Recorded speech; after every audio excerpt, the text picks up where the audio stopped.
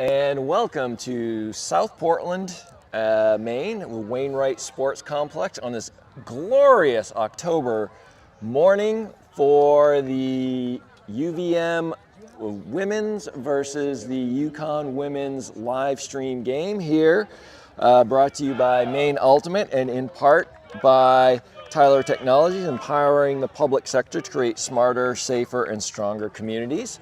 I am Mike Callahan alongside Mike Letting doing the commentary for today's live stream. Mike, how you doing? Doing great, doing great. Psyched for this Yukon versus Ruckus battle. So you are very familiar with this UVM team. What can we expect out of them this year after graduating some key players and having a really nice run at nationals last year? What can we expect this year from this year's team? Yeah, so UVM Ruckus, obviously they lost Emily Posey, May Browning, Lauren Clater, and Riley Knupf. We've got Tatum and Seattle are on term abroad, so lots of key players missing, and then they lost Caroline Stone, unfortunately, to an ACL injury. So new squad, but still a powerful squad. All right, it looks like we got a side stack from UVM in the white with Yukon in the blue. Far sideline, oh, nice throw there. And still middle of the field now, stack. Nice grab. Annie Posey leading the offense as the main handler. Wow, another Posey. Go figure, ready to throw a score. Nice holster there, waiting for the, oh, that's open. Good patience. Very good patience by this UVM squad here. Ella Paul to Layla Wissink, another Maine Ultimate youth player. Oh, nice grab for the... Looks like we got a call here. Like Layla to Sophie Smith. Oh, got a hug on the goal line and a goal. It is 1-0 Ruckus. Way to go. That was some smooth offense by Ruckus, and like you mentioned, good patience by their throwers. Yeah, definitely. Ruckus likes to swing it side to side, use the whole field, does a good job of not getting stuck on the sideline. Always trying to center the disc, never trying to jam it straight in. And then the nice thing about that movement from that swinging movement is it gets the defense running, and the more they run, the more chance they're going to get just a little out of position on defense, and that you can exploit that. Create that separation. All right, so we got the UVM defensive line coming on, setting up in the Lobster pot end zone from left to right across your screen. Yeah, looks like we got Cal out there, Ella Letting to pull, Grace Thompson, Maribel Collin, another Maine Ultimate youth player. Nora Curry is a rookie in between Ella and Maribel at 6. And I think that is Sumi in the middle.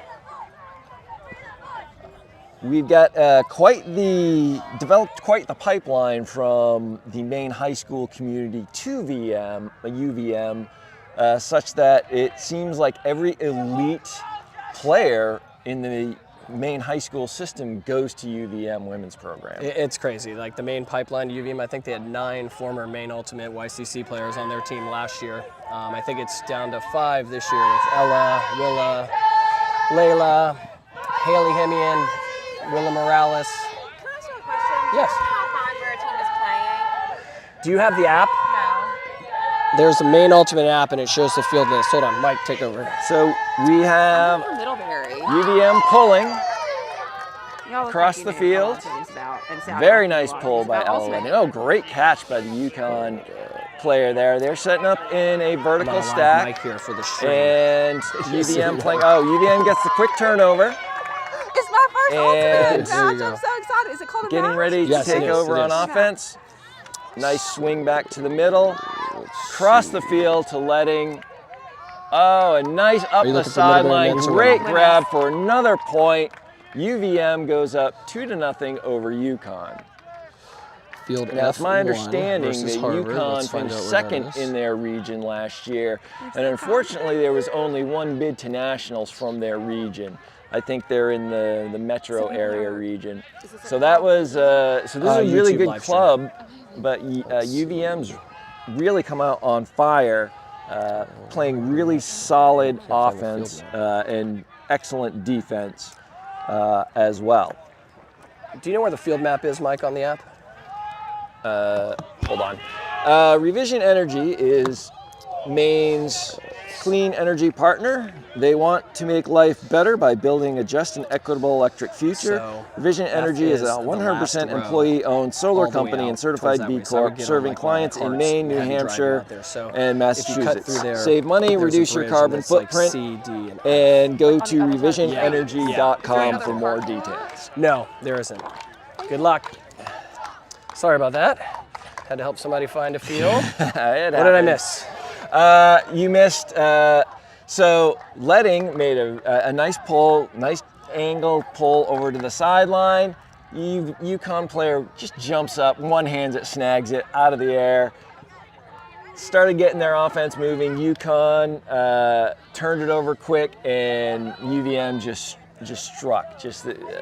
Two quick passes, and it was a point. It was a really nice offense. Yeah, And that's now, their defensive philosophy. Quick strikes, quick strikes. Don't let the offense set up on D. I like the rotation that they're using. They're using a lot of teams use this tournament as their a tryout or a fun tournament, and so get used to what their players can do and what their skills of their new players are.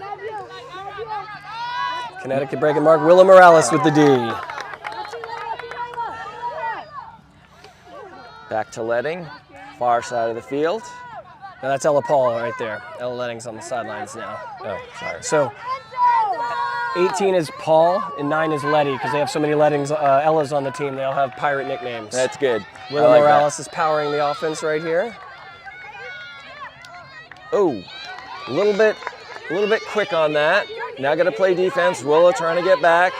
Good mark by they got a little hand on it there. UVM player. That caused the turnover. That was an excellent Big mark. 50s Katie Stack.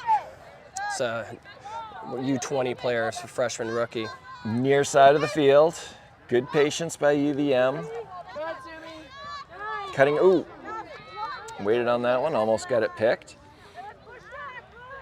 And far side of the field, UVM with the disc. Oh, turfed it. Yeah, UVM made their roster decisions, so these folks are all on the team, but yeah, they're using opening lines, O and D, get people different touches together. Yukon puts disc in play, vertical stack offense, right about midfield. Oh, and a swinging, angling throw that's just out of reach of 49. I gotta admit, this is tough. I almost screamed, no break, Willa. That's usually my role on the sidelines when Ruckus is playing. Back to the middle of the field, very nice movement. Oh, good throw up the sideline, but just great layout Wisson by keeps it in.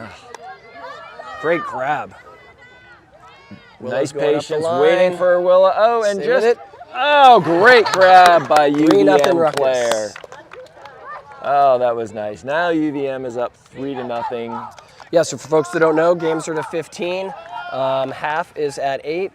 Looks like Yukon's calling a timeout right here to kind of settle everybody down and stop the momentum. That's a really, really smart timeout on Yukon's part because especially that last point, they had some movement and then it looks like they get a little bit impatient and you know, UVM's a good squad. They're a good defensive squad, so you got to be sharp and on all the time with them and calling that timeout, gathering their heads together, getting them calm, say, hey, all right, tournament's on, let's roll, let's play our offense. You know, Mike, you made a good point about it being a preseason tournament. You know, there's a lot of programs around the nation like UVM Ruckus, where they've got 90 kids playing in their program, and you're not making the Ruckus A team if you're just starting out to play Frisbee as an athlete, right? But there's still schools like a University of Connecticut that doesn't have as well established a program where you can come find athletes on your campus and teach them. Yep. I was over coaching with the Colby's men's teams last week, and they had 10 brand new players to Ultimate Frisbee, which you wouldn't see at like a high-level D1 program, but it's awesome that that space still exists. So you're right, a lot of tournaments like this, some teams like Ruckus may look like a well-oiled machine, but others are just kind of getting their feet wet in this great sport. And UVM has 3 women's teams? They do. 3 women's teams and 3 men's teams? Yes. So it's still that's the beauty of these programs, is the access you can give kids. You can get new kids in, and they don't have to look at all these elite players and go and be intimidated. Yeah. They're like, oh, I can go play on the C team, learn how to play this game, fall in love with this game, and then work on my skills. Yeah, and you know, both these teams, Chill and Ruckus, have rookies on their teams that are juniors and sophomores. That, you know, if you don't make the team right off the bat, it doesn't mean you're never going to be on that top travel national squad. Impact Melanoma is the nation's leading nonprofit dedicated to significantly reducing the incidence of melanoma in the United States and saving lives.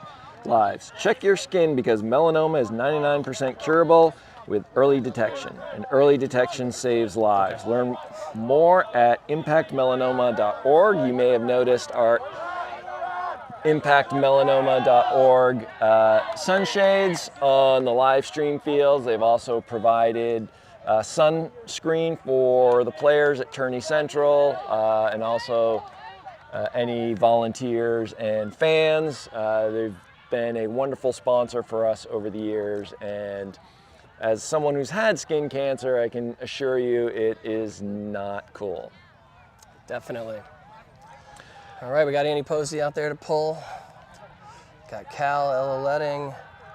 Oh, I like this line. Thinking some rookies that I do not yet know. Dylan's over there next to Ella. It's hard to see someone standing next to Ella. Right. We got a little... Isabel's out there in the middle. It's a rookie at 6. I'm not sure who that player is. And a rookie at 7. We got a little bit of a breeze kicking up. It was cool this morning. I'm sure the boys over at the UNCW game might not have been ready for the 40-degree temperatures. I'm sure University of Florida, who's visiting us, wasn't quite used to it, but it's starting to warm up. But there is a breeze kicking up, and it's moving left to right across your screen from the Lobster Pot end zone to the Vacation Land end zone. We've got the UVM Ruckus ready to pull after that timeout in the white to Yukon in the dark. This will be a deep pull from Annie Posey. Wind at her back, I would expect that. Even without the wind, oh my God, what a pull. Great pull to the back of the end zone, pinning Yukon back. Great job by Yukon to go get that, get it moving quickly. Letting on the mark. Oh, a little bit of a Annie floater. Posey with the D.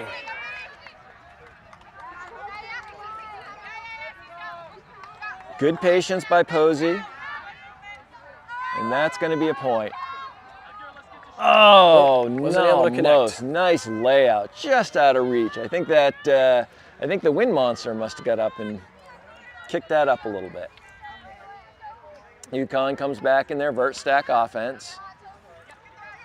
I like the way they're initiating. It's not every cut from the back of the stack. They're cutting from the front as well to get the disc moving. And oh, high stall count, throw. We've got a D.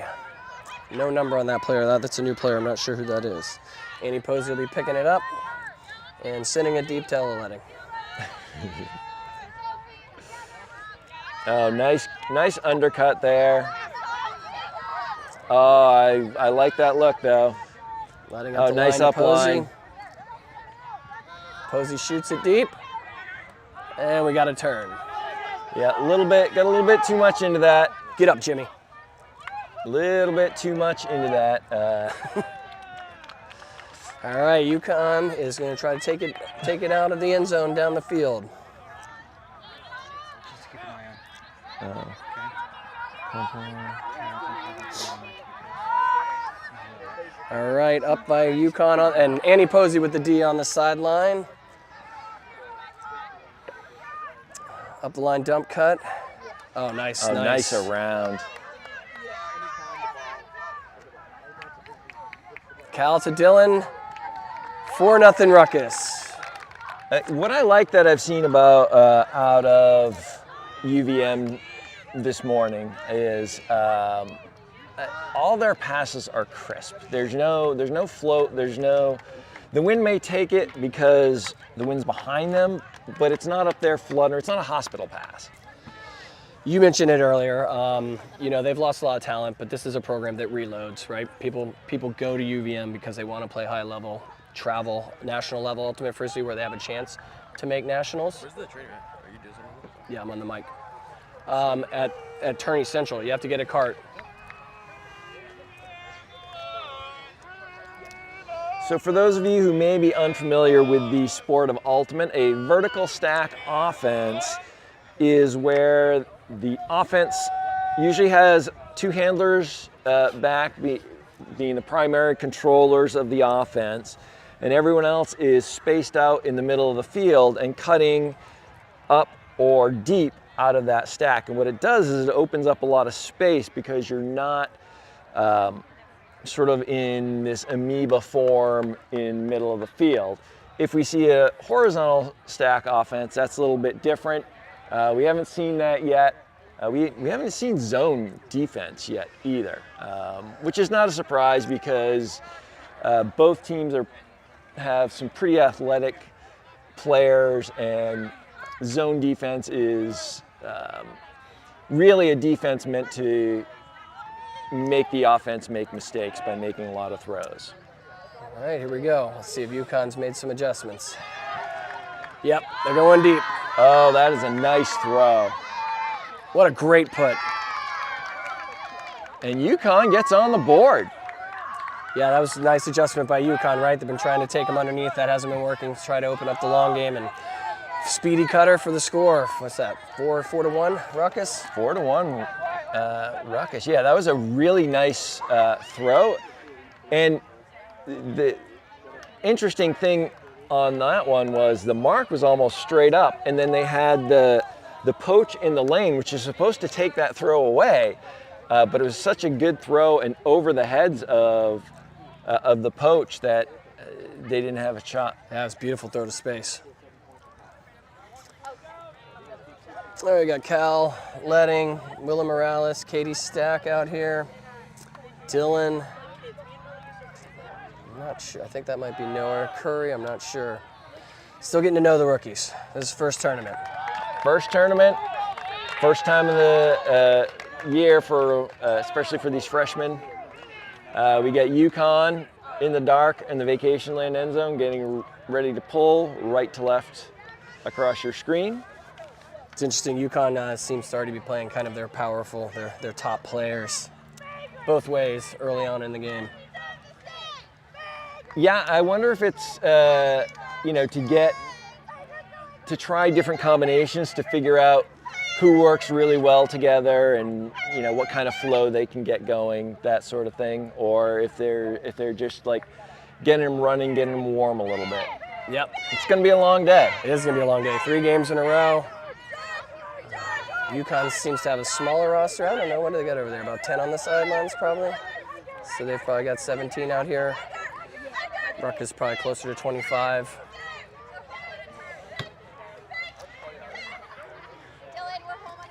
All right, Yukon pulling. Oh, that's a little different.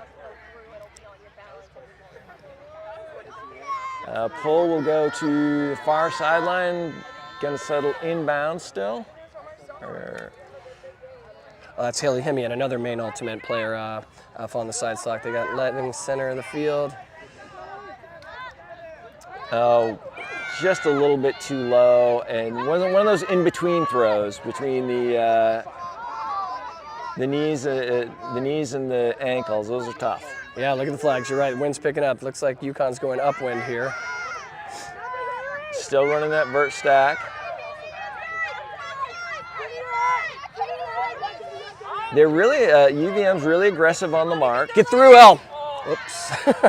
And floaty throw. Floater, that's what you want. Cal with the big D. Great defense there by the UVM player. Looked like they wanted to go deep, but Yukon took it away. So they play the under. Oh, a little bit of a... Getting a little sloppy out there. Yukon takes over, far sideline. Looks like UVM's going to try and force him back towards the near sideline. Right around midfield, another deep shot. A little bit against the wind, curling back, and Nice. great grab. That was a break, right? Break That for was Yukon. a break. Yukon now trailing, but fighting back 4-2 in favor of UVM. Studies show 8 of 10 people do not eat enough fruit. Are you one of them? Wyman's encourages the world to lead healthier, happier lives by eating more fruit. Go to wymans.com for more information and live fruitfully. One of the things that we say every year and we can't say enough is this Wainwright Sports Complex in South Portland, Maine. For those of you who are unfamiliar with the Lobster Pot, this year we have 96 teams on occupying all these fields out here. It's fantastic tournament, my favorite tournament of the year to help put on. College teams from all over the country, as far away as this year, University of Florida men's team. We had a bid initially for University of Miami women's team, but they couldn't make it, which is too bad. So hopefully next year. We also have UNCW up here, SUNY Buffalo, so from all over, really, really fun tournament for college teams from all over. And Wainwright helps us put this on. And of course, all the volunteers at Maine Ultimate. All right, we've got Yukon in the blue in the Lobster Pot end zone, getting ready to pull to UVM in the white. Left to right across your screen.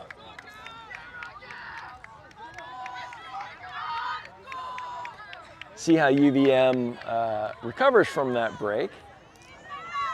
Yukon showing fight. Oh, here we go. Split stack from UVM. A little bit different offense. Amy Posey to Ella Paul. Looks like they're trying to get some sort of ISO going. Oh, nice rundown by Posey there. Looks like we might have a little handler dominator going. Now we go back to traditional vert stack offense.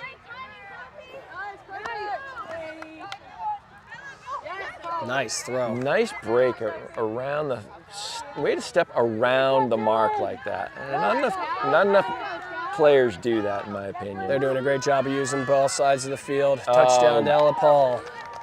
That was a nice hold. That was a nice throw there. Nice arcing throw, outside in, forehand for the point. UVM going up now 5-2.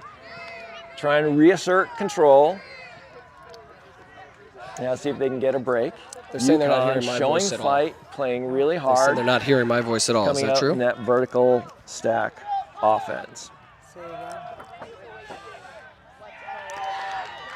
Check, check. Maybe it's too low. I may have to hold it up. All right. We just want to make sure everyone can hear Mike, because he's such a soft-spoken young man. Well, my son just pulled his hamstring, so I've been checked out on the on the stream trying to figure that out. But yes, we are here, up 5-2. Ruckus looking for another break. Looks like Maribel calling to pull. Stops their run, right? Yukon got 2 in a row right there. Yep. Love Ultimate and whitewater rafting? You're in luck. Maine Ultimate is bringing back Ultimate on the river. Spend Saturday playing mini and Sunday rafting on the Kennebec. Overnight camping is available. Check back at maineultimate.org for more information periodically. That should be probably sometime late spring, early summer. Ruckus getting their D-line fired up here from the sidelines. One of the things that I love about college teams and college tournaments is the spirit on the sidelines. It's really pretty high level spirit. Nice pull by Maribel. Yukon's got a good handler there, and I think that's number 25. Oh, they're looking to hit the deep shot again. Nice switch, Good. Nice switch by Ruckus. Yukon still on that vert stack. Grace Thompson takes away the under. Ella Letting trying to get the D. Nice grab by the handler.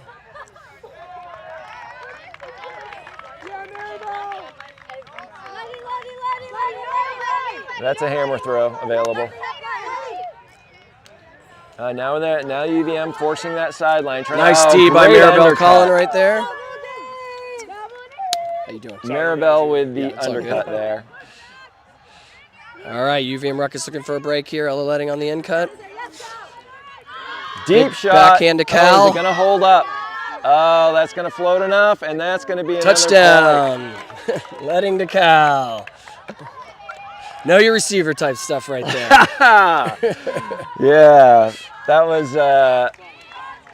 UVM's been looking for that, but Yukon's been doing a good job shutting down the deep shots, and that was just, I'm sure if we were over on the other sideline, we would saw Ella's eyes get really big. It's like, oh, hey, I get to chuck it.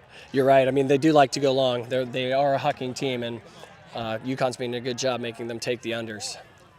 Well, you get throwers like Posey and Letting and Morales and Sink, and they, having coached them or coached against them for a long time, I know they like to put it deep when it's available. Sometimes when it's not available. Yeah, that's very true. So that's 6-2. I don't think they flipped it yet. 6-2 Ruckus, half is at 8. The one thing that I have to say I'm a little disappointed with coming from both teams is I haven't seen a single hammer yet. The hammer seems to be a dead. Right? It seems to be a dead throw. You don't see it much. Red Tide did throw one in their win against Phoenix to make nationals, but definitely we saw more hammers during our playing days than you see these days. And congratulations to Red Tide, the main ultimate men's team, for making nationals for the first time since '99. Yeah, amazing, amazing.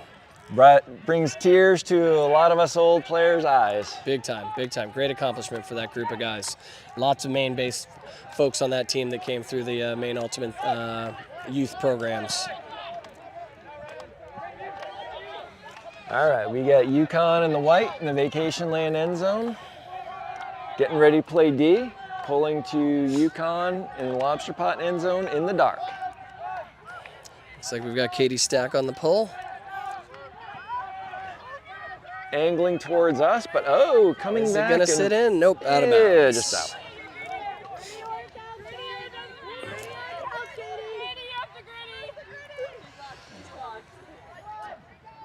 So we got Noah Curry on the mark, Nora Curry on the mark, Willa Morales on the dump, Haley Hemian, Katie Stack, Ella Paul, Layla Wissink, and looks like that's either Nev or Dylan Wilcox out the back. I cannot tell. I like the way Hemian's taken away that break side, but you got to have that help deep, and that's Wow, there was no communication on that to the last back, huh? Got to call disc up. Yukon, nice measured, patient inside throw for the score. 6-3 now. 6-3 Ruckus. Yeah, that was interesting. I mean, obviously they went deep from the front of the stack there. You had last back, but the last back did not recognize and release, and they let it have the one-on-one matchup. And I like that from an offense. I like seeing that, that first person do a little shake, fake in, and cut deep. See if the defense is paying attention back or not. And when you're at the front of the stack on defense and you're playing that under, and you see that go, and you're like, oh, no one's helping out, I'm in trouble. Yep. Got to communicate, right? It needs to be a talk right there. Help, switch. And then building on that, disc up. Yeah, there was no up calls. I don't think we had an up call from the sidelines either. Shaking off the rust. Yep. It's a preseason tournament for a reason. Well, but I like that from Yukon. It looks like they came out with sort of a set strategy, a set play there, and it's like, all right, let's see if this works. Yep. And saw the person breaking deep and just chucked it. Yukon's got some throwers. Yeah, they do. Especially this person with the disc here getting ready to pull. Nice deep puts. Talking a little bit with the coach pregame, it seemed to indicate that they lost quite a few important seniors last year, but they've got a slew of freshmen and a lot of them with existing high school experience. which is always so helpful. And the pull from Yukon, right to left across your screen, just past midfield. All right, centering it to Posey. Letting coming under. Oh, that's going to be open. It's Dylan Wilcox with the disc. Nice around to Annie Posey. Pick called. Near side of the For field. folks that don't know, pick is like in basketball where it's legal. It's not legal in this sport. You call pick, play's got to stop. Great grab by Cal on the under. Up to Ella Posey. Letting. What am I talking about? Nice job, you know, working Ooh. along the near sideline, but just seeming to force it a little bit. Yep. It's almost like they want this game to get to half as quickly as possible. Yeah, exactly. It was nice motion, just didn't execute, right? Had it on the line, didn't want to jam it in, centered it back, tried to get it up the line again, just missed Annie Posey out the back. Now Yukon needs to go 70 yards There's for the the break. switch there. That was great nice. defense by UVM. Great D by Ella Letting on the mark, on the reset that is. Now they'll go into their end zone. Annie Posey to pick it up. Calling first cut to Ella Letting. Oh, yeah, you can't guard that. Nice break throw. Letting clears it out. Cal comes in for the goal. 7-3 Ruckus. Boy, that 20 is fast. Cal is like lightning out there. Yep. Ton of speed. Nice job. Yeah, you can't coach that, man. You can only hope to direct it. Yep. So 7-3 now in favor of UVM. Got some more ad reads? Of course I do.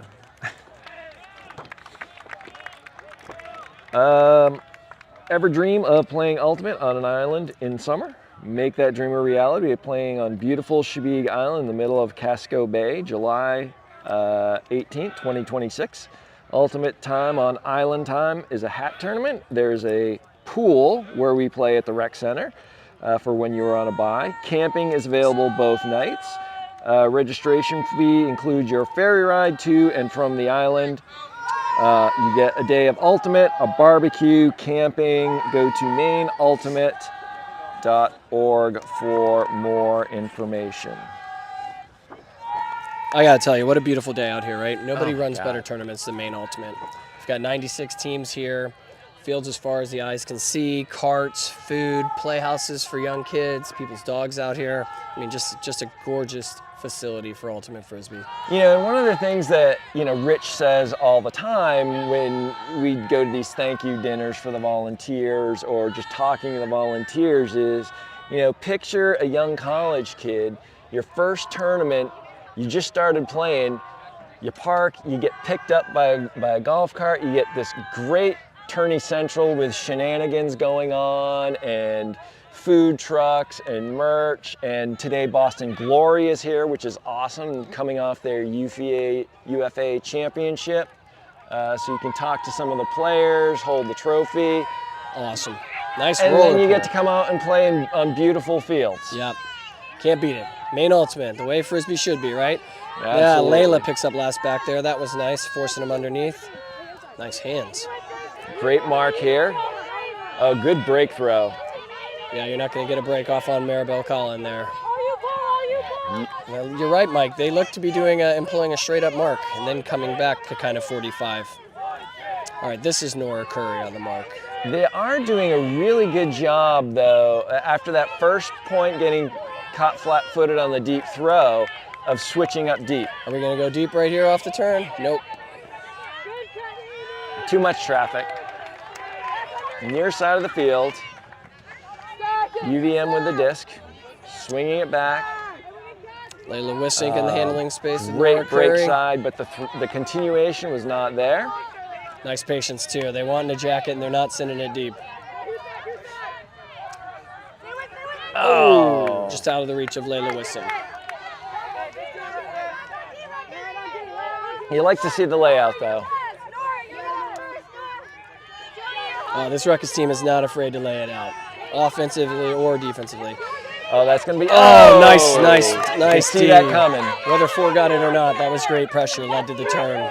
Yeah, the Yukon player there just started to curl the cut instead of continuing it straight, and it allowed the UVM player to cut underneath. Ooh, nice throw and go by Nora Curry here, number 30, out of DC. You know, this line, I really like this UVM line. They're showing a lot of patience. Great low break mark throws with the backhand, too. They're also just waiting. There we go, hammer! Did Grace keep it up? Is it a score? Yes, shoestring catch for half. Nora Curry to Grace Thompson. All right. That was amazing. That is fantastic. Finally a hammer for the point. And still going? With that, it is 8-3. Yukon trailing UVM. And we will take a short break, and we will come back for the second half. We're going to do a little interview at half 2, so let's stop it, and then when they talk, we'll get Rita and Airborne over here for Ruckus. You want to do Yeah. both of them? Yeah, Have both. that'd be great. Thank you. Sweet. Good, now I can go watch this game. Yep.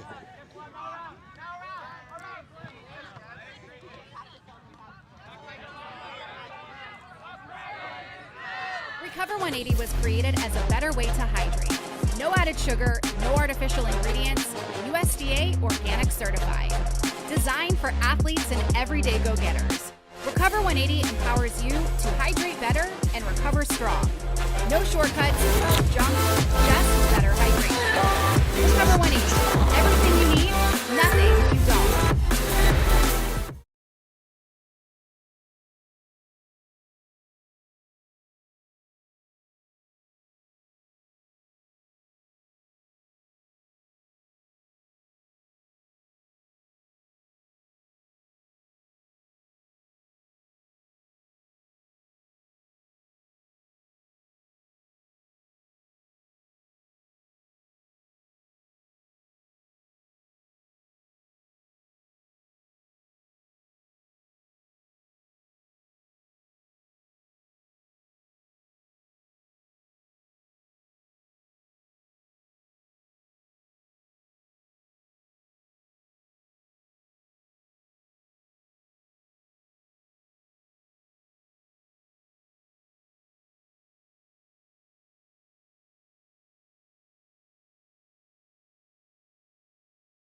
Recover 180 was created as a better way to hydrate. No added sugar, no artificial ingredients, USDA organic certified. Designed for athletes and everyday living. Recover 180 empowers you to hydrate better and recover strong.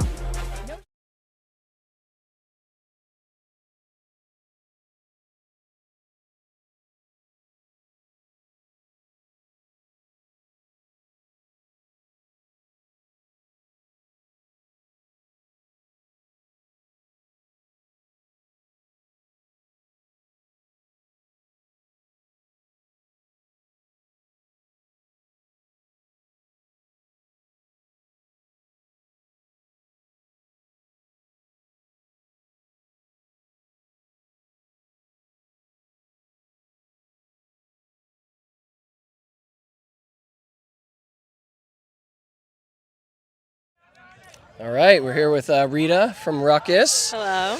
So basically just having a little halftime interview. We know you guys have lost a lot of talent. How are you feeling about the squad here this year so far? We're feeling really great and really optimistic. We have so much new talent coming in. We brought up a bunch of players from our B team, so developing our program and bringing in the new freshmen. I'm super excited for how we're going to grow this tournament. How have practices been going so far? Really good. It's been a little tough with getting field space. You know, we're playing into the sunset every night, but we've been really good. We've been building our chem and really just developing as a team.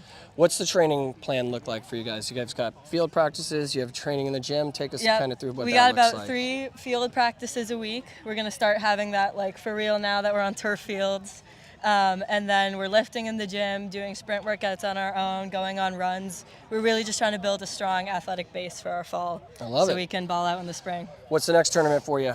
Our next tournament is Blue Ridge in Virginia, which is in like 2 or 3 weeks. Okay. So kind of a quick turnaround and get into play some bigger teams and go to South. Now, how are Get you some doing? warmth. What's your I'm timetable? pretty good. I'm hoping to be back for the spring. Just still working on the knee. And really excited to be back kind of as we get some of our other players back as well. Sweet, sweet. Well, thanks for the time. We want to give a quick shout out to Caroline Stone. Yes, big time. Watching at home. We hope you're recovering well from your surgery.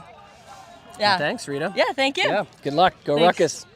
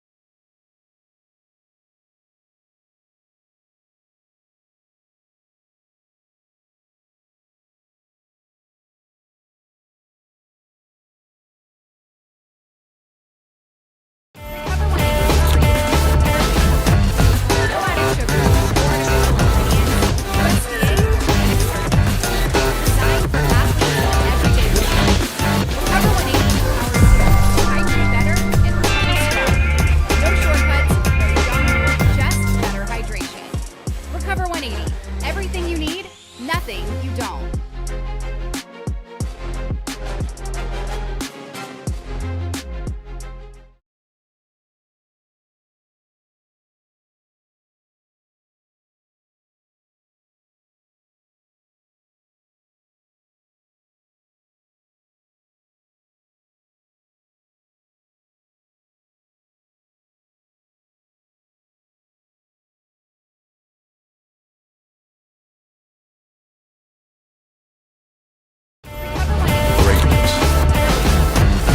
Think of it as the big ones. Glory that defines a lifetime. But true greatness isn't built overnight. It starts small. Choosing what's best for your body. Hydrating better. Recovering better. Bouncing back stronger. Greatness is resilience. It's in the recovery, the small, consistent choices that prepare you for what's next. Hydrate better, recover better, and keep striving for your best. Your greatness is within reach.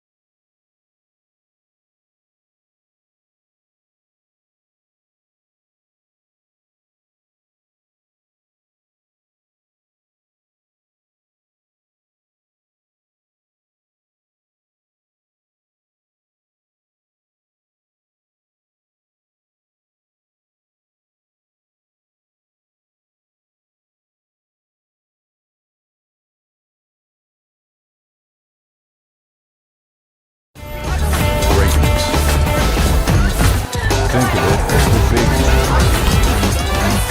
Glory that defines a lifetime. True greatness isn't built overnight.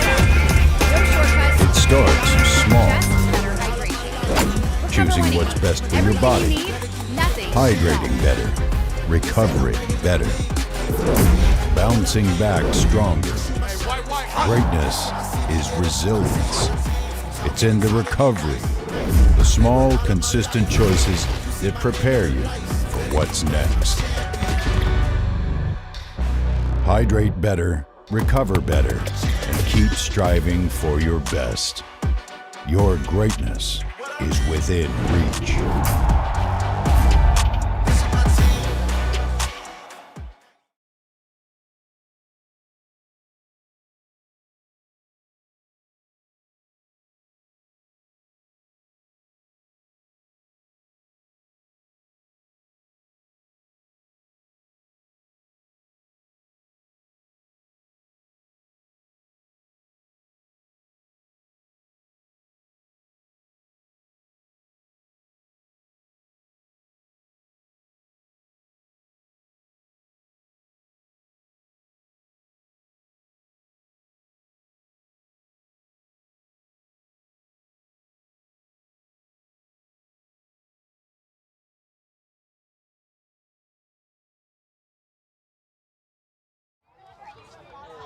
All right, welcome back to Wainwright Sports Complex in beautiful South Portland, Maine on a beautiful, beautiful fall day here.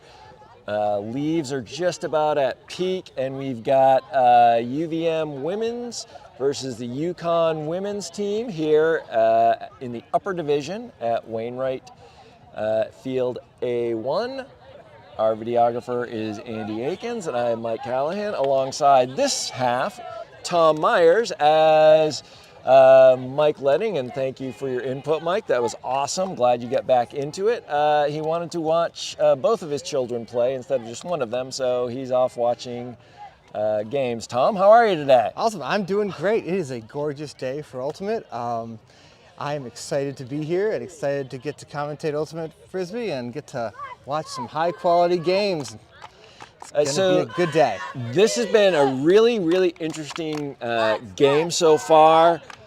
UVM has showed a lot of patience on offense. They've been taking a lot of the unders, not as many deep shots as we're used to seeing. Yukon, however, their 3 points have come on deep throws. They have some throwers.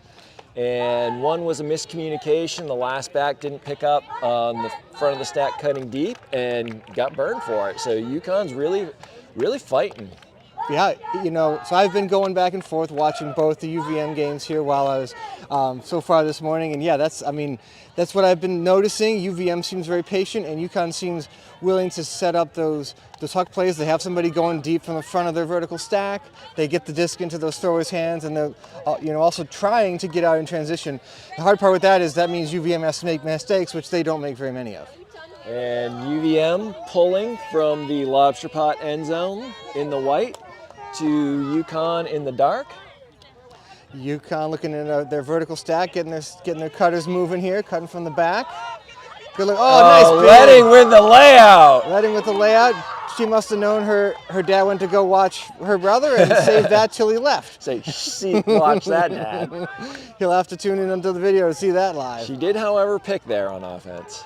So UVM takes over. We got a foul call here by that's Willa, isn't it? Yep. Yeah, Willa's calling the foul on the throw here. The disc isn't treated as an extension of your hand, so if you hit the disc while the thrower still has it in your hand, it is a foul. Looks like it is not contest. Willa continues with the disc, swinging it over, and some handling movement from UVM. Nice way to come back to that by Willa. Up the line. Yeah, this number 20 on Yukon is a heck of a player. Heck of a player for sure. She's one of their key throwers. Oh, and that's going to be a point. Good patience by UVM. You see them using the width of the field. They're coming back to the middle, resetting, coming back to the open side here again, and that's UVM coming out with a break right after half, making it 9-3. That was great offense there by UVM. Again, showing a lot of patience, taking the strike when it's there. Mm-hmm. Yeah, and again, that's just like when you have really talented, experienced handlers who can get the disc pretty much at will, it does make the offense look that much easier. But also, it requires your cutters to be on the same page and not cutting into the handler's base when they're moving. So for this being a first tournament in the fall, obviously very high level players on both teams here, but still looking very, very polished for it being October. Yeah, that's the key. It's key word there, Tom. Polished. I mean, they look like they've been practicing a lot, you know, and that's great. That can sometimes be tough, you know. These are still college kids. They got classes, they got stress. Some of them probably have jobs, and they come out here and, you know, in a sport that gets very little airtime on any network, very little anything from the universities, you know, they come out here and are sacrificing as much of themselves and their time as any other sport, kind of in the shadows. Yeah. But it's nice to see when these teams, you know, play at a high level. Absolutely, and like you heard during our halftime interview, if you stuck around to hear that interview there, like you got, you know, a good look at the kind of time and dedication that it takes to be a player on a team of this caliber, and it sounds a lot like a varsity sport, because it pretty much is if you want to be at this level. It's just that there aren't some of the perks that come with a varsity sport, like money, practice time, you know, priority field preference, all that sort of thing. As Yukon receives, vertical stack here, looking to move the disc down the field. Looking to reset to the handler. Good defense by UVM. Turns back around, goes up the break side here. And taking advantage of some marks being a little out of place for UVM. Middle of the field. The verse stack's a little not quite set up the way Yukon would like right now, so they're resetting with their handlers. That's what I like. You know, one of the things I do like that you saw right there by the Yukon offense is they try and initiate from the back, but they are also willing to cut from the front of the stack. Yes, yeah. And that's huge. Being able to, you know, not getting tied in and being predictable. Right. As UVM takes over here, looking for a deep shot down the field. Oh, nice pace on that throw. On the goal line, looking to punch in another point, and there it is. Oh, and a little bit of a behind throw. But Posey comes up with a nice snap. It's a nice catch by Posey. That's always a really tough spot as someone who's most likely a cutter downfield, catching the disc on the end zone line. You do want to throw, and you want to throw a score. Those throws are really challenging. They are harder than they look, right? Because your teammates are streaming by you, but they don't have a lot of room to continue to run to. So the window you have to throw in is shrinking rapidly. It leads to throws being behind like that. Good job of going back to get it by Posey. That's why a lot of times you'll see teams not even try to throw a score from the goal line. You'll have them just look back for a reset to a handler while the cutters get organized in the end zone to kind of go back in the direction they want to go. Or a timeout. It's like, hey, the count's already at 5. Someone either help out or we're going to call a timeout. So nice work by UVM there in the white. Yeah. So we'll take a quick second here while teams get organized to tell you about another one of our sponsors, Ghost Energy, the fully transparent, fully loaded, feel-good energy drink we've all been waiting for. Authentic flavors, 0 sugars, no BS. Yep, that's actually on the ad read. Official energy drink of the Lobster Pot, drinkghost.com. So they are here. They're giving out lots of their energy drinks to all the college players. They have a really big presence over at Turney Central, and one of their merchandise employees will be here to talk about Ghost Energy some more. Probably tomorrow you'll be hearing from them. As if you hear any of that craziness, that's the game behind us. It's like something big just happened over there in the UVM UNCW game, but yep, we got lots of noise here. But we'll bring it back to focus on this game as UVM's going to pull from the Lobster Pot end zone, leading 9-3. Yukon receiving in the Vacation Land end zone, and let's see, Callahan, what Yukon can do on offense. Yeah, it's taking a little time to get in their stack. I don't like that aspect of it. But again, nice. Again, good patience. So Yukon seems to like a deep stack. So that's kind of takes some time to set up off of a pull. It does open up the front of the stack for some options as they look downfield. Nice cut by 24, right on the end zone line. Showing patience. And that's what you want to see. Nice job by Yukon there. Number 4 with the reception, making it 9-4 in favor of UVM. Again, 10-4. 10-4. They haven't changed the scoreboard. My apologies. The scoreboard on the far side hasn't been updated yet. My apologies. It is 10-4. That makes sense. 2 points after half for UVM. I can do math, Callahan. Just I guess I I had a big coffee this morning too. Yeah. I don't know, man. Maybe I'm just not quite fresh yet. Well, here's the thing. I'm a scientist, so I can do statistics. I can't do math. That's true. Math is Statistics gone. are not math.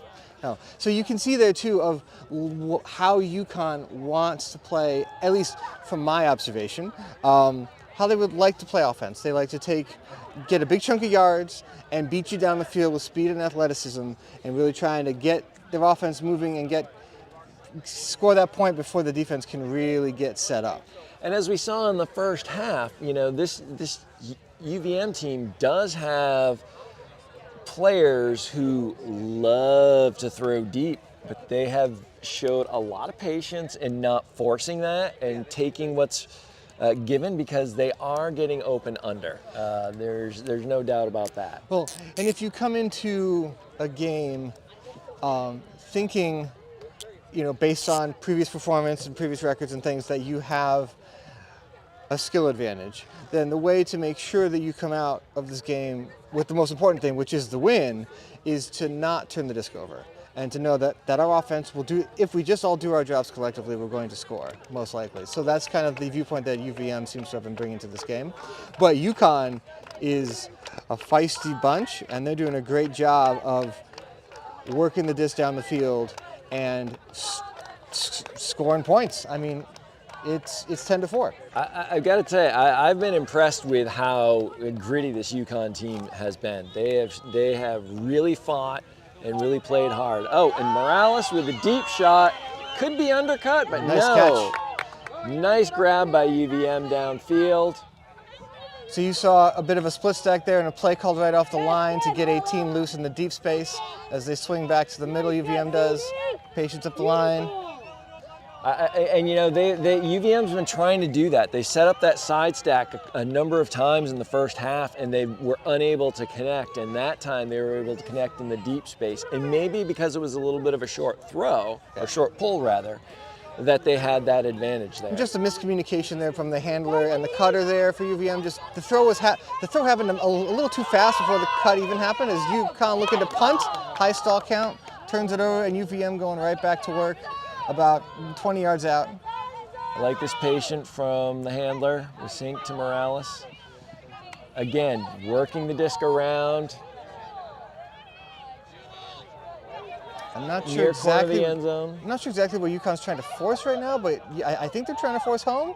So to the far side of the field, it's a little tricky to see.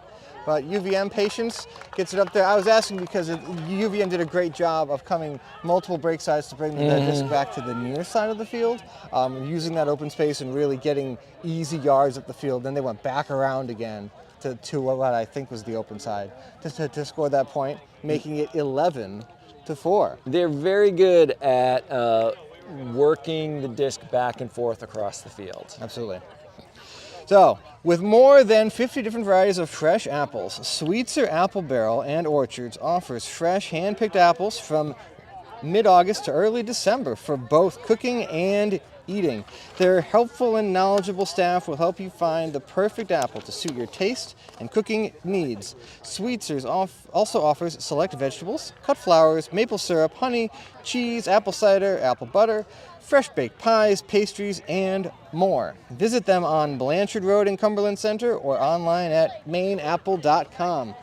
It is apple season, Callahan. My favorite time of the year, not just because my birthday's in the fall, but because temperatures are getting cool and apple season is awesome. Going apple picking, fresh apples right off the tree, you can't beat it. Okay, well, I'll say you're a little weird for the cool aspect of it, but yes, I do like apples. Well, that's because you're from like Florida or something, right? You enjoy like the super hot, humid weather. I don't know. I would say you're the weird one. No, you're wrong. Well, yes, I am the weird one, but not because of that. Yeah. And so Sweeters is one of our new sponsors this year. They provided all the apples in our player packs. So every team gets a team pack full of food and snacks and things, and Sweeters provided all the apples for all of the players here. There's 96 teams here. That's like 2,000 players here. There's a lot of people, so thank you to Sweeters for that. And yeah, they have a cute little farm stand in Cumberland Center, so definitely go check them out. And I mentioned earlier that Boston Glory is one of our sponsors this year. Boston Glory actually has offered tickets to games to players, and hopefully the players can go down, enjoy a game, enjoy the food trucks, enjoy the full Boston Glory experience. That's something that I want to definitely do, is go to a Boston Glory game. I haven't gone yet. As UVM, from the Lobster Pot end zone, wearing the white jerseys, pulls to Yukon, wearing the blue jerseys. It is 11-4 in favor of UVM. Yukon setting up their vertical stack down the field, looking to do work on offense and score another point. Nice cut here to the. That's a tight throw too, as they come all the way across on the break side. Looking deep, unavailable. Turn down the cut from upfield, looking to swing it around. That was a great way to set up the cut there. That's a bummer. The cut was there. The throw was just too low. But again, that's the right sequence that they're looking for, to dump and swing and get it back out onto the easy side of the field. UVM takes over. Posey with the fake, far side of the field. UVM real patient here. One cut at a time, pretty much downfield, and then they're looking to reset. They're not really wasting a whole lot of time with multiple downfield cuts. Yeah, you can't face guard like that. That's going to be too easy for Posey to get open. Oh, a lefty. Oh, there we go. Going with the lefty, like not really high release, but kind of sort of high-ish release there for the score. That makes it 12-4 in favor of UVM, firmly in control of this game. But again, Yukon definitely has some positives to take out of this game. Like, they've shown they can move the disc at times, against a really, really talented team. And they have a way that they really, tried to play today, and they were able to hit on some of those. They really get a break in that mark. Mm-hmm. Their throwers are really good in setting up their cuts and getting to space, and their other thrower understanding where they're going to go, putting out to space. They've just miscommunicated a couple times. Yeah, it's a combination too of, like, they get the break throw, and then they need that next cut. That next cut has been either a little too soon or a little too late. So just working on some of that timing throughout the season will help them take it to the next level. Now, this year, Lobster Pot is brought to you in part by Shield Health and Fitness. Our trainers this weekend are equipped with Shield athletic tape and wrap products, designed and manufactured locally in Massachusetts to help athletes prevent and recover from injury. Go to shieldhealthandfitness.com for the best tapes in the game. And UVM getting ready in firm control, up 12-4 in the white in the Vacation Land end zone. I can't get over how gorgeous of a day it is. Oh my Callahan. goodness. This leaf season, yeah. Geez. The leaf season's been a little weird this year because we've been in a drought for so long that the leaves tend to, they turn colors and then they fall real quick, as my yard can attest to. As we get a rolly pull here. I like it. I think done on purpose. Well done. Kick save by Yukon to keep it there as they set up on the sideline. Up the line immediately. The deep cut should already be going. It is, but covered nicely by UVM. Oh, and a little bit sloppy on the reset throw, but that was a great job by the front of the stack to cover. Well, the front of the stack is the swing cut for that, so that's why you teach them to be looking for that, because that is going to happen. Oh, nice inside throw by Yukon. Yeah, that swing pass is going to pop in the air. Will happen from time to time. That's why you want them watching. Good patience here to reset. Back to 49, upfield. 31, had to kind of stop for that. It kind of is floaty a little bit on that far sideline. The disc is, kind of floating in the air as they're kind of stuck. Ooh. Yukon, patience here on the goal line. Good throw here to 49 again in the front. Nice middle of the field. Nice cut. Good Inside throw. That throw is always, if you have a thrower that can make that throw, it is always available. That is pretty much unguardable. As that makes it 12-5 Yukon. Excellent work by the handler 49 and their teammate there, making that little, we call it, like, I used to usually refer to as like a cheeky front of the stack, because you don't even really need to make a cut. You just kind of like make eye contact, and you both are like, yup, and you just like throw it to space. Yeah, that was pretty awesome. Good patience punching that in there by Yukon. I would like to see the Yukon thrower there, though, get a little bit inside out action on that, because that's going away from the thrower, if you grip it just a little bit, it's going to turn over and blade, and it's going to be really hard to catch. Yeah, the hard part with that is it requires practice, and when you do really dip down and try to get that action on it, you do have a tendency, if you're not well practiced in it, you're going to increase the likelihood that you are going to roll your wrist and roll it over. So they're used to just being, they're quite tall, so they're just used to being able to just reach out and kind of throw whatever they want. But you're right, that would be, it's helpful to have that disc kind of float out and come back into you. But that's something that they can definitely add to their throwing repertoire. Either way, excellent work by Yukon. 12-5 is the score as we get ready for another point here. And we've got UVM in the white in our lobster pot end zone. And speaking of Vacation Land, Vacation Land will be happening again next summer. We are unsure of a date, so you'll want to go to mainultimate.org. We will have the run of this facility again. So hopefully we can get more teams, and maybe this year Tom will have someone to commentate with other than himself. I mean, commentating by myself was hilarious, and we had a lot of guest speakers come up, which was really, really helpful. Yeah, so Vacation Land is going to happen it's usually the first full weekend in August. It's going to be somewhere within, a week or two of that time frame. We're just not sure exactly when yet, based on other tournaments that happen around the country. But yeah, a very top level, club level tournament here.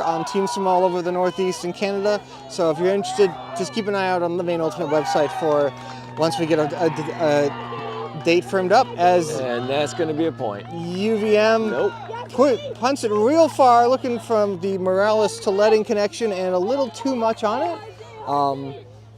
Good idea, good play off of a stagnant start there, but just a little too much sauce. Yeah, one of the problems with that is that the pole was a little bit of a slip pole by the Yukon, so it was short, so it was very small. As Pa Letting lets his review be known about the effort that his daughter displayed on that one. As Yukon here coming back to the middle of the field here with their vert stack, trying to... Oh, that's a great grab by 20. A little bit of a travel there. A little bit of a travel, and she punts it down the field, looking deep. Get there. Great run by Yukon. Just throw it to space. Excellent work. Great defense. Yeah, good defense by UVM here to recover that. Good upline cut by Yukon though. Number 20. They're questioning whether or not they were in or not. Looks like the call is that they may have caught it and jumped in. Yeah, they're saying they're not quite in yet. So we'll have they resolve that here, but that was great work here by Yukon. They're calling it a point. Oh, okay. Excellent work. 12-6. Yeah, 12-6 in favor of UVM. So that was, again, Yukon looking downfield. You got number 20 cutting up line, great up line cut, got the disc, looking to throw it deep. There wasn't really a cut happening yet. Nope. But they just threw it to space and let their athletes run it down. So again, you would like to have a cut be moving, but they knew what they wanted to do, and they took that shot, and it worked. And talk about that a little bit, Tom, with, as a handler, you're getting that upline cut, and you are in that power position, and what you're looking for in that. Yeah, so, and the power position meaning, you're going usually up the field, so toward the end zone that you're going to, and you're catching the disc with no mark in front of you. So you have your choice of throws, you have as much room as you need, and a clean view of the field. So we refer to that as power position. And the way that we like to coach that combination is, a combination of things have to happen here. When the disc goes up to that handler and they're making that cut, the disc is still in the air.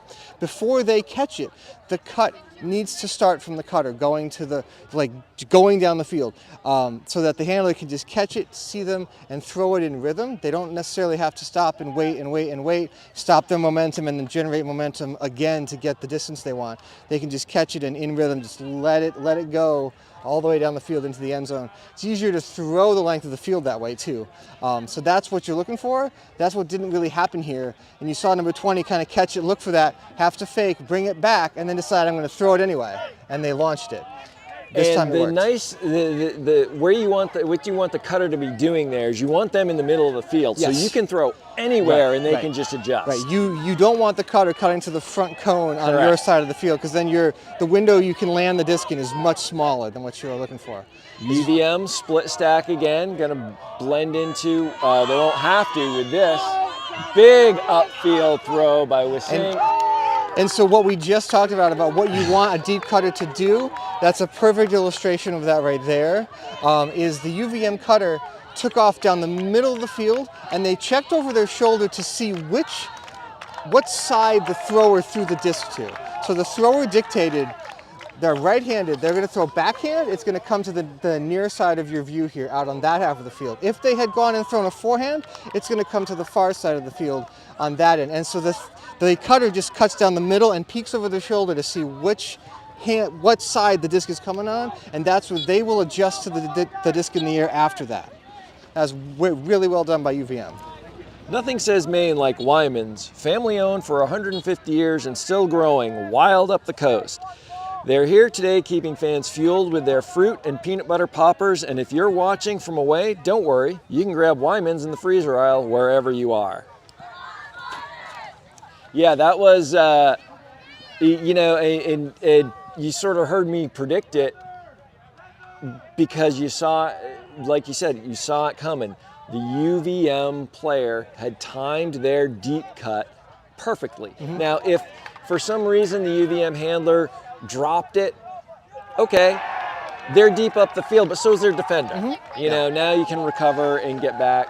But that was just a beautiful offensive, and that's the second time it's worked. They've tried it 4 or 5 times with that split stack, trying to get that deep shot, and it's worked a couple times, and Yukon's covered it a couple times really well. And so, so that score makes it 13 UVM, 6 Yukon. And while they're going to pull here real quick, why a split stack? So that pulls 3 of the defenders, the Yukon defenders, off and pushes them all the way onto the far side of the field. So you only have two UVM players and their 2 defenders on 2/3 or more of the field. So there's a lot of open space and not a lot of other players that can get in the way. And if they do decide to come and influence the play, it's very obvious and easy to see. So it really kind of makes it hard for the defense to help each other out that way. That was great hustle down by the UVM defense there. As Yukon takes over, good job here, going back to the middle. I like that front of the stack bailout. That is got to be active in front. Even if you're not the primary target, you got to be active. Got to be ready to go. What has bogged them down, though, and they recovered here with a great cut, is 15 took a long time clearing after that first couple of throws there, and that clogged the whole stack down and has stagnated the offense. So they come back around to number 20, coming to the near side. Again, they've done a good job of recovering, but so far, not much happening downfield as Yukon is just having to trade throws with their handlers and force that behind the cutter throw there. Turnover by Yukon. UVM takes over. That's good downfield defense by UVM. And let's see if they can add another to the tally as they go deep. Big shot by Ella Letting into the end zone for a point. 14-3. 14-6. 14-6 in favor of UVM. Live and Work in Maine is a private public nonprofit with a mission to attract and retain talent to Maine. We work with employers, nonprofits, economic development organizations, and young professional groups to showcase careers and opportunities in Maine to keep the Maine economy thriving. For more information, visit them at liveandworkinmaine.com/opportunity-Maine. Great pace by that throw by Letting there. Just ever so slight bit of turn to bring it back into, to keep it, keep it into the field of play, but also making sure that they didn't bring it all the way back to the middle of the field. But it was a really, really nicely paced throw there. Yeah, sometimes the defender gets in your way at the last second, it changes your grip, and instead of getting that nice slight back in, it flops over and goes out of bounds. And you're like, oh, that's embarrassing. Yeah. Well, we have one more second. I'll do one more real quick shout out to Port Property. They're another one of our sponsors. They have a ton of different offerings as far as rental properties throughout the city. I rented from Port Property when I first was a young professional right out of college. A studio apartment right down in downtown Portland. They were very easy to work with. Had multiple different ways of even paying your rent. Online, check, mail, bring it in person, whatever. They were really, really helpful that way and very attentive to their property. It was an old converted hotel building, so there was a lot of things were constantly needed maintenance, and they were very responsive with the maintenance needs of that old building. So it was a really great experience renting from them. So if anybody is looking to move to the area, I would highly recommend checking out Port Property. Another one of our valued sponsors. Two things that puzzle me about that story, Tom, is one, what's it like to be young? And two, what's it like to be professional? Both of those were a long time ago. Yes, so the memory has faded quite a bit over time, Callahan. It was pretty cool being right downtown. Especially with our Portland Summer League that I was playing in back then too, and having this was back in when we had our post games every Tuesday, Thursday at a different establishment downtown. So it was really cool to be able to go back from the games that were played here at Wainwright, go back to town, shower, change clothes, and just walk to wherever it was, whether it was Amigos or Flatbread or any of those places downtown. Some really, really cool places. Nosh Burgers, they're still there. So yeah. So much good food in Portland. Absolutely. All right, we got Yukon now trying to pulling for game point here. In the white in the Vacation Land end zone to Lobster Pot end zone, and Yukon in the dark. We'll see if they can get the final break, or Yukon has something special planned for this point. Yeah. So and you're going to see, you're going to see number 20 being involved here for Yukon. 49 is going to be behind the disc, really dictating, the throws, trying to get to work things down the field, and they're going to explore the break side to make things easier on their cutters. But this is definitely the offensive line that we've seen throughout most of the game from Yukon, and they've put up 6 points. We know that they know how to score the disc. So here we go, 49 picking up. I like the hustle on UVM defense. The boys' 20's had some filthy throws today. Well, and Willa's really right in her hip pocket here on defense too, so that's helpful, really making it hard for 20 I like to what get she's doing. She's initiating from the front. She said, okay, you're going to shut me down. That's fine. We got other players. Yukon up the field. Oh, great. Nice catch. Oh, and that's a nice throw for you. Wow. See, that whole sequence was timed out really well from Yukon. You saw Yukon being able to, they catch that under, turn, look up, and the cut is right there. So just catch, throw, great offense from Yukon. It is 14-7. And that was on the open side. That was on the open side. That wasn't a break. That was just... They beat them under, beat them under again, and then beat them down the field. Great timing by Yukon. So excellent work by Yukon there, and now we've got UVM receiving the disc still. Game point for them. Yep, game point for them. They've got, a long day today. There's 4 rounds, I think, today. 4 rounds, but 3 games. So I think they I think for UVM they've got 3 in a row, and then the last round bye. I'm not sure what Yukon's schedule is. Gotcha. And then tomorrow, bracket play. However, our 2-day tournament. You can easily check what their schedule is if you go to the Maine Ultimate app. Absolutely. Developed by our very own volunteer, Esther. Fantastic app that we have there. Oh, and look at Red Tide's here selling sandwiches. We get sandwich delivered to us. Oh my goodness! I will take whatever. Bacon with plain bagel. Good. Yeah. Thank you, Red Tide. Sweet. Congratulations Red Tide is helping feed the volunteers, and they're also fundraising for their nationals trip. Yep. Egg and cheese. We got bacon on bagel. We got sausage. So if you go to the Maine Ultimate app and you go to the schedule at the bottom, you can choose women's upper, then click on pool play, and oh look, we have the fairly updated scores and the schedule for pool play. So the main Ultimate app, very handy to have. We like it out here because if we run out of water at the fields, we can signal Tourney Central with it, or if we need a trainer, we can call a trainer from it. Very well developed app by S. Absolutely. And if you're a spectator and you want to follow your team around, you can request a ride from one of our shuttles. As UVM picks up the disc, centering it to the middle, and Posey Posey with his laser, and that is going to be caught. That's game. By letting in the end zone for the point, and that is game. 15-7 in favor of UVM. Again, UVM playing really well, and Yukon showing a lot of fight and they got a lot of really good talented players on that team. So they're here ready to make some noise in this division as well. I would like to follow them for this tournament because we know UVM, we mentioned at the start, UVM's coming off a Nationals appearance. Very, team that just reloads, doesn't rebuild. But Yukon really showed something today. So I'm interested to see how they do the rest of the tournament. And we will be back here with game number 2. And on this field, let's take a quick look at our schedule and see who will be here. The time will be 11:50. And game 2 on this field will be a mixed division game between Springfield and St.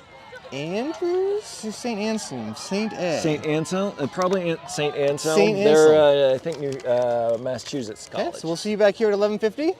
For Tom and Mike and Andy, thank you for tuning in. We'll see you back here later.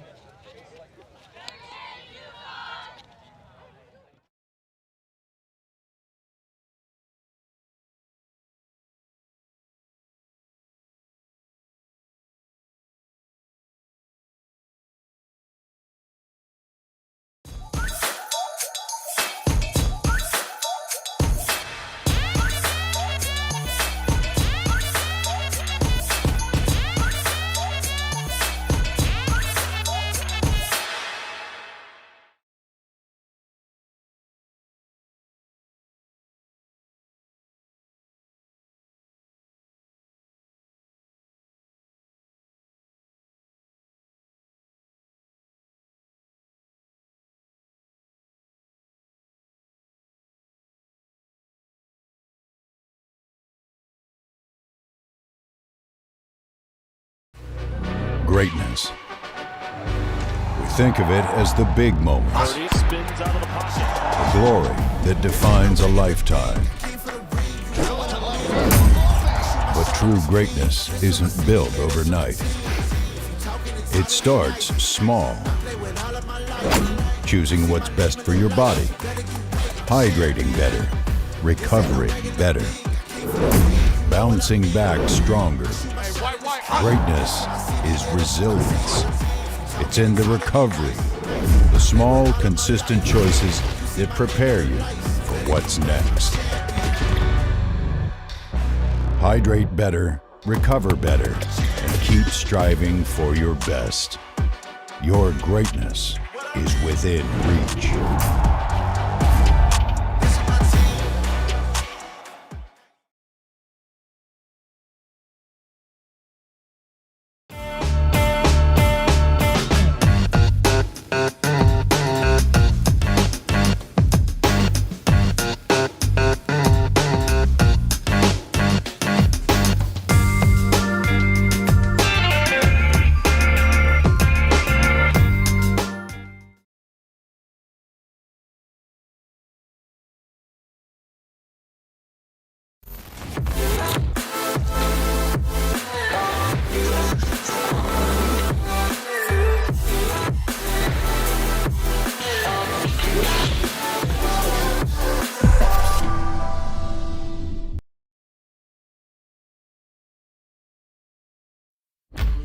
There is a place where we are us at our best.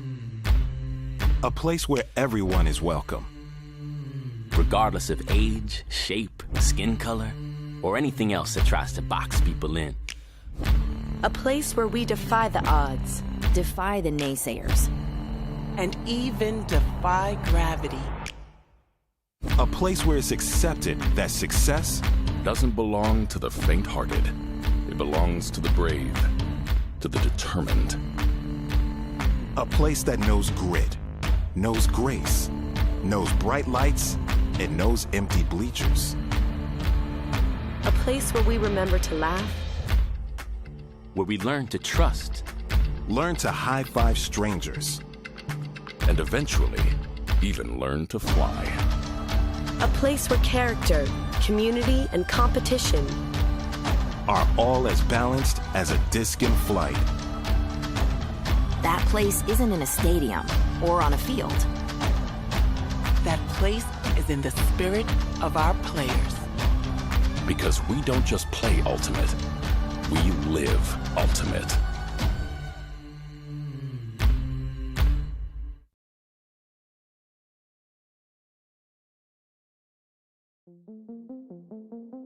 Clearly, our mission is to reduce the risk of skin cancer and melanoma. The best way not to have to deal with melanoma is not to get it. And the majority of melanomas are avoidable. And that's what we need to focus on. There will always be doctors and research doing those wonderful things to find better treatments for people that have it. My goal is to reduce it so far that we won't have to worry so much about that. We need to make it easy for people to take care of themselves when they're outside, because clearly we don't want couch potatoes, right? We want people out and active and healthy. And I think that's also going to be a bigger part of our approach, is how do we keep people healthy? One of the things that we've tried to do is build Practice Safe Skin as a place that organizations, Park and Rec, anybody that's interested in protecting the people that come to them in the sun, and looking at creative ways to do that. So they might be interested in sunscreen dispensers.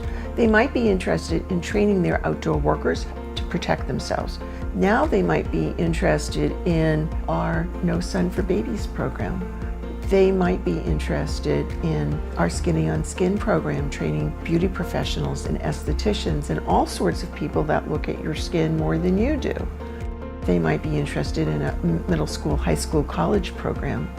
They might be interested in looking towards the future to look at the impact of shade. We started to think about what's the intersection between UV, heat, and shade. One of the things that we do a lot in our training is talk to people about how do you protect yourself in the sun. Well, we talk about hats and protective clothing and wearing their sunscreen and using it regularly. But one of the things we also talk about is seeking shade. So what happens when you can't find shade?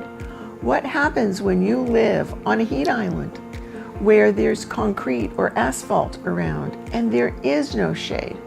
And it's difficult to be outside. We understand that there are inequities here.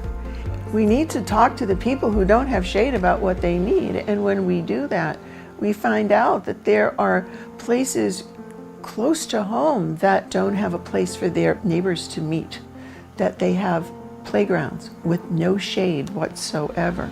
And all the time we're out talking about seek some shade in order to protect yourself from the sun. So for impact melanoma, looking at shade means opening our arms a little bit wider so that we're able to look at what are other health risks. What are some temporary things that we can do while we're looking at more permanent issues?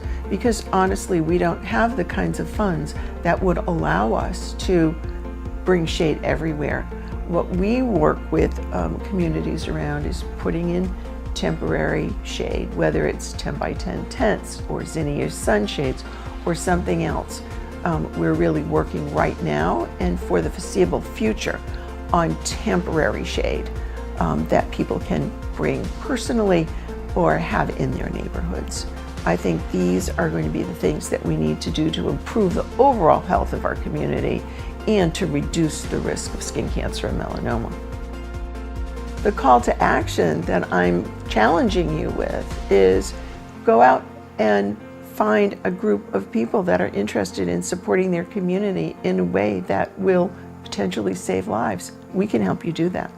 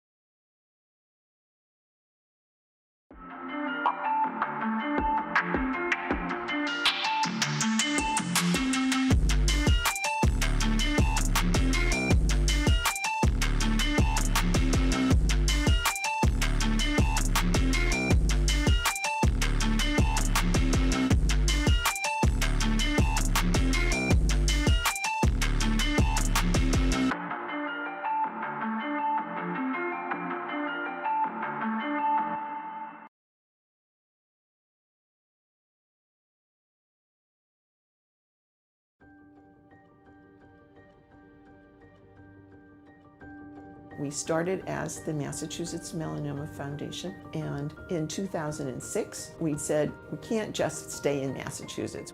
10 years later, and we really are working on the big projects. It's not just sunscreen, it's taking care of the communities at large. That's the focus. We created a program called Your Skin Is In to begin targeting the teenage population. We created a No Tanning for the Prom pledge program. We were working fervently to try to get legislation in place. It took 10 years in the state of Massachusetts to pass a tanning bed law. Our Skinny on Skin program, our thinking was, how often do you see your doctor? Maybe once or twice a year. And do they even look at your skin? So we use beauty professionals to educate their clients. Over the years, that program has grown significantly to include barbers, massage therapists. It really begins to build the webs out there that we can make this happen in a larger way. In so many places, there is no shade to seek. What we can do is to provide the information and education around shade, and we can provide temporary shade. Our goal is to be able to collaborate with cities, towns, communities to build shade structures. Over time, we've built outdoor worker programs, both in person and electronically. That's something that they embrace, and then they bring it home to their families. You see it systemically over the years. Early on, it's like, oh, okay, whatever. And now it's like, hey, do we got the sun dispenser at the site? It's been a really positive change. No Sun for Babies is one of our newest programs, really focused on new parents and newborns up to 6 months. Our sunscreen dispensers, we need to see something, to put our hands on something, and we need to say, this is something that will help us create change.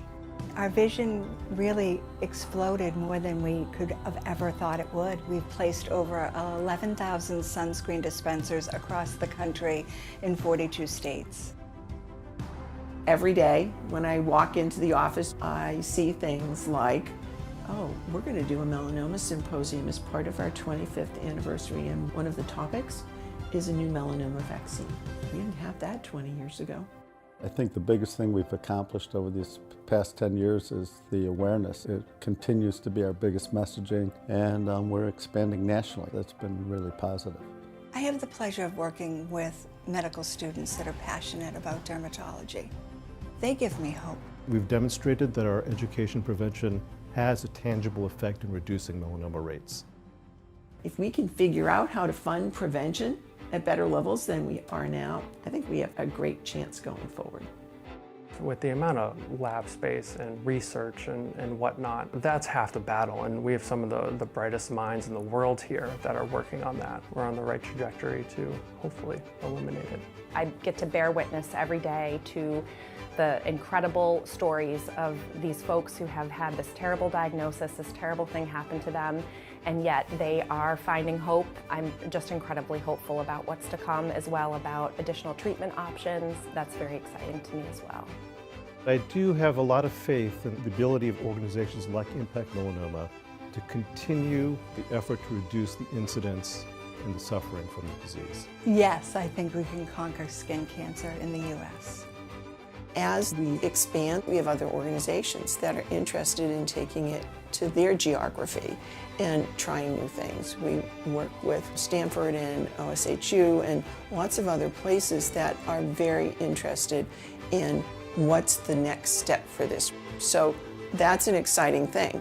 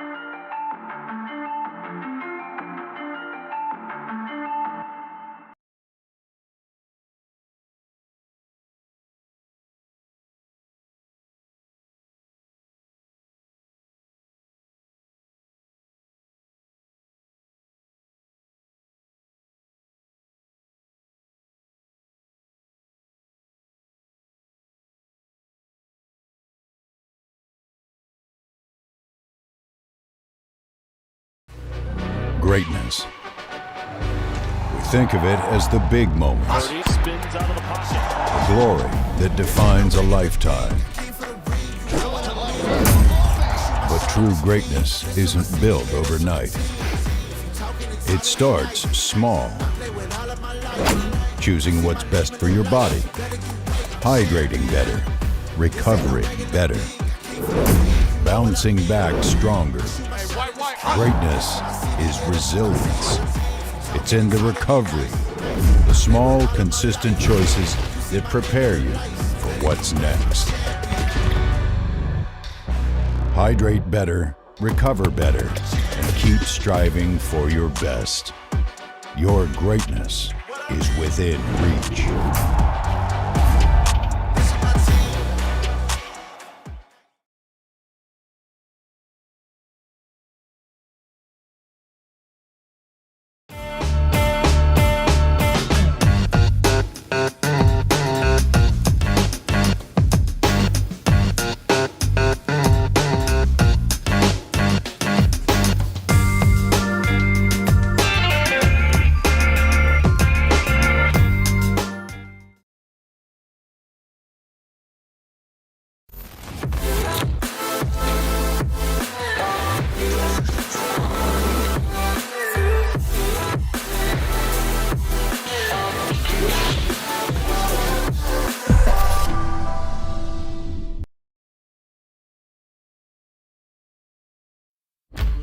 There is a place where we are us at our best. A place where everyone is welcome. Regardless of age, shape, skin color, or anything else that tries to box people in. A place where we defy the odds. Defy the naysayers. And even defy gravity. A place where it's accepted that success doesn't belong to the faint-hearted. It belongs to the brave, to the determined. A place that knows grit, knows grace, knows bright lights, and knows empty bleachers. A place where we remember to laugh. Where we learn to trust. Learn to high-five strangers. And eventually, even learn to fly. A place where character, community, and competition are all as balanced as a disc in flight. That place isn't in a stadium or on a field. That place is in the spirit of our players. Because we don't just play ultimate, we live ultimate.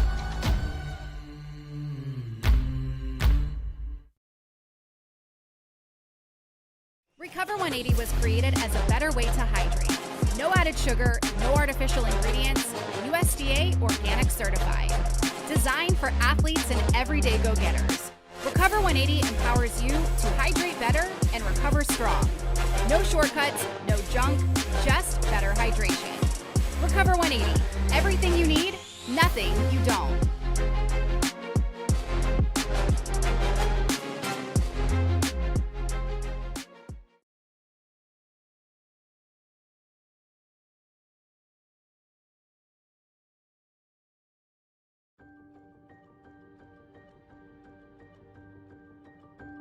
We started as the Massachusetts Melanoma Foundation, and in 2006, we said, we can't just stay in Massachusetts. 10 years later, and we really are working on the big projects. It's not just sunscreen, it's taking care of the communities at large. That's the focus. We created a program called Your Skin Is In to begin targeting the teenage population. We created a No Tanning for the Prom pledge program. We were working fervently to try to get legislation in place. It took 10 years in the state of Massachusetts to pass a tanning bed law. Our Skinny on Skin program, our thinking was, how often do you see your doctor?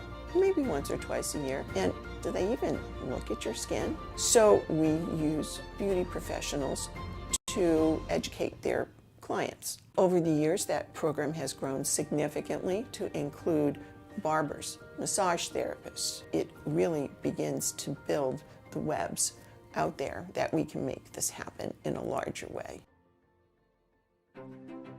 In so many places, there is no shade to seek. What we can do is to provide the information and education around shade, and we can provide temporary shade. Our goal is to be able to collaborate with cities, towns, communities to build shade structures. Over time, we've built outdoor worker programs, both in person and electronically. That's something that they embrace, and then they bring it home to their families. You see it systemically over the years. Early on, it's like, oh, okay, whatever. And now it's like, hey, do we got the sun dispenser at the site? It's been a really positive change. No Sun for Babies is one of our newest programs, really focused on new parents and newborns up to 6 months. Our sunscreen dispensers, we need to see something, to put our hands on something, and we need to say, this is something that will help us create change. Our vision really exploded more than we could have ever thought it would. We've placed over 11,000 sunscreen dispensers across the country in 42 states. Every day when I walk into the office, I see things like, oh, we're going to do a melanoma symposium as part of our 25th anniversary, and one of the topics is a new melanoma vaccine. We didn't have that 20 years ago. I think the biggest thing we've accomplished over these past 10 years is the awareness. It continues to be our biggest messaging, and we're expanding nationally. That's been really positive. I have the pleasure of working with medical students that are passionate about dermatology. They give me hope. We've demonstrated that our education prevention has a tangible effect in reducing melanoma rates.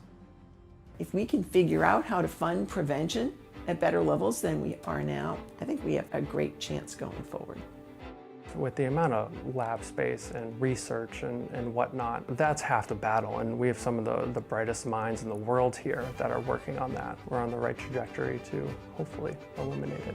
I get to bear witness every day to the incredible stories of these folks who have had this terrible diagnosis, this terrible thing happen to them, and yet they are finding hope. I'm just incredibly hopeful about what's to come, as well about additional treatment options. That's very exciting to me as well.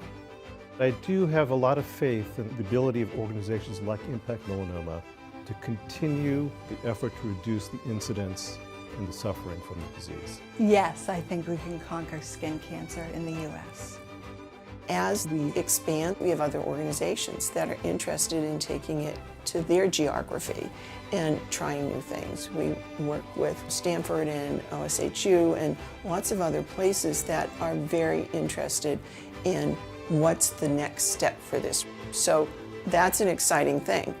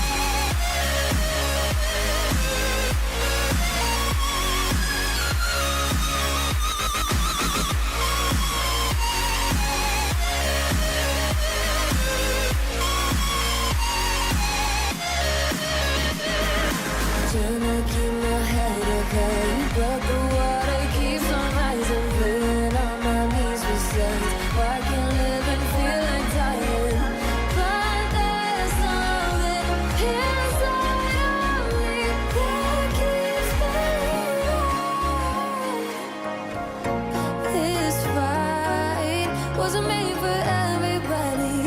We're different, you and I. Don't you know?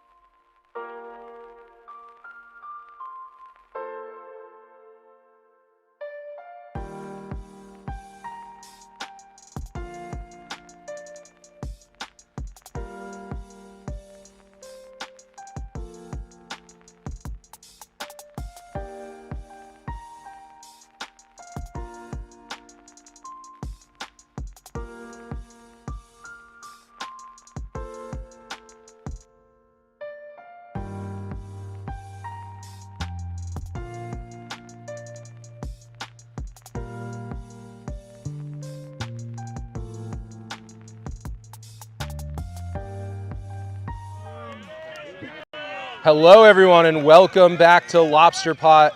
My name's Andy Schachter, along with Liz Crawford. And we're here bringing you round 2 action from the mixed division.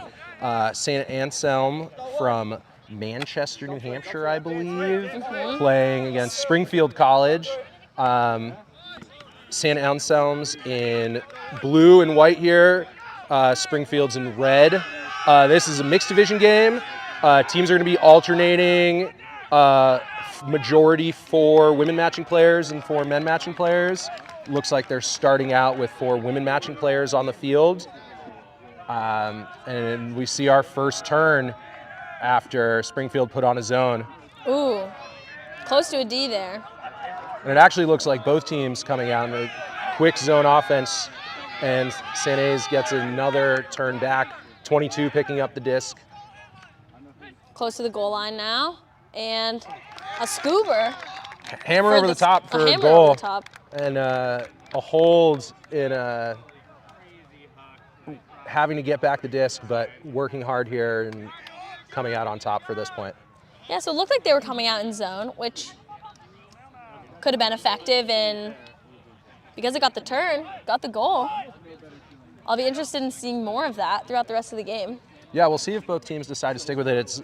Conditions are pretty perfect for early October in Maine. You couldn't ask for better. So we'll see if some teams decide to try and open it up deep and try and test some of the bigger players here, or if they decide to kind of play small ball through a zone.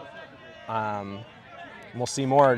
Both of us are learning players as we go, so you'll have to bear with us as we deal with names and numbers the best we can, but we'll try as well as we can.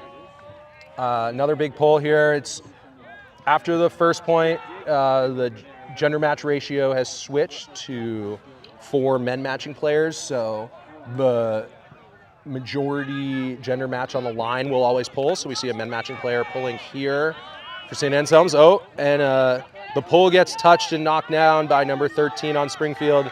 Unfortunately, the disc hits the ground, and that means it's a turn. St. Anselm's immediately back on offense, 22, picking up the disc in a little bit of a horizontal stack, looking for an inside lane, but a little zippy for a turn, so Springfield's able to get back on offense. Number 2, Noah Christina, picking up the disc for Springfield. And they also appear to be coming out in a horizontal stack with 4 cutters kind of spread horizontally across the field with 3 handlers back more behind the disc. Yep. St. Anselm maybe in a bit of a zone. A little bit of some contact, but it seems like no foul is being called and a turnover back to St. A's. But an immediate hand block back. Did you catch the number on that hand block? White gloves. White gloves. Who hasn't turned back to us, 32. 32. For Springfield. That's gets Justin. the disc back. And initiates to or Hunter. Working through this zone.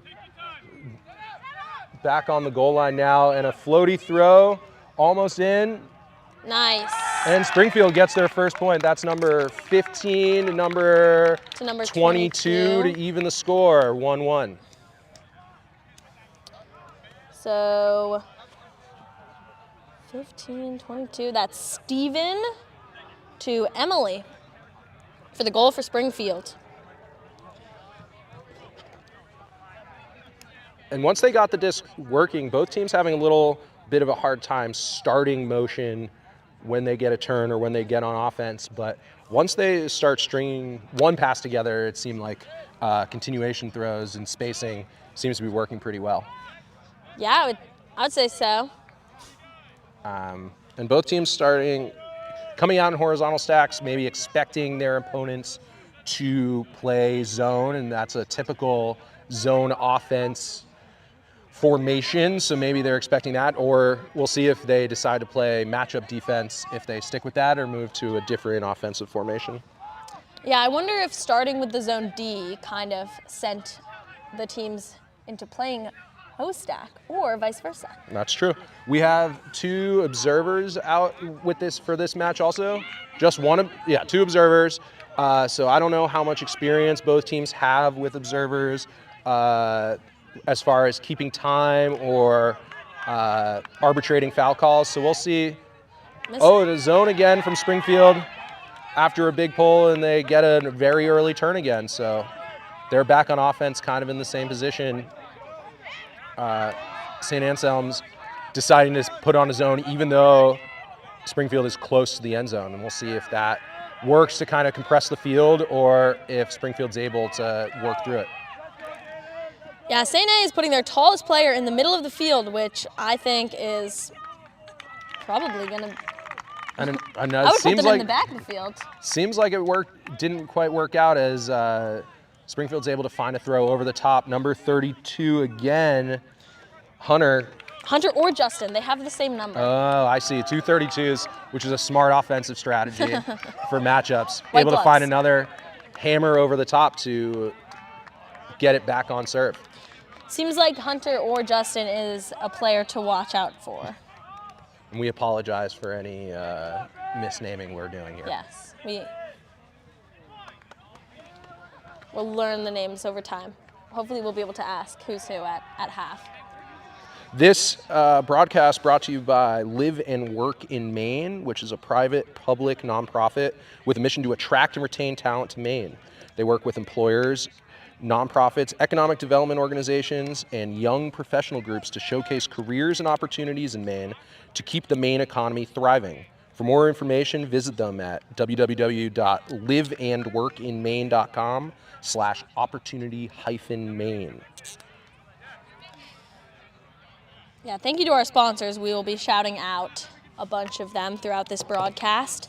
They make Lobster Pot run smoothly. A nice forehand roller pull from Springfield as the gender match has switched. And another immediate hammer over the top again as both teams testing it. Springfield deep, but the deep, the furthest player back in the zone is able to come out with a block against that huck. St. A going out in the zone as well, putting their female matching players in the middle, in the space I like to call the sheep, the short deep, and a turn back to Springfield, to St. A. Both teams are really being aggressive with their over-the-top throws in this lack of wind, making those throws easier to do. Wow. And a nice lefty hammer from number 12, Sully, to number 11. Ooh, which isn't on my roster, but there's 2 10s, so it's Chris Whitman or Dan. So it's probably Chris Whitman. So, yep. To a nice double helixing lefty hammer. Double helixing. Yeah, went over, started in one direction, and just tilted And then back went back. and fell out to the other direction. You have a lot of vocabulary I might not have picked up in my day yet. Us old heads talk a different language, apparently. This is the second point of the women matching player gender match, so we're going to see a women matching player pull for St. Anselm's in this 2-2 game. Pretty exciting so far with a lot of back and forth action, some big throws. This is early fall season. I don't know how many tournaments either of these teams have been to yet this season. I would guess this is probably their first. And you don't see a lot of college teams who play a lot of mixed gender ultimate college season in the spring being split, while in club you do see some mixed gender play. So it's great to see some teams also playing mixed out here. All right, we have Springfield in a Zono or Hostak. Yeah, and they were putting a bunch of their women matching players in a cup with a lot of their men matching players back, and Springfield decided to test that deep, and it didn't work out this time. But they're setting a zone right back, maybe playing a bit of field position, trying to see if they can get a turn close to the end zone that they're attacking. Yeah, it's a floaty throw. Through the middle, a pretty safe play by number 5, Number 5. No? On Springfield, whose name we unfortunately don't have, but Wilhelm. able to go over the shoulder, picks up the disc and tries to hammer themselves, but give it right back to St. Anselm's, who see if they can exploit the transition from offense to defense for Springfield to try and get through the middle. Another floaty throw over the top. This one caught. That was a turnover. Caught by the defense. Caught by the defense. Caught by the defense. There was a receiver of some kind. Yep, and another blade, this time with a little better pace. You can see the observer signaling goal, ruling the player inbounds for a break from, oh no, that's a hold from Springfield, 3-2. You'll hear us say break and hold. For those unfamiliar with some of the lingo, a break will be the team that's starting on defense scores on a point, and a hold being the team that starts on offense is able to put it in because they, as the receiving team, they are able to hold their offensive possession. Hold's what you have to do. Breaks are how you win. There you go. That's another way to explain it. I choose fewer word. Another one of our sponsors here at the Lobster Pot, bringing 96 teams helping bring 96 teams to South Portland this weekend. Over 2,000 players is Ghost Energy, the fully transparent, fully loaded, feel-good energy drink we've all been waiting for. Authentic flavors, 0 sugars, no BS. The official energy drink of the Lobster Pot. Go check them out. There's a whole cooler of Ghost Energy over at our lovely Tournament Central that we can see maybe in the background, with plenty of goodies from a number of our sponsors. Springfield sideline trying to pump up their defense here. And even some of St. Anselm's joining in with a big pull from number 5. See if it stays. Drifting though, just out of bounds. So St. Anselm's is going to be able to center the disc at the brick mark about 20 yards upfield. We'll see. It looks like Springfield's looking to set their zone again. Number 33 trying to put on a mark. It just looks like a regular 3-person zone with 3 people around the disc. 3 people kind of in the middle. And 1 deep as number 5 gets another block and immediately picks up. We'll see if they're able to attack. That's Wilhelm again, number 5, getting that D. And tries a scuba over the top, but maybe the receiver wasn't quite expecting the throw. He's yelling, watch the hammer, because I think he's picking up on what St. A is going to try and do, and he's right. And he gets the D. This prescient from this player who maybe they've played each other and kind of see how are starting to figure out 5 or 6 points in how the other team wants to play. Wilhelm's off to the races, playing small ball with his teammate, number 25, I believe. And that's a great cut-up line. St. Anselm staying in this zone defense, but there does appear to be a bit of a space through the middle, even though Springfield's not really trying to utilize it. A zippy hammer comes off. These hammers are quick. Definitely throwing him hard. And they're getting to maybe where he wants to go, but I don't know if the receivers are expecting them necessarily in the same way, and that one doesn't seem to work out. So St. A will get to walk this one up. This is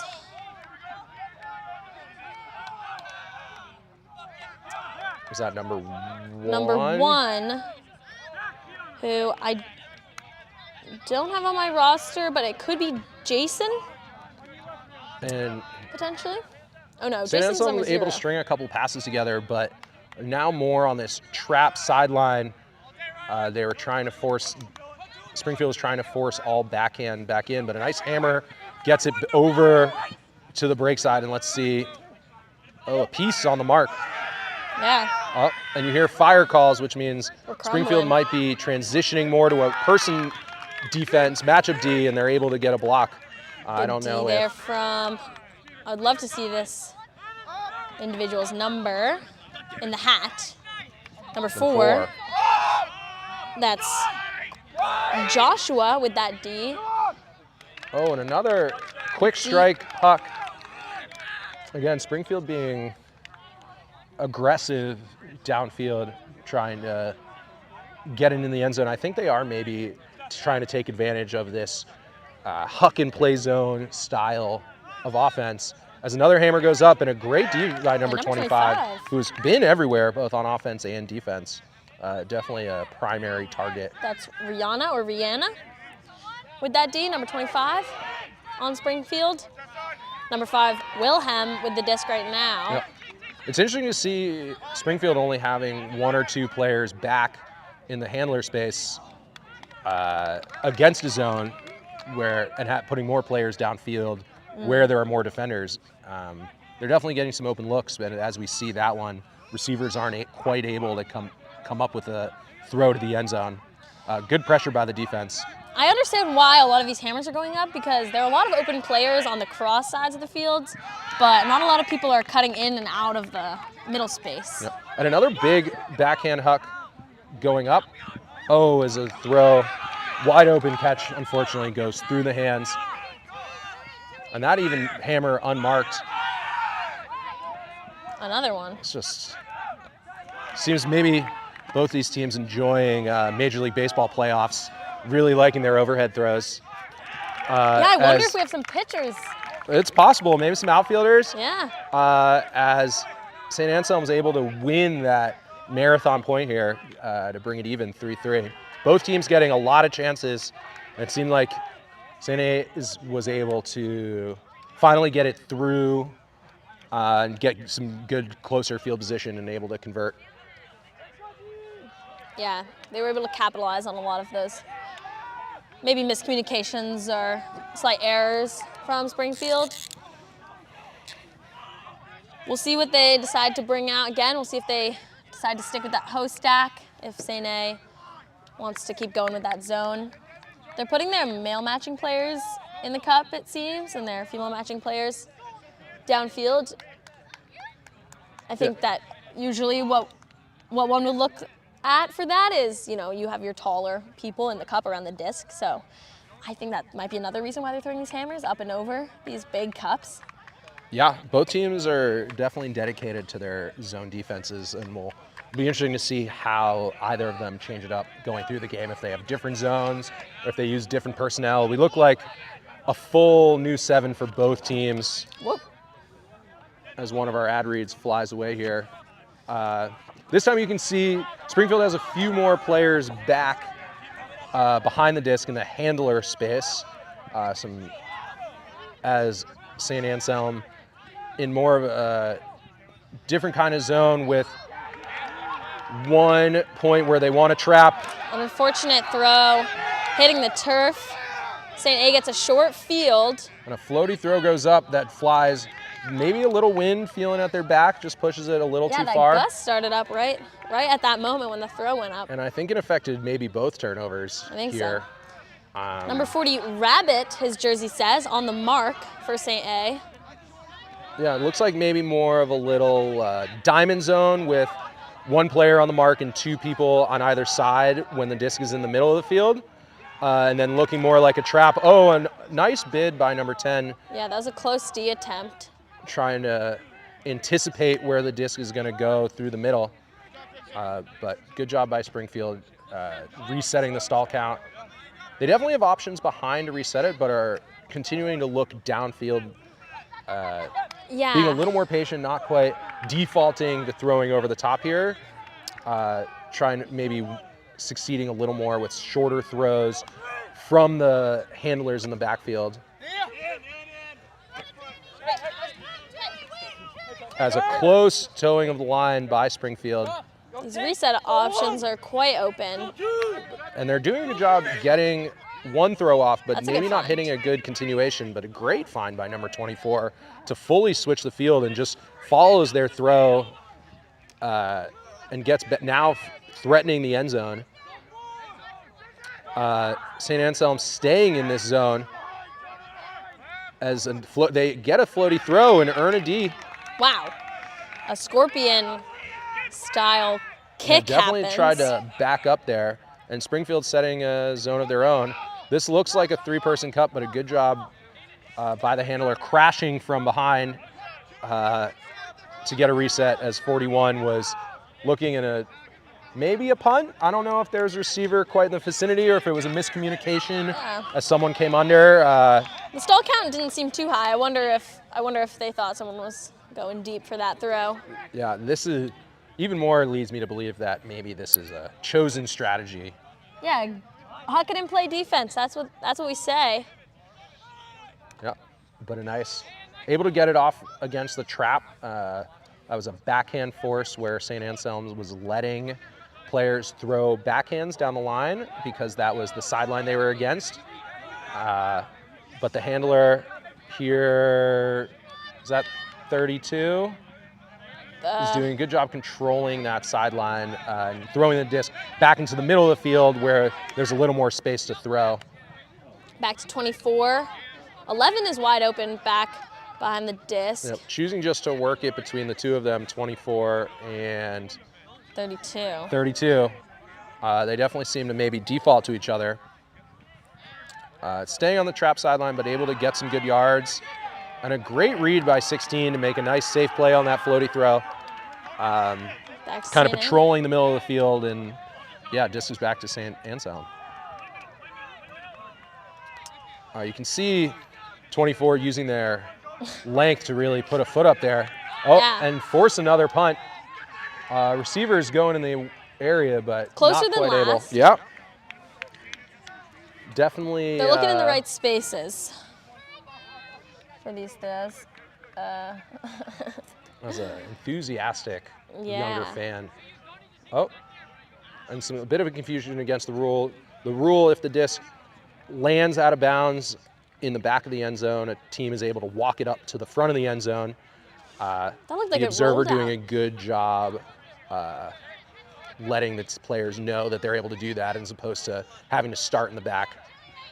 The field, obviously in ideal condition here at the Wainwright Sports Complex. I thought it was turf when I was walking across. That's right. It. These It's are the nice fields. And really, Springfield really working it up this sideline.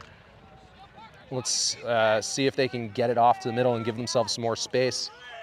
I'm wondering about these teams and about their program history. From my knowledge, a lot of the times when schools have smaller programs, they have great mixed catch by teams. 22. Yep, that's true. Maybe not a lot of numbers, but Yeah. and it was an unfortunate. Yeah, Springfield did a really good job swinging it all the way around the field and able to find a player, but maybe the wind made the disc pop up just a little bit. You can see a player immediately going deep. Two players, as a matter of fact, which opens up space under, but they do have a two-on-one downfield. See if one of these big throws goes up soon. As a hammer goes to the middle. Right to but that just soft over the hill. space. That's right, as the deep players move the defense back to have to guard them, that opens up more space kind of under the. Let's see if 32 and 24 work it up again. Nope.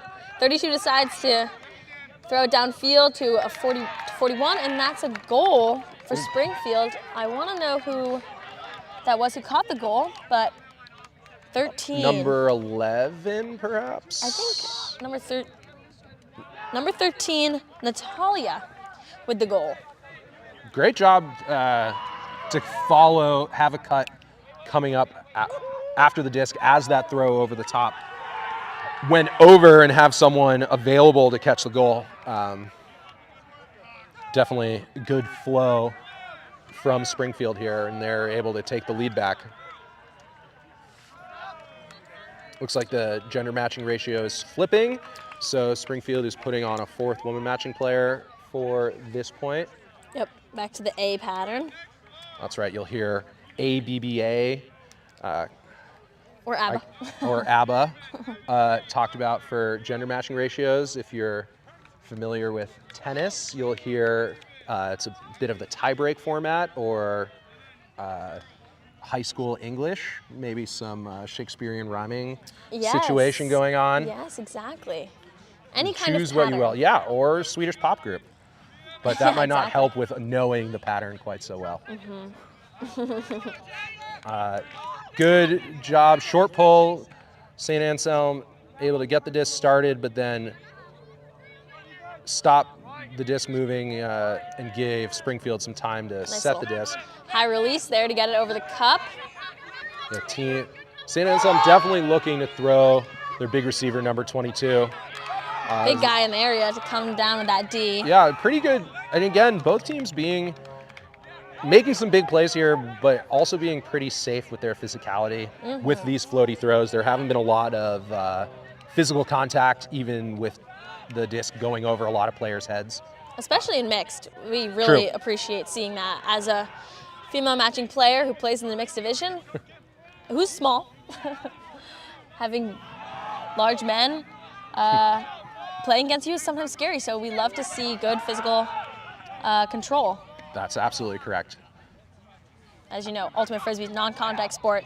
Maybe some of our viewers at home might not know that, maybe they do, but yeah, teams get to, also a self-regulated sport, it's players decide kind of what the acceptable level of physical contact is. Yeah. And it seems that both are maintaining a pretty high level of spirit here. No, I don't know if there's been any calls yet, actually, now that I'm thinking about it. No, I don't think so.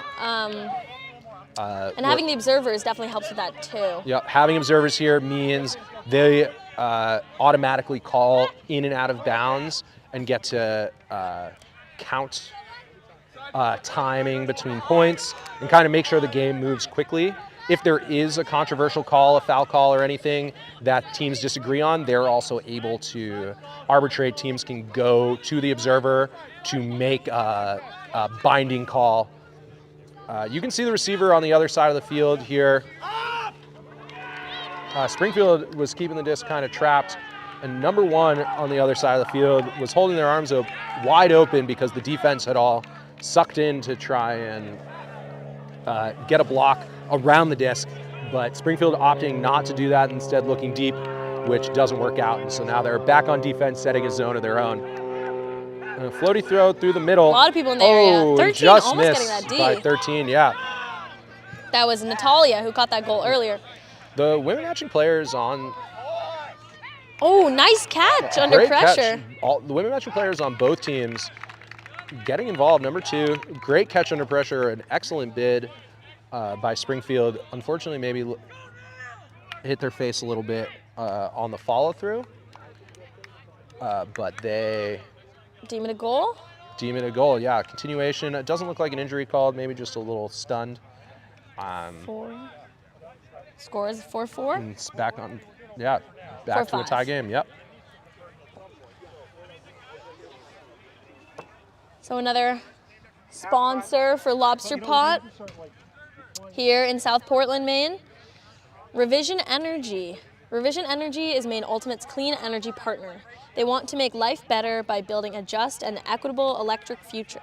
Revision Energy is 100% employee-owned solar company and certified B Corp, serving clients in Maine, New Hampshire, and Massachusetts. Save money and reduce your carbon footprint with solar, heat pumps, battery storage, and electric vehicle charging. I think that's battery storage. That's right. Visit revisionenergy.com for more details. Little typo in our advertisement. I actually know the man who runs this company. He is the father of one of my old teammates. He's an amazing person. If you are considering Revision Energy, know that they are a local, honorable, and incredible business. Started by a former Ultimate player. Yes. Coop is the last name. There you go. So, Maine Ultimate's clean energy partner. revisionenergy.com if you're interested. Thank you for sponsoring Lobster Pot. Back to the action here at Wainwright. St. A is set to pull back to the A pattern of this gender ratio. We are 4 FMP. Got a little roller pull. No, a bit short pull, but it looks like St. Anselm still setting up in his zone, this time with all of their women matching players. Oh, maybe switching to a person defense. Nope, looks like still a zone defense, but with an aggressive player trying to take away the primary reset and make the team throw. Great catch by number 11. And a good continuation look, but the receiver maybe didn't expect the defender to be so close, and a great run through D, immediately rewarded. Wow. What an athletic play by number 2 on Springfield. Yep, coming again. Both teams, it seems like both of those Ds were unexpected by the receiver. I appreciate these loud stall calls. It's nice to be able to hear the stall from this far on the field. Yep, of course. Players have 10 seconds to release the disc once they catch it. Another hammer. And another hammer over the top. We had seen a few points of more Another D by safer Noah. fundamental throws, but maybe they decided that wasn't as fun, and the deep Noah throws are being rips opened it. back up. But the receiver is a St. A player.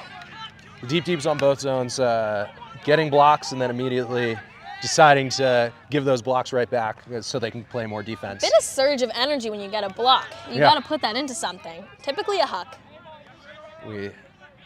Maybe we'll see another hammer. Ooh. You'll hear the term conservation of greatness thrown around a little bit. Number 71 on St. A's nickname on the back of his jersey is making me giggle. I love these nicknames.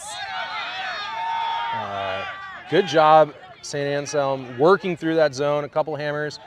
Floaty throw. You can hear fire called as Springfield transitions to a matchup person defense, but they have it back trapped, and another hammer that maybe the receiver, number 0. Was that a double helix? Also a double helix. I'm learning things.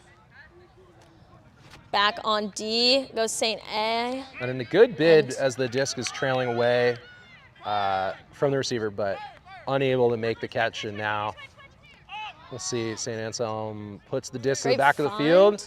And a great catch, but being called out of bounds by the observer. Not that I had the best perspective from over here, but I did think it looked out of bounds. I would agree with that. And we can see cones in the distance marking where the sideline is, but it is on the opposite side from us, so we apologize that if we can't see perfectly. But back into this zone, and in this time another not quite a receiver, got away, the throw got away from the person a little bit, but. Yeah, if I was the Springfield coach, which we're running to get the disc currently, so hang on 1 second. If I was to be giving my 2 cents on this play, I would ask some Springfield cutters to come closer to the disc. It seems like they're leaving their handlers in no man's land, having to resort to these hammers that we were talking about earlier. And that was a great job. That was kind of exactly what number 11 did. Found a soft spot. Exactly. That was allowed to them, but then maybe they heard me. Maybe they heard you. You're gonna have to get in that halftime huddle. The commentator's blessing. That's right. And see a disc back to St. Anselm. A nice upline cut, but nice catch on the sideline. Yep. Players doing a good job keeping the disc in bounds and then throwing it right back to the middle. There we go. That opens up I wonder if the the field. First call we'll see is a double team call. Sometimes the cup is far away. If you want, the double team is when if you're in zone D, the cup has to be 10 feet or farther away from the person with the disc, except for the mark, of course. But a double team is called when the cup is closer than that. So I've been noticing that a little bit. So I'm wondering if that will be a call we see. Yep. And another high stall hammer that doesn't work out. But they're what a catch. What a great read, but it seems to be a stall called way back in the field and a foot block back. But it's going to turn out all of this is going to be for naught, as there was a call multiple throws ago back with the other side of the field. That was an incredible read. What by a number sequence, 25. yeah. Yeah, I mean, I missed the foot block because I was looking back towards where the call was made, but. But it was a great box out by number 25 to catch the disc over the much taller player. But unfortunately, I think the disc is going to come back way earlier ago as a injury potentially. Yeah, is potentially being called, which has no 11. continuation from when it occurs. It seems like number 11 on Springfield called an injury and might have been wanting to stay on the field, but in ultimate, if you call an injury without contact being made with another player, you do have to sub off the field. So it seems like she will be taking a sub, even if she, oh. And a timeout being called. It still remains to be seen where the disc will be. The disc is going to come in and Number who's going to be in 22 is possession carrying it of off it. the field. So That's a good strategy. Just hold on to it. But it now shows that the observer is marking the disc back at the place of the huck after the turn. So if I had to guess, it's going to be Springfield's disc marked right there. I'll take this timeout as an opportunity to read another sponsor. Impact Melanoma is the nation's leading nonprofit dedicated to significantly reducing the incidence of melanoma in the United States and saving lives. Check your skin because melanoma is 99% curable with early detection. Early detection saves lives. Learn more at impactmelanoma.org. And we can thank Impact Melanoma for donating some excellent shade tents across our fields. I hope our volunteers seen here helping line the fields have put on their sunscreen. Sneaky burn day, even though it's yeah, I gotta cover late. up. Yeah, cover up. Please put your sunscreen on. You can see the observers. Teams might not being used to timeouts being timed. It's so stressful. Yeah, so stressful. Only 60 seconds or 90 seconds for a timeout. So teams have to set, and you could see Springfield reacting to that and having kind of a sprint to get into. I saw a notebook get thrown. Yeah, a notebook being thrown. Maybe they're drawing up a play. Yeah, lines getting called. I love the classic paper and pen. Yeah, and this seems to be a little more of a junkie zone. Take a deep Goes shot out of bounds. as the player Noah started with the disc and then immediately took off for a little give and gone, if you will. But it didn't seem to work out as the throw kind of sailed out of bounds. And now St. Anselm can take the disc further up the field where the disc went out, not where it landed. And because they're so close, Springfield is setting up in a person defense instead of their typical zone defense. Number 22 definitely seems to be locked and loaded looking for that over-the-top throw, but if you're gonna chooses wear to throw a backhand. bandana like that, you gotta bring some heat. That is a good look. That is true. Unfortunately, the down-the-line backhand doesn't work out, and now Springfield's back on offense. Number 25, who we saw catch that amazing huck earlier with the box out. Really good has the job disc. using their pivots and fakes once they have the disc to kind of open up space to throw where they actually want. And now working up the trap sideline with number 15. You can see the handlers who are in the backfield kind of abandon them. Oh, and a great blade over the top, but 28 unable to come down with the catch, but is immediately back on the mark, and Springfield's back in their zone defense. We'll see if they look to attack through the middle or go around or going over the top. Well, it looks like nice a catch. short over the top. Yep, great catch. And now they seem to be flowing. Disc is in the middle of the field. 22 is kind of marshaling, telling everyone to take a deep breath before throwing. But unfortunately, a throw gets turf, that's right. And Springfield is right back on offense, this time a little closer. 25 doing work as always. Let's see An if they incredible can receiver 25 is proving to be, and 22 avoids some contact on that, luckily. And a hammer goes up to the receiver, and that's a Springfield goal. That's a great catch by number 2, It Noah. was a great Again, catch. using their athleticism on both sides of the disc. The disc was trailing away just beyond the St. Anselm's quickly oncoming defender. That's 4-6 Springfield. And I'm not quite positive if games today are to 13 or 15, which will dictate whether or not halftime is taken when one team gets to 7 or when one team gets to 8. But we'll see. Halftime is approaching, and we'll see what the observers, if the halftime cap goes on, which would also add 1 to the score. As you can see, the observers yelling that it's going to be half cap during this point. So after this point, we will add 1 to the highest score. If it's tied, it'll be either halftime taken when one team reaches 6 or when one team reaches 7, depending on who scores this next point. Do you like apples? The players sure do. Sweet Stir's Apple Barrel is the apple sponsor of Lobster Pot. Visit them online at mainapple.com. And it is prime It apple is. picking season. Apple cider, cider donuts. Oh man. Apple pie, apple strudel. That's right. Definitely go to Sweet Stir's for all your apple needs. I have plenty of apple needs. And a great pull by Springfield, lands in the end zone and rolls all the way to the back and doesn't go out of bounds. So St. Anselm's going to have to work all the way out the back, and they, in a couple throws, are able to get it. But now,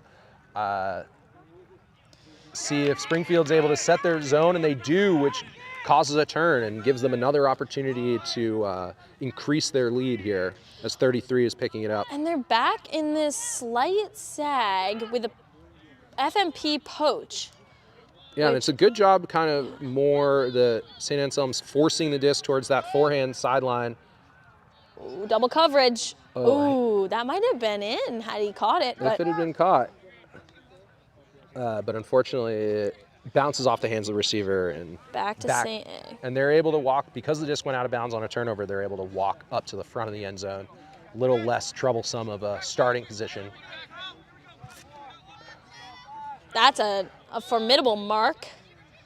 Big gloves, big player wearing white gloves. Would not want to see that in front of you. No. Thrown in the back of the end zone. Number 4, Joshua with that goal. And it's a good job moving all the way across the back, maybe out of the line of field of vision of the defender. So Springfield able to increase their lead to 6-4, and now halftime is going to be taken when one team reaches 7. Oh, it's 7-4 now. Yeah, that's so half cap went off. So now half cap's off, so halftime is going to be taken at 8. So I believe games are going to be to 15. To 15. Yeah, I did not coach. I commentated the UVM game before this, and it was 13 was their final score, but I believe that was because it was forced.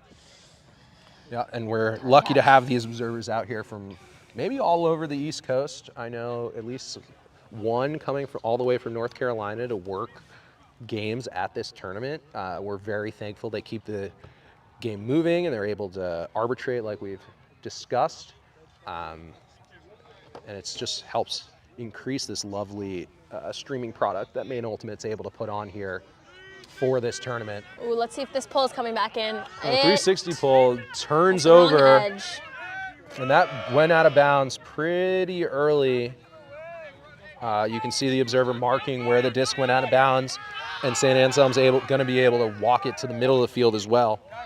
27 Dieter picking up the disc, and Springfield pivoting to their person defense. Definitely looking for those longer throws and then, but settling for a shorter reset throw. Hearing the calls of chill coming from the St. A sideline, and it works out for them. Oh. And a big celebration, and then quickly followed to check on potentially the injured defender. That's Joshua who hit the ground. Hopefully he's okay. He's walking off. Maybe maybe it's a rolled ankle on the landing or something. It seems like they're going to be okay. They're running straight back to the line, so I think they're going to be able to shake it off. These kids. They bounce back quickly, don't still they? bounce back quickly. I wish I was in my prime. Yeah, that's right. Somewhat past my peak healing powers, unfortunately. It comes for us all. It comes for us all. Well, but a quick score by St. Anselm. No. Half cap is on. Game of 7, yeah. So it is only 6-5. That's what our friendly observer. Yeah, you can see the scoreboard on the other side of the field. Unfortunately, we marked an extra point on the screen that you can see, but it seems to be corrected now. So halftime's going to be taken when one team reaches 7. So we'll see if St. Anselm can get two breaks here to come back for half, or if Springfield's going to be able to hold it down. And a big forehand pull. This is some good float on that, as the player who pulled it is also the first one down there. Great hustle by number 2 on St. Anselm, and putting the mark on. Yeah, I believe that is Olive. Great work by them, and this seems to be a group of the higher usage players on Springfield. Have definitely Nice grab by 33. Been using all of their players throughout this, but maybe as they get closer to half, they're going to stack some of their more veteran players to try and punch this in and take half here. That was a a nice great catch find. down the line. Yeah, that was a nice little 1-2-3 down the line. Good lefty. We have Wilhelm with the disc. He's been such a threat. And a bobble, but Great a great recovery to catch that. For half. For half, 28.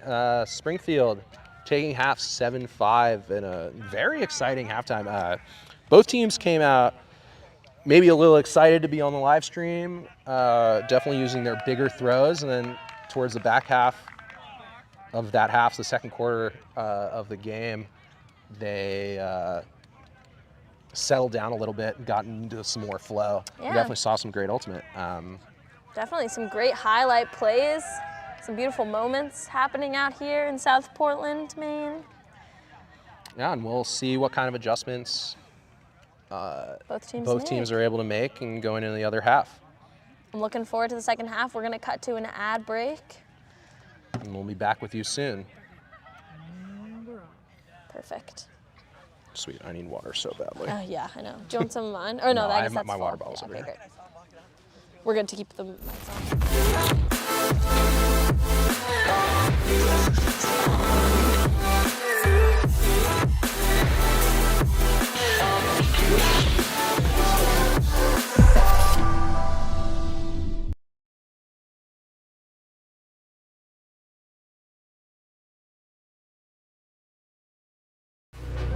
Greatness. We think of it as the big moments. The glory that defines a lifetime. But true greatness isn't built overnight. It starts small. Choosing what's best for your body. Hydrating better. Recovering better. Bouncing back stronger. Greatness is resilience. It's in the recovery. The small, consistent choices that prepare you for what's next. Hydrate better, recover better, and keep striving for your best. Your greatness is within reach.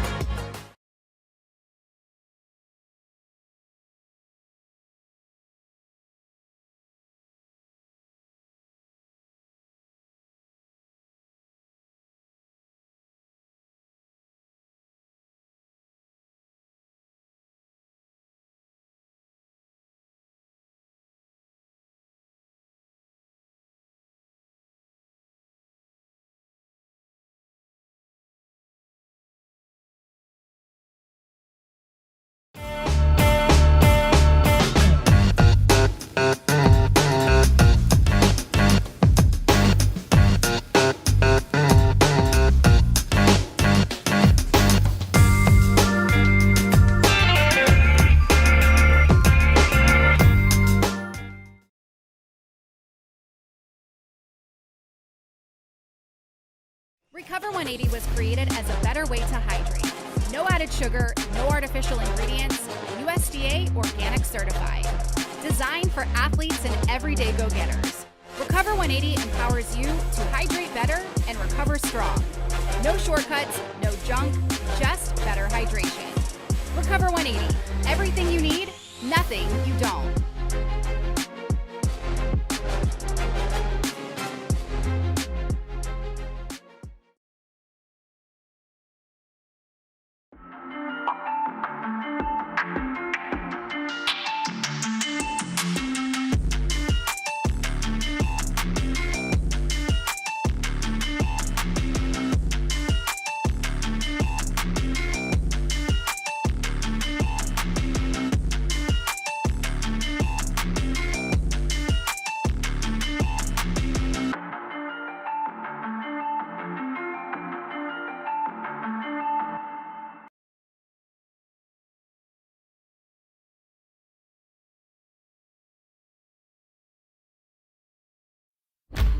There is a place where we are us at our best.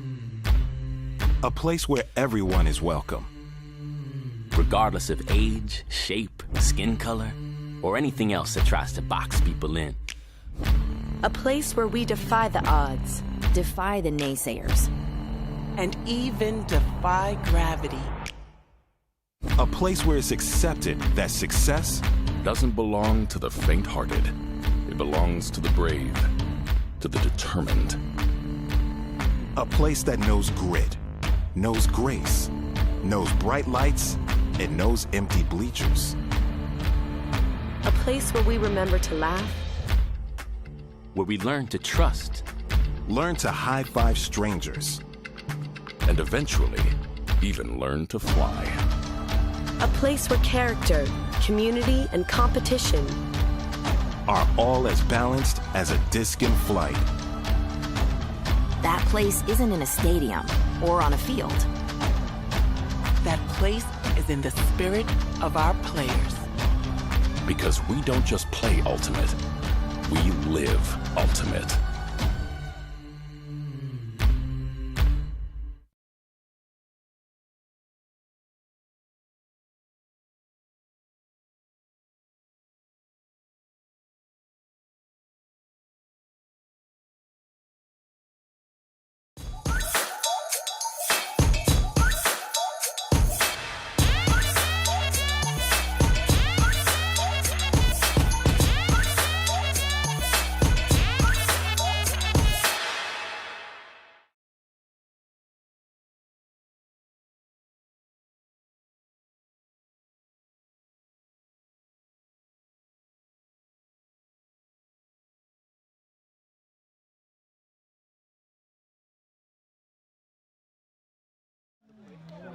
Welcome back for second half action here at Wainwright. It's been a really tight game, maybe one or two breaks for both teams. Springfield currently holding the lead by one break, 7-5.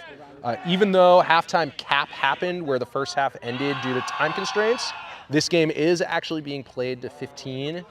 And so if one team's able to go on a run, they'll be able to hit 15. I think that may be off. Oh, no, they're switching. They're switching sides. So no violation, just some confusing about which team. I do always forget that. Yep, and it actually looks like they're switching which team is pulling as well. So St. Anselm's actually going to be on defense. I think my hypothesis about this being one of the first games of Frisbee a lot of these players have played might be right, which is really exciting for them. But either played and or observed. Yeah, exactly. Right, having an observed game is so different than a normal game too. But a little extra pressure, both with definitely. the live stream and both with Team Orange out there, but they're able to keep things moving for them. Yeah, just so exciting that we have new players here at Lobster Pot. Super stoked that Frisbee's reaching the broader if this is community. anyone's first Ultimate tournament and they're here, this is prime. quite the experience to have here. Not many Ultimate tournaments are run with the same level of fields, weather, LL Bean boots. The LL Bean boot is here. Lobster mascot. Yeah, Claudius. Claudius. See if you can find a golden buoy. There's an app that was built by local player. Shout out to Esther. Thanks, Esther. And we're back in 24 on the trap sideline. St. Anselm really trying to keep nice Springfield, crash by Springfield. Reset the stall count, but not gaining a lot of yards. Let's see if they can get the disc into the middle of the field. A good crash by 41, but then still looking along this third closest to the sideline. Good layout catch by 32. And you can see them trying to attack the softer defensive space, but choosing to throw a hammer instead, and an unfortunate drop by 25. Good pressure by the defense, but... Yeah, this St. A defense is really interesting. I like how it's a bit of a non-traditional zone, and they're not necessarily sticking to the traditional gender matchups that you would typically see in mixed. Great toe of the sideline by number 22 to try to keep the disc in play. And nice huck to 12. Wow, Sully. an athletic play and an inside throw that is on a platter to the end zone. And a great hold. That was a lovely 1-2-3 chain of events. Yeah, choosing to stay within 5 yards of the sideline. And just, sometimes you have to jam it up the jam hole. That's absolutely right. That's on a platter. We have some nice people floaty behind throw. us. Sits perfectly as opposed to some of the zippier shots that we've seen so far that haven't worked out off receivers' hands. This one's right in the breadbasket. Yeah, I mean, that throw just evaded the defensive fingertips. Quite incredible. I'm in awe. I am as well. Our jaws are on the floor over here in the commentator's booth. Or it's a table. Commentator's table. The commentator's table. We have like 4 coffee cups on our table. Unfortunately, our scaffolding on this side is deemed unfit for use. So here we are, field side, front row. We have a nice commentator's box lined up, put out in cones, and players have done a really good job being respectful of it. I'm actually surprised not to see, given the size of the sidelines, not to see the teams splitting the sideline and being able to give each other information. That's a good point. Super positive from both sidelines, but... Yeah, great energy all around. You can definitely feel a level of sportsmanship and respect between teams. I would almost expect both to be louder, though, and I think that should challenge them to do so going forward. They'll watch this back, and then they'll get louder each tournament they go to.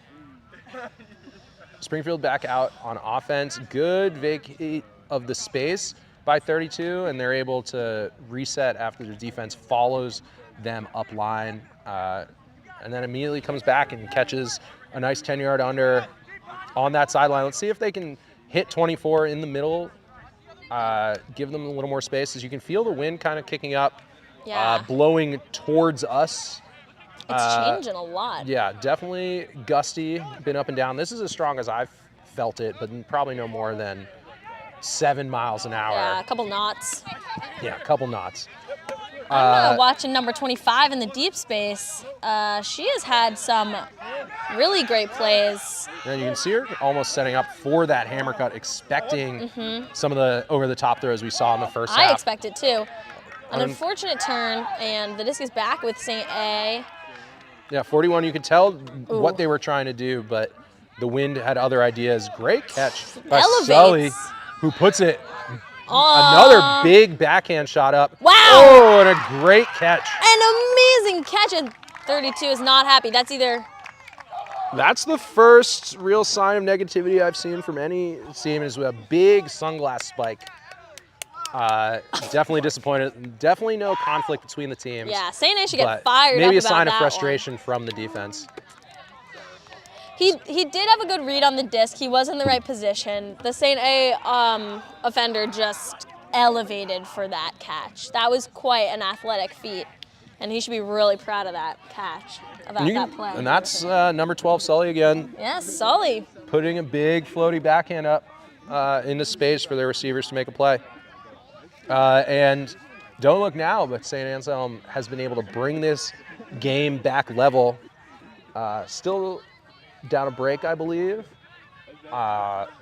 If this game goes to Universe Point as it is, they'll be starting on defense, but able to bring it back tied with a couple scores right in a row.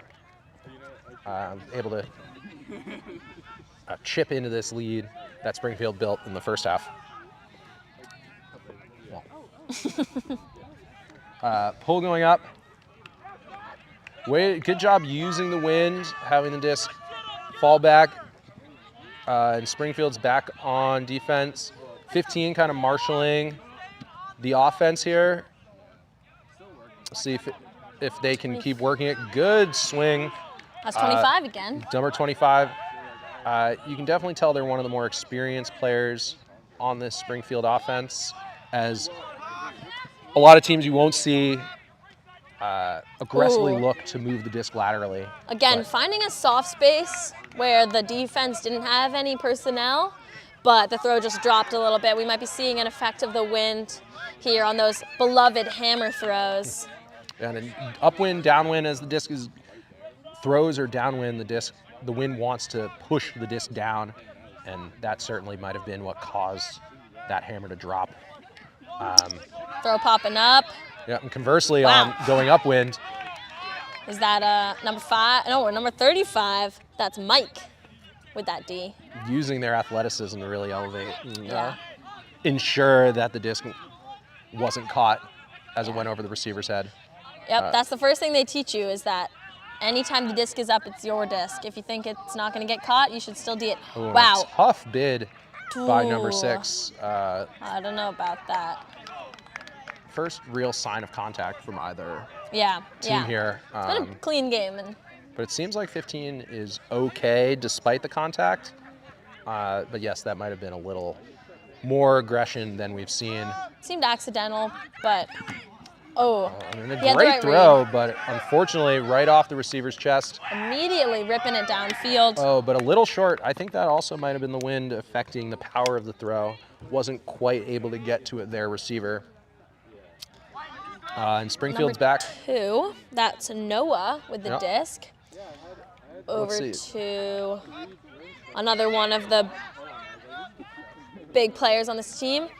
And the disc goes cross field and out of bounds, so St. A will be picking up on that far sideline. Yeah, the wings, who are the 2 players deeper on offense for Springfield, are really doing a good job splitting the deepest defender, but haven't been able to find them on this point yet. And this Cup doing a good job. Find. Yeah, a little cheeky throw over the top. Some give and finds go. number 11, and tries to get it back, but yeah. Oh, great catch by number 6. 6 comes down with that. Oh, but then an unfortunate drop by 28 on Maybe the wasn't continuation expecting throw. that. Possibly wasn't expecting it to come quite so quickly. Number 6, Colby Lynch on that catch. That's a nice find, a little, still zippy, but a little lower, so able to be more in the receiver's breadbasket. Yeah, those higher throws are probably not going to be as effective now that the wind is picking up, but 25 on Springfield back with a nice little put to the middle of the field. That's right. For a better field position for Springfield. Maybe a little scoop cut by 35, who gets it up line. Yeah, the defense letting them go, maybe more to the trap side, letting them catch it, but then unfortunately not adjusting as the throw goes back to the middle of the field, and this is a much more threatening offensive position as 25 and 2 are working it between themselves with 15 as well. We're getting farther into this game, and I have noticed that the defense has been playing zone and the offense has been playing ho, and I wonder if we'll see a switch up at all. That's just possible. To try anything out. Again, your coaching talent should be taken to the other side of the camera. What are you saying? You're saying I should leave the commentating table? Well, I would be disappointed about that, but maybe the teams would appreciate it. I also, you can see the handlers working it between themselves, but maybe the receivers further downfield aren't quite on the same page and aren't expecting some of the throws that are going up. Yeah, taking some creative liberty potentially. Yeah, and definitely some fundamentally sounds. Oh, it looks like they are. Springfield is playing. They heard me. They heard you. Setting up a vert stack, Oh, but St. Anselm's still in a zone. Yeah, that might have been a... Preemptive Yeah. switch. You can't, As yeah, you back can't into really their zone switch to offensive vert if you're set. still in zone. You can, it just probably won't work out. But it's good job recognizing it by Springfield. Oh, and a throw just a little too low. And now St. Anselm is Another off to the rip races. To the end zone. Good throw. No one in coverage. Number 11 on St. Anselm. That is, 1 second. Either Chris, it's Chris. And a great throw by number 16, and really good job recognizing that it was a short field turnover and that Springfield didn't have a lot of players back, and they just ran to the disc and picked it up and trusted their receiver to go make a play. And that time, they had a couple throws that were short, but that time they were able to get the disc to the end zone in front of their receiver. We'd also like to thank Tyler Technologies as one of our presenting sponsors and for employing me. Yes. They empower the public sector to create smarter, safer, and stronger communities. Check out www.tylertech.com and go check out their booth at Tournament Central with discs, tents, Tourney Central setup. They've been able to really help out Maine Ultimate here, putting on their, and you can see a number of current employees volunteering across the field site, as well as a number of community members and parents of Ultimate community members working there. Yeah, yeah, it's a great, plenty of Frisbee players. I can speak with firsthand experience that at Tyler. Would recommend check out their job board. An incredible employer, incredible sponsor. We're so grateful for them. We're back to the action. St. Anselm, if it ain't broke, don't fix it. They're coming back out in this zone again, see if they can get another turn with another short field. Good job. 51 working in the handler space. This zone definitely seems to be trying to take away downfield stuff and leaving the backfield players more open. And Springfield just hasn't really been able to take advantage of that. Once the disc moves to one of those players, they aren't, again, immediately trying to. But a great throw right up the sideline, and that's kind of what St. Anselm wanted the team to throw, but it was able to be executed with a really high level of difficulty. Right on the end zone line. Oh! Great anticipation by number 0. D. That is an 11th hour D. And you can see number 11 is taking off again with no defender in sight. That was Jason on that D. And again, works again to Chris. To Chris. Potentially. Definitely. Oh, a miscommunication. It's a tough angle to try and throw to with that wind. It's hard to throw to someone who's running away. Absolutely. Especially when they're only a few yards away. Yeah. In the same plane with that wind, too. Yep. And again, I just don't think the receiver was maybe expecting that throw to go up, but the stall count could have been getting high. Good idea by Springfield to really try and swing it. Similar situation that we just saw. If a player is running away, it's a tricky throw to get off if their body isn't really and facing you. It has to be released with the correct amount of angle. With the right edge. And that's a goal for St. Anselm. Oh, wait. Yep. Signal to goal by the observer.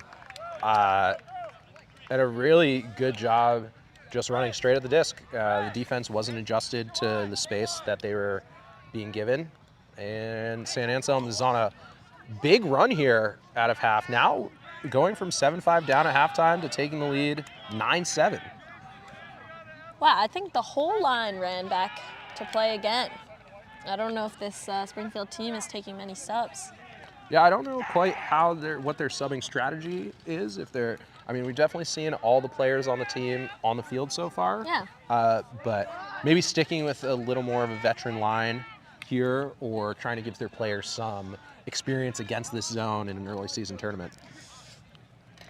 I'd love to know their thoughts on the matter. I'm sure we'll do some post-game interviews potentially.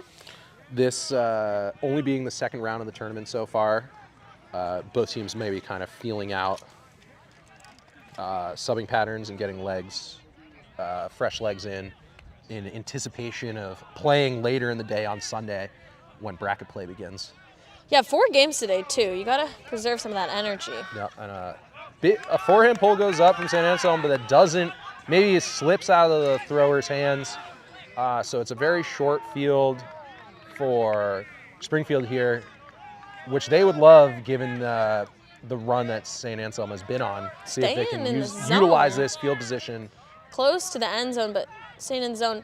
Number 11 does a great job of chiseling through that wall that the And you can see, I think that's 62, maybe 67 who's now on the mark, taking away 24 as they go to catch a reset. And Springfield hasn't adjusted to put another person in the space that was vacated by that defense. Losing yards is Springfield, which is what the defense loves to see. And multiple throwers kind of running away from the disc as opposed to towards the disc. And while it opens up these bigger throwing opportunities, it makes it for much tougher throws. And Springfield has the throwers to put the throws there, as you can see, but it doesn't work out in this case. Coming to the front cone is St. Anselm to put it into play. Turn.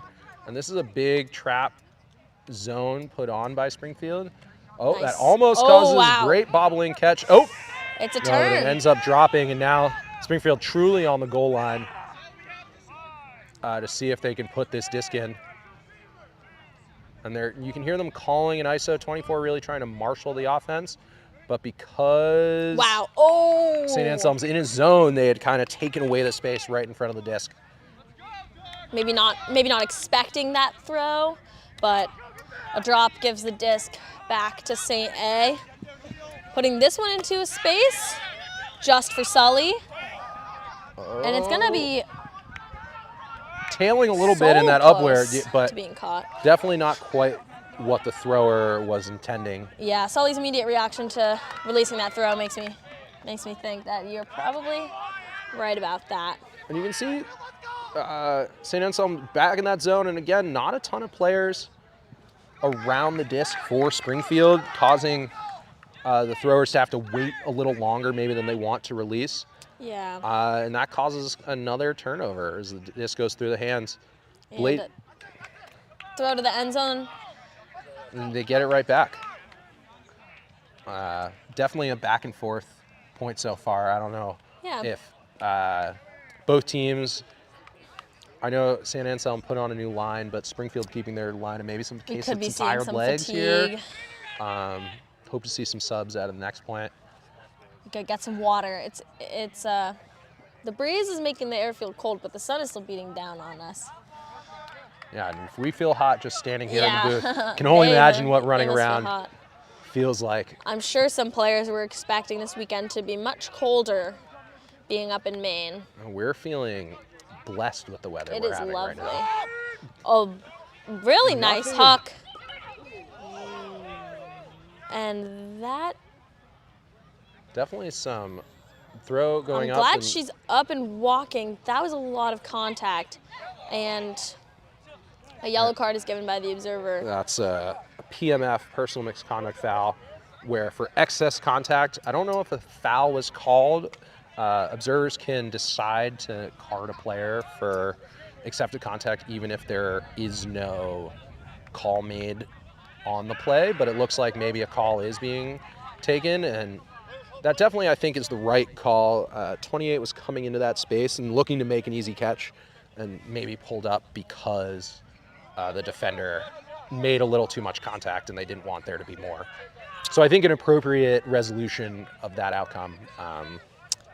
Yeah, it seemed like the St. A player was kind of blindly running into that space when 28 was coming into it. Yep, and a good reset right back to 24. And let's see if they can move the disc around the defense and take advantage of wherever the defense isn't. Oh, but it may be a hand block. Hand block, and 22 gets it. Gets it back, right back to 24. Bit of ping pong, whatever that. Ping pong? Ping pong action that I'm looking for. I don't know why those two players almost playing a little bit of catch back and forth, even though they're on different teams. And definitely some anxious energy from both teams with the disc is there. Springfield maybe feeling the pressure to score and St. Anselm feeling the pressure to try and get it out of their own end zone. Yeah. A lot of first throw turns is another trap zone, but good job flipping it to the middle of the field and then continuing the swing to number 12, and then a hammer back over the top, but unfortunately double helixes back to 24. We saw a lot more hammers in the first half, but that was the first one I've recognized in the second half. That's true. Maybe either defenses adjusting to try and take it away, or teams deciding to be a little more chill as they were towards the end of that first half. Good recognition by number 11 that time, as the mark on St. Anselm took away the reset as they're doing now. And another nice crash here. They're doing a good job pivoting off the first look. Number 11 is doing good work with their legs to chew up that space and chisel. Good communication with their fakes. Oh, and a big bid. They did a better job looking to throw around the defense as opposed to through or over the defense that time, but just a bit of a miss throw, a little behind the receiver, and despite a big bid, not able to make it. And now St. Anselm back on offense. Great Floaty grab throw by works 12. out. Sully? Yeah, and 22 taking off after their own throw. But no mark lets them kind of assess their options here. But they're definitely looking. No reset. Some open players available, but what a grab! 22 deciding to throw over the top instead, despite some easier throws wide open next to them. That was wild and very Great catch impressive. by number 7. And that's another goal for St. Anselm. I think that's there's 5 in a row here out of the second half. For as impressive as that catch was, there was no celebration that happened with the players, and that surprises me. I would think there'd be a horde of people running to I'm actually celebrate with him. curious if the sidelines now think, due to the observers being on the field, Oh, I see. if they they can't rush. don't feel comfortable leaving the sideline because they do have to wait a number of times. And no timeout. We have had problems with that in the past. You'll often hear teams repeat, wait, celebrate, as observers signal goal, because you're not allowed to rush the field until both the full observer crew does signal. We saw both teams huddling around the observers, kind of understanding the rules and regulations that they bring to a game that they work. And that can cause some confusion, whether in controversial moments or not. No timeout out of Springfield. You can see number 11 and number 24 staying out there, but otherwise 5 new players out. And likewise, a number of players staying out on defense. And likewise, a few players staying out on defense for St. Anselm, but a bunch of change otherwise, and they're staying in this zone. Good spacing on this cup. You can hear the communication definitely is picked up. Oh, great bid. 22 trying to jump that shorter pass, but not able to make a play there. Wilhelm getting some good yards with that, jumping and catching the disc in the air. Yep. So that when he lands, he's gained a couple more yards than he would have if he'd stayed on the ground. And not a travel. Not a travel. Good job throwing and going. They're moving as they move the disc laterally. They're making St. Anselm work way harder on defense, and then they're working their way back across, causing the defense to get even more tired. And ideally, that opens up some space in the zone for them to attack. Number 11 on Springfield, Sam, is what I have written down on my sheet. Has been such an asset for the handler set. She's really doing a good job working with her legs. And this is definitely the most patient. As I say that, a hammer goes over the top, but to a wide open player. But that was, to that point, I still think that was the least contested set of throws and least contested point Springfield has had, and that's just what they needed to get their first point of this half and stop the bleeding after a big run by St. Anselm. I would say so. All right. We are coming to you with another sponsor, Wyman's Fruit. Studies have shown that 8 of 10 people do not eat enough fruit. Is that you? Wyman's encourages the world to lead healthier and happier lives by eating more fruit. They care for their community and connect with the wild, not only because it grows our berries, but also because they share its roots. We put the very best into what we do. Coming from Wyman's, they say live fruitfully. www.wymans.com. I personally love their frozen bags of mixed berries. They're great for smoothies. And check out their truck again at Tournament Central, handing out some goodies for folks that are in attendance this weekend. All right, let's see if Springfield's defense can make a statement here. After a much needed hold, starts with a big pull from number 2 that lands right in the middle of the end zone. Nice pull. Maybe St. Anselm expected it. Thought maybe they could run it up, but it did not go out of bounds, so they're going to have to take it from the middle of their end zone, and now this zone is set 24 and 25, both staying out there, now working in the cup, trying to take up space.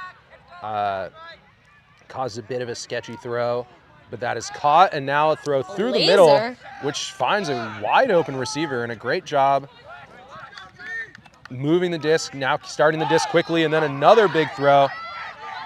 That's a Number good 2 spot. getting there late, Wow. but a great read And bounces right by off the receiver. ground. That's right. Oh, and checks his own player on the celebration. Gosh, I felt that contact with the ground from here. I don't think the observer is going to give him a card for that one, but Maybe pretty his exciting. teammate will. Yeah, definitely pumped up. Maybe his teammate will have to have a That's the conversation kind of with energy him. I expected of that other play, and is that game? They're lining up? That is possible. I guess Cap might have been on. Okay. And it looks like St. Anselm rides that second half run to win 11-8. So Springfield took half 7-5. That's correct. And St. Anselm comes out on top 11-8. Big 6-1 second half. That is impressive work. And I think that was maybe, depending on the outcome of their first round games, that was maybe to win the pool as well. So it sets them up really well going into the bracket. That's super exciting. Yeah, the mixed division is a lot smaller than the other divisions here at Lobster Pot. So, it's super exciting that the college programs are having these teams. We're super happy to have them. Yeah, been awesome commentating this game. I'd like to shout out one more sponsor before we depart, Port Property. They make homes happen by offering more than 1,400 apartment rentals in southern Maine. Discover their diverse range of apartment styles, from the contemporary design of the Armature in West Bayside to the historic charm of the Lafayette on Congress Street, or the modern updates of the Linden located along Back Cove. For more information, please visit their website at www.portproperty.com, and we really want to thank them for being another one of our big sponsors here this weekend at the Lobster Pot. Stay tuned on this live stream and our other live stream link for the other streaming field.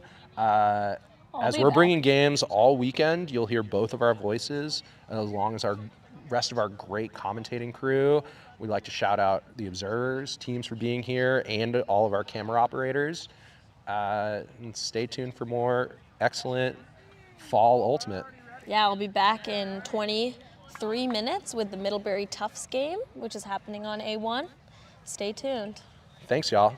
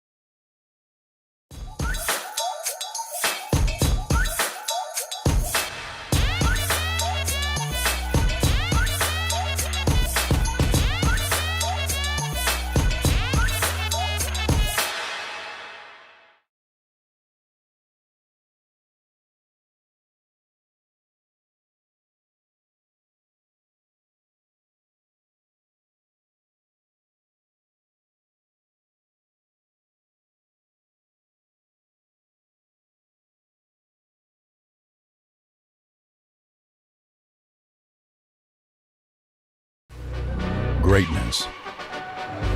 We think of it as the big moments, the glory that defines a lifetime. But true greatness isn't built overnight. It starts small. Choosing what's best for your body, hydrating better, recovering better, bouncing back stronger. Greatness is resilience. It's in the recovery, the small, consistent choices that prepare you for what's next. Hydrate better, recover better, and keep striving for your best. Your greatness is within reach.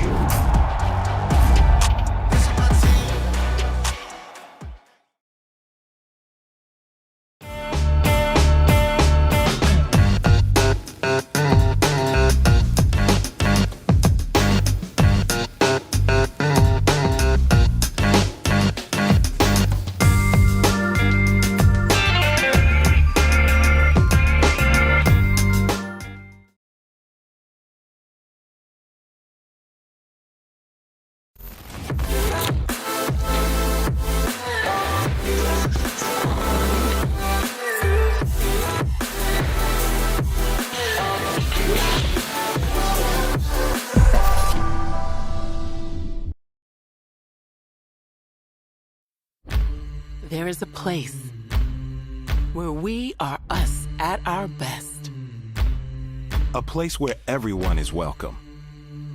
Regardless of age, shape, skin color, or anything else that tries to box people in.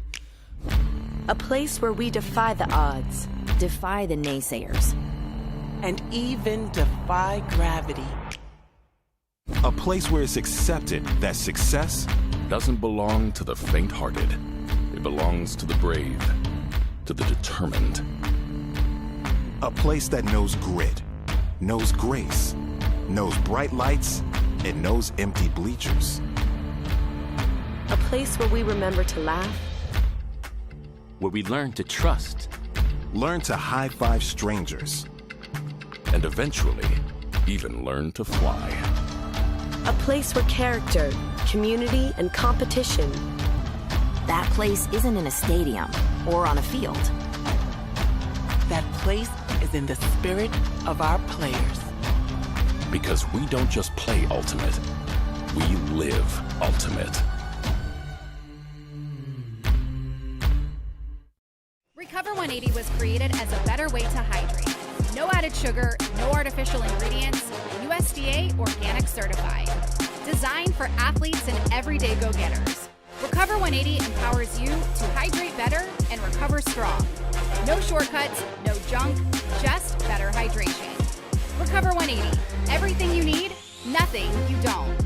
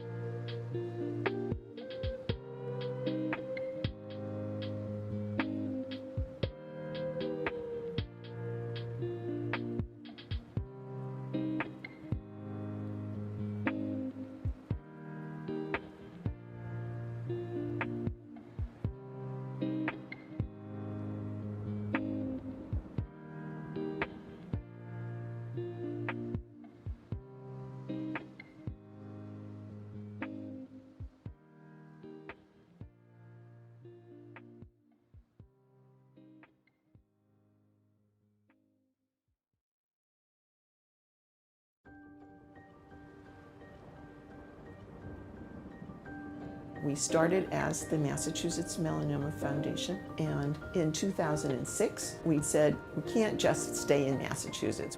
10 years later, and we really are working on the big projects. It's not just sunscreen, it's taking care of the communities at large. That's the focus.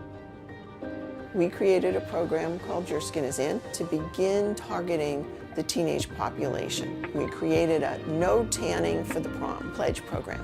We were working fervently to try to get legislation in place. It took 10 years in the state of Massachusetts to pass a tanning bed law.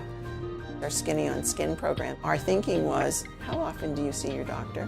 Maybe once or twice a year. And do they even look at your skin? So we use beauty professionals to educate their clients. Over the years, that program has grown significantly to include barbers, massage therapists. It really begins to build the webs out there that we can make this happen in a larger way. In so many places, there is no shade to seek. What we can do is to provide the information and education around shade, and we can provide temporary shade. Our goal is to be able to collaborate with cities, towns, communities to build shade structures.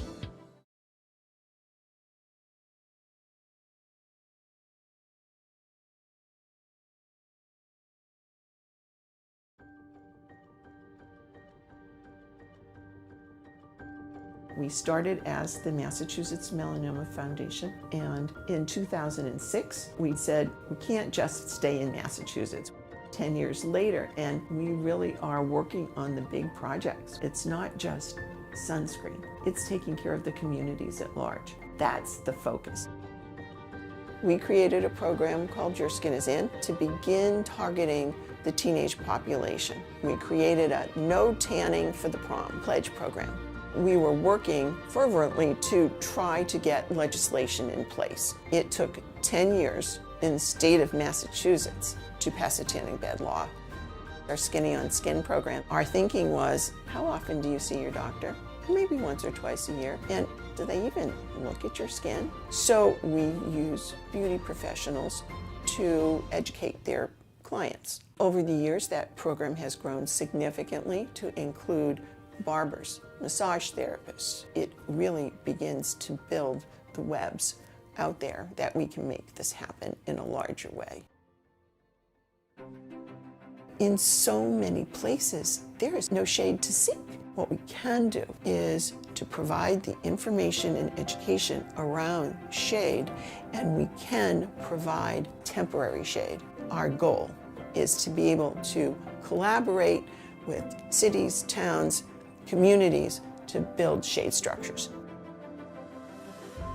Over time, we've built outdoor worker programs, both in person and electronically. That's something that they embrace, and then they bring it home to their families. You see it systemically over the years. Early on, it's like, oh, okay, whatever. And now it's like, hey, do we got the sun dispenser at the site? It's been a really positive change. No Sun for Babies is one of our newest programs, really focused on new parents and newborns up to 6 months. Our sunscreen dispensers, we need to see something, to put our hands on something, and we need to say, this is something that will help us create change. Our vision really exploded more than we could have ever thought it would. We've placed over 11,000 sunscreen dispensers across the country in 42 states. Every day when I walk into the office, I see things like, oh, we're going to do a melanoma symposium as part of our 25th anniversary, and one of the topics is a new melanoma vaccine. We didn't have that 20 years ago. I think the biggest thing we've accomplished over these past 10 years is the awareness. It continues to be our biggest messaging, and we're expanding nationally. That's been really positive. I have the pleasure of working with medical students that are passionate about dermatology. They give me hope. We've demonstrated that our education prevention has a tangible effect in reducing melanoma rates. If we can figure out how to fund prevention at better levels than we are now, I think we have a great chance going forward. With the amount of lab space and research and whatnot, that's half the battle, and we have some of the brightest minds in the world here that are working on that. We're on the right trajectory to hopefully eliminate it.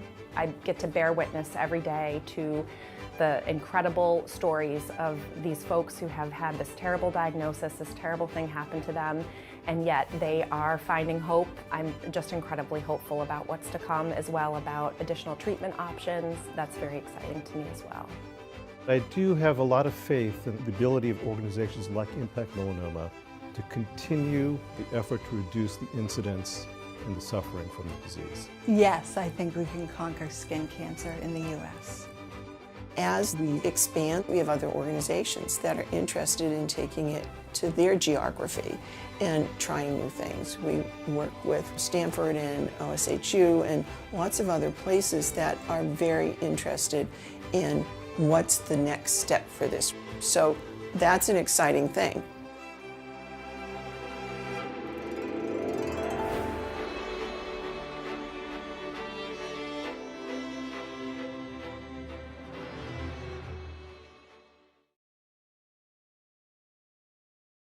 Recover 180 was created as a better way to hydrate. No added sugar, no artificial ingredients, USDA organic certified.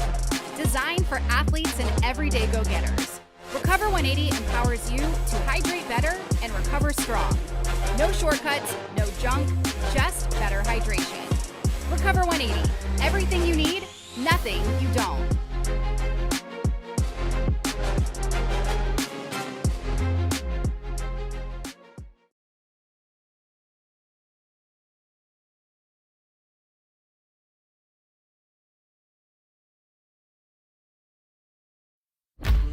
There is a place where we are us at our best. A place where everyone is welcome. Regardless of age, shape, skin color, or anything else that tries to box people in. A place where we defy the odds, defy the naysayers, and even defy gravity. A place where it's accepted that success doesn't belong to the faint-hearted.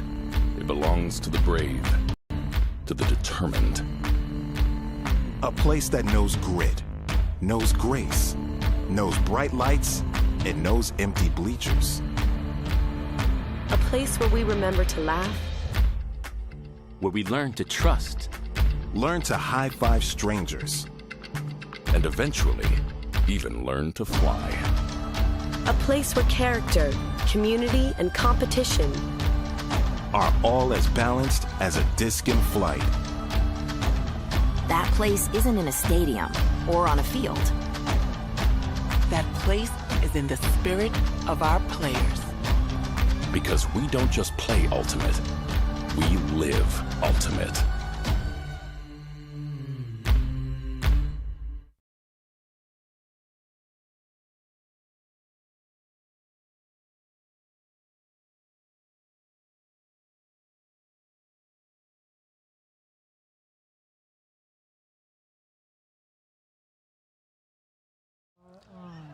Hi, welcome back to Saturday of Lobster Pot here at Wainwright Field Complex in South Portland, Maine. I'm Liz Crawford. I'm joined by Sam Lauer here on the mic. We got an exciting game here today, Liz, between Tufts and Middlebury. Both teams have gone undefeated so far in pool play, so I believe this game is to win the pool. Super exciting. Middlebury is my alma mater. I just graduated this past May, so I am thrilled to watch them play and see what my legacy is leaving behind. Yeah, and I've heard from you that this is one of the more competitive tournaments in the fall that Middlebury has gone to in recent memory. What do you think their expectations are going to the game as the first poll goes up? I wonder if they have set expectations. We don't set a roster until this coming spring, so they're probably looking at players, personnel, people who could help us in a competitive spring season. Nice seeing some handler motion out of vert for Middlebury. Yeah, that's Ella Widmeyer with the disc, Seattle product and a Worlds player. She's playing give and go with Finley Torrance Martin out of Montpelier, Vermont. One of the rookies on Middlebury just caught the disc. I believe her name is Maddie. Oh, and a turn there. We've got a pretty strong wind coming from right to left as the camera's looking here, so we'll see how that affects the throwers in this game. Tufts player here to pick up the disc. Tufts is running a typical vert. Nice around throw. Nice D from Middlebury. Swatted down by Izzy Laramie.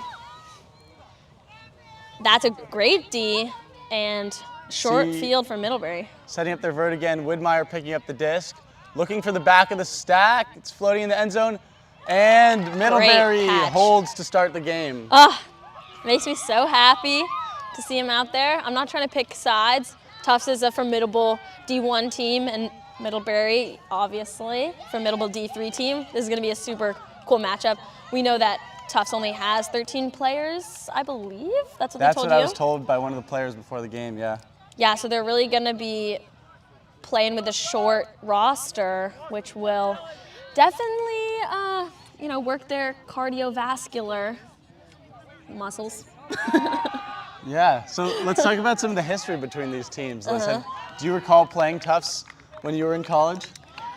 Great question, Sam. I played Tufts, we scrimmaged them at High Tide, which neither of us played in High Tide. We were just both at Myrtle Beach for spring break. And we played them and we scored no points. They scored 15 points, and in Frisbee, that's called bageling. They were bageled, wow. We got bageled by Tufts. And Middlebury is officially not bageled by Tufts. First to get on the board. First to get on the board. And that must mean a lot for your alma mater. That means a lot to me, specifically, and a lot to my alma mater. We have another freshman, Amy, with the pole. Amy with the pole. I believe that Amy is also a Worlds player. I'm not 100% sure from what country, but I know that they've played at a competitive stage. Seeing vert as well from Tufts. Oop, some potentially incidental contact on the mark. Reset around. Looking for the under. Sticking with this player, looking at the second look. Nice cut. Oh, huge great bid attempt. It's number 12 there on Tufts with the bid. We have Amy set to pick up for Middlebury, and you might notice some colorful and fun outfits from these Middlebury players. A lot of these pieces of clothing have a long history attached to them, a lot of tradition. That throw sails right over the defender's hands. Middlebury started a fast break, but kind of slowing down here, hitting a reset. Yeah, so flare is what this fun clothing is called, and so you'll see a lot of it. Ella Widmeyer is going to cross over the camera. Nope, it's okay, she's crawling. Bye. Middlebury knocking on the doorstep. This would be the first break of the game. Shot to the back corner of the end zone. For Kaya. And Kaya comes down with it. Kaya Ganzel, a sophomore on the Middlebury team. Breaking Tufts. That's exciting. What do you think we're looking to see here out of Tufts? That's not the beginning that they would probably have anticipated. Yeah, I was wondering what we'd expect from Tufts. They've been really one of the top teams in D1 over the past couple of years, but coming out of New England, a very competitive region, they always seem to be overshadowed by Vermont, Ruckus. So I'm excited to see what they're doing against this other Vermont squad in Middlebury in this early game here. But with, again, those only 13 active players, it sounds right now, we'll see how they're able to come out in this game. While we have some time between these 2 points, I'd love to shout out one of our sponsors, Revision Energy. Actually, the founder and owner of Revision Energy is a parent of a Middlebury alumni, Nicoletta Coop. So Revision Energy is Maine Ultimate's clean energy partner, providing power for Turney Central and the Livestream. Visit revisionenergy.com, and Revision Energy is just an incredible contributor to Maine community, and we're so happy for them to be a sponsor of Lobster Pot. back to the action. Sam, what are we seeing? Seeing another vert stack out of Tufts. Interesting, no players behind the disc. Typically we'd see a reset in the backfield, but it looks like Tufts is looking to only attack downfield, which is an interesting look, and we'll see how it plays out here. A nice scoop cut by Amy, got picked up by Molly Snow of Middlebury. Maine native, Molly Snow. Portland product. That's right, Sarah Caput, number 9 with the disc. That's Sasha Hannah Looking to of reset it. Seattle. Back to Snow with the around, still on that trap sideline for Middlebury. Lily Coughlin trying to break free. Sasha Hannah coming back. Oh, a poach That's attempt Gretchen. from Tufts, but not able to get the D there. That's Gretchen. She's my neighbor, a Burlington, Vermont product, There you freshman at Middlebury. Oh. That's good D by Tufts. Way to get it back. Amy set to pick up, and Amy is actually an alumni of Haverford Bryn Mawr, which is the team that Middlebury lost to in the semifinal at Nationals this past year. Huh. So she is now a grad student at Tufts. I wonder how she will contribute to the Tufts offense against the Middlebury defense during this game. Do you expect to see any sort of rivalry behavior there between her and the Middlebury players? She was a senior when I was a junior, and I don't think many people made the connection.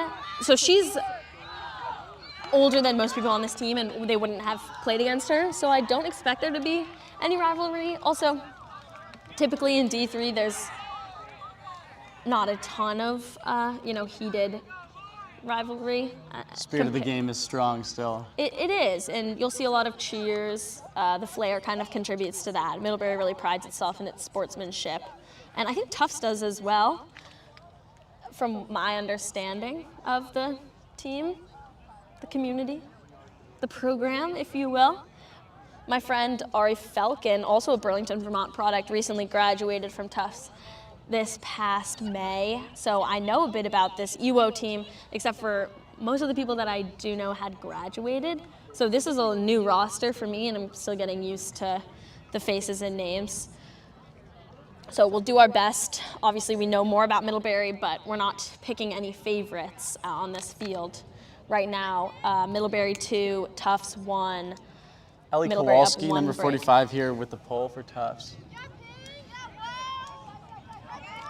Nice hustle down on the pole. Widmeyer with the up line and hucks it Immediate deep. shot for Izzy. That's a Number great 39 put. tracking it down, catches it on the doorstep. Ooh. And it's a drop. Turnover. That was a great Tufts shot by D-line picking up the disc. Widmeyer. Great catch by Laramie. Tufts with an opportunity. I believe that's Ellie Kowalski picking up. Hucking downwind for number 12. Two players catch the disc at the same time. It's number 12, Ellie Lemberg on Tufts, and Widmeyer vying for the disc there. Widmeyer's wearing a vintage jersey that we've passed down. Not we, one.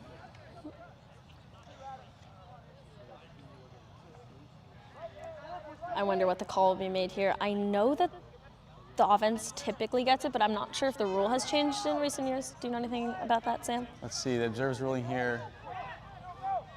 Okay. Two Tufts. Back to the offense. So to the offense. Back to Tufts. So Ellie, another Ellie on this team, going to be setting the disc into play. And it did look like Lemberg had the disc first, just a hair before Widmeyer. So I think that's a good call there from the observers. Surveying to the front of the end zone. Ooh, a double Inside move flick and a great and- throw. That's a break for Tufts. That is to tie it at 2.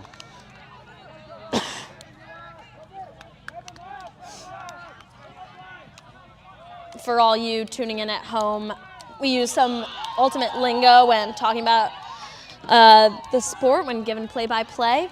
A break is when you start on defense and score a goal, and a hold is when you start on offense and score a goal when you hold and hold.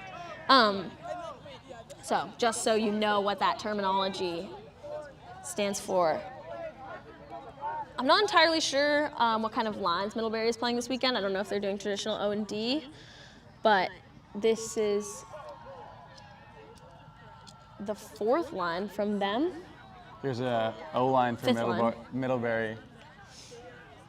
And potentially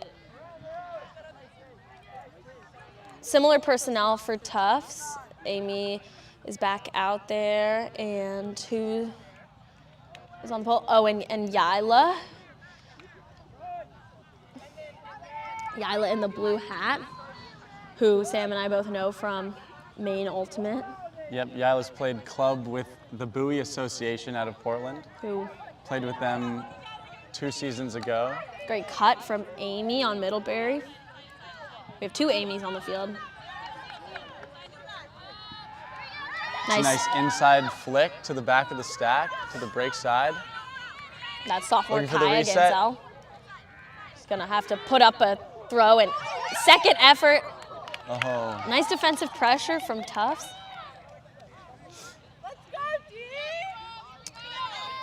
Tufts with another break chance here, but they're gonna have to work it upwind. Traditional vert stack. Huck is Ooh, an unfortunate drop by Tufts. Middlebury gets the disc back, but with a farther way to go than where the original turn happened, so Tufts will probably like that. sometimes on defense, your goal is just to make the offense work. That's Cece Rainier Nice with an catch inside there. shot to Kaya. Back to Amy, back to Cece.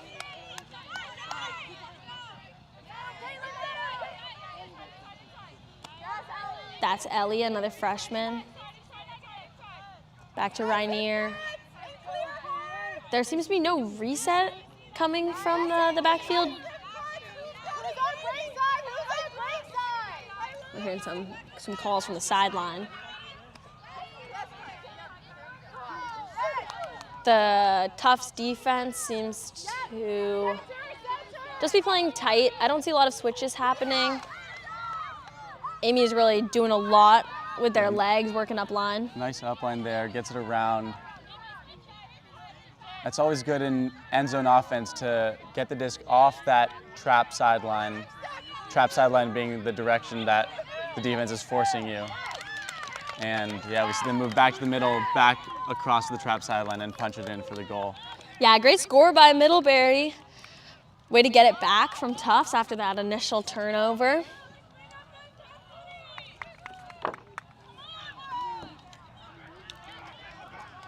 Gonna take a break to read from one of our sponsors, Impact Melanoma. They are the nation's leading nonprofit dedicated to significantly reducing the incidence of melanoma in the United States and saving lives. Check your skin because melanoma is 99% curable with early detection. That is good to know. Early detection saves lives, and you can learn more at impactmelanoma.org.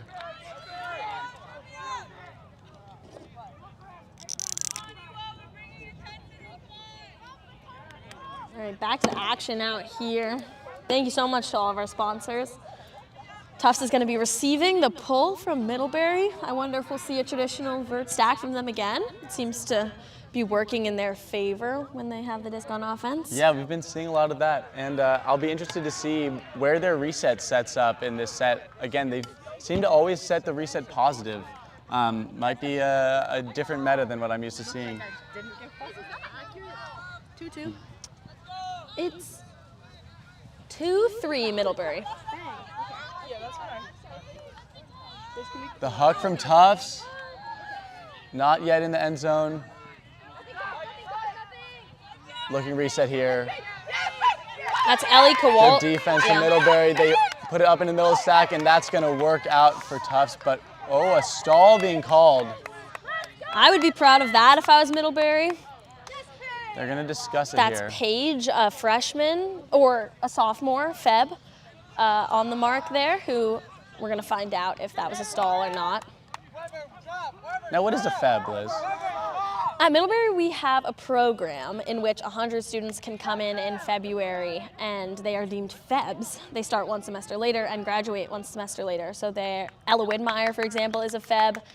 Paige, who was on the mark, is a Feb, and another freshman, Tessa, who is the younger sister of one of the senior captains, is also a Feb. And Sarah Capute, super senior Feb, is also another Feb. There are plenty of Febs on this team. Incredible. Yeah, so Febs really contribute to the pranksters community as they contribute to all of Middlebury. It's a pretty cool program that we have. And do they tend to start right in the spring when they arrive on campus with the pranksters? Yeah, it's really tricky. Obviously, we live in Vermont, which is freezing cold in February. So we have indoor practice at 6 a.m. That's a great goal. Punch in the goal there. Yeah, our practices are at 6 a.m. And when the Febs arrive, if they know that they want to play Frisbee, they can start showing up to those practices. Typically, I don't see that they do. They usually wait until their fall semester. But if you've already known about Frisbee, which we've been seeing more and more, is high school teams and programs have been getting better and are more prominent throughout the country. So players come in knowing that they want to play Frisbee and come in as Febs and start in their spring semester. We don't set our roster until the spring in order to accommodate those Febs who come in. So a lot of the players that we have, maybe we'll even get one to come in and give their 2 cents, who knows? Might get a halftime interview. Maybe we'll have to get a halftime interview, I don't know. Yeah, it seems like some of these players, especially playing U20 after high school, can come in and really make an impact on this Middlebury college team, even as freshmen just starting in the spring. Yeah, so let's see this Tufts O-line. Nope, D-line. We got Amy out there and Yaila again. I wish that they had their numbers on the front of their shirts, but we'll just work on paying attention to those when they're running down the field. That's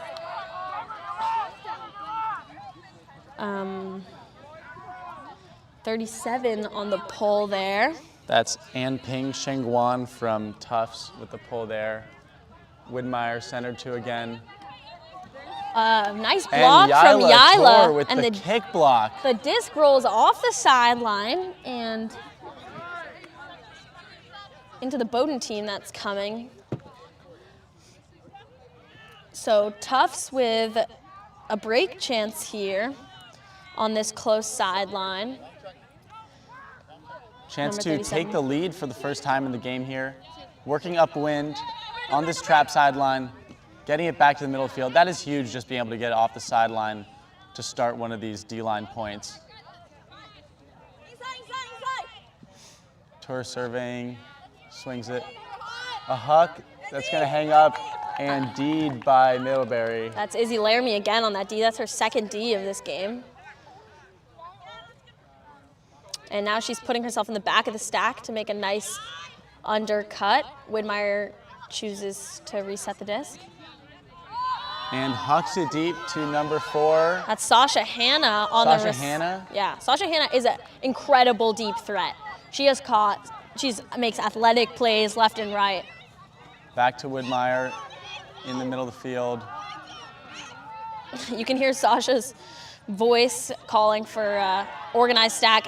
And a hammer to Widmeyer opposite. Oh, what a catch, falling backwards with the second effort to make the grab and put Middlebury back up 1. Yeah, that's a Middlebury hold, a dirty hold, but they get it back regardless.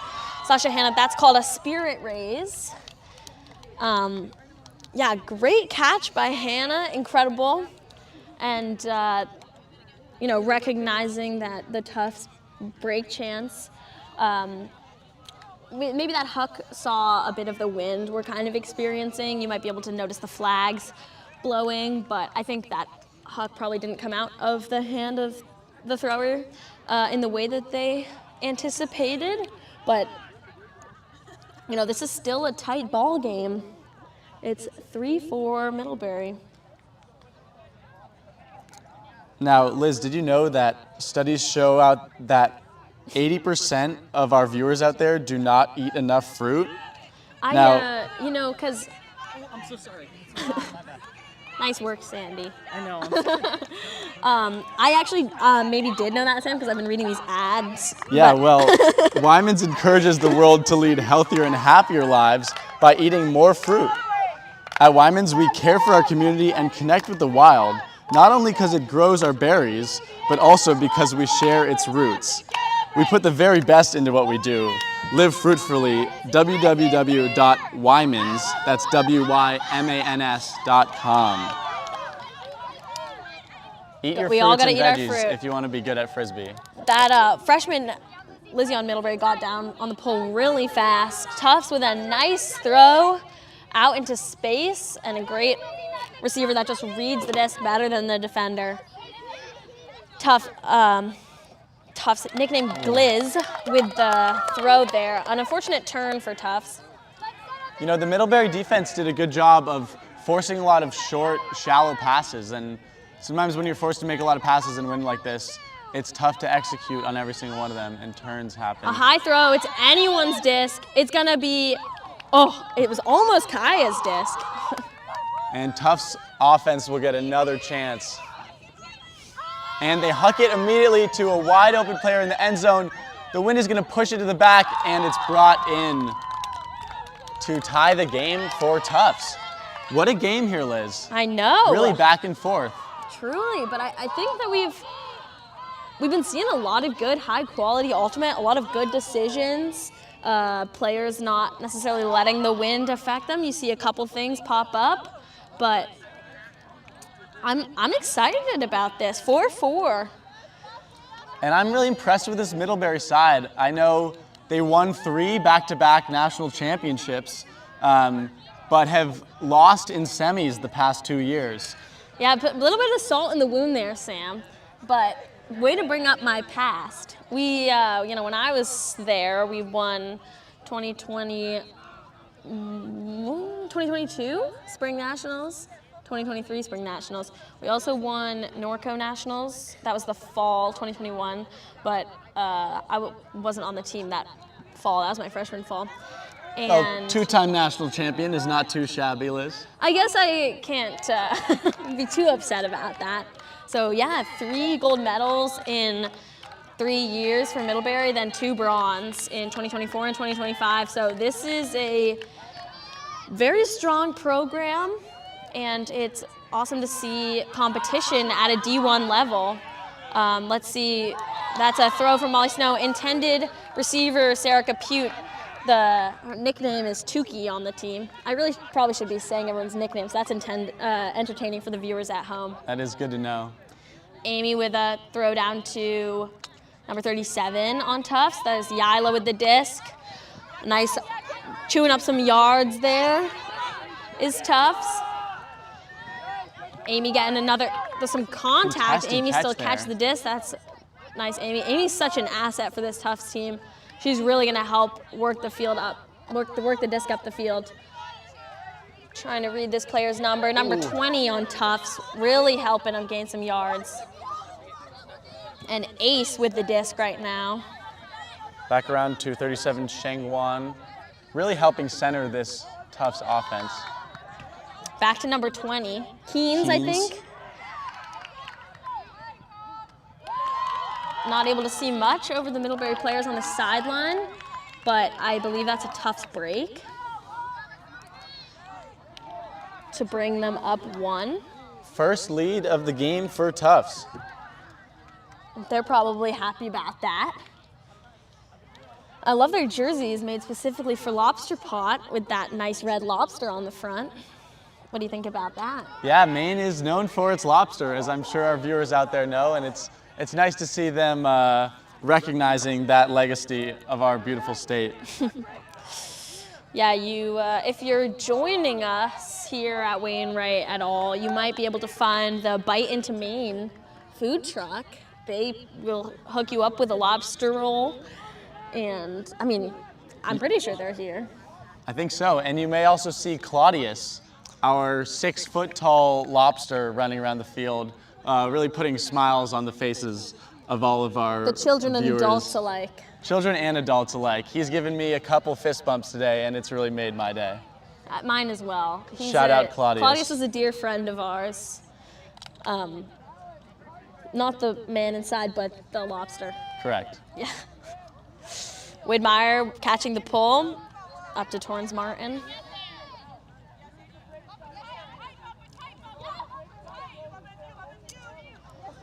Back to Widmeyer, who toasts her defender, falls on the ground. Playing some give and go are Finley and Ella. Another deep huck Upwind looking huck. for Laramie, That's who gonna reads work. it really well. Comes back for it, yeah. Back to Widmeyer. Looking to give and go across the field. We see that move a lot from these Middlebury handlers. Goldstein wearing the cheetah print dress. I can't imagine that that's a very, easy thing to play in, especially with this wind. It would act as a parachute.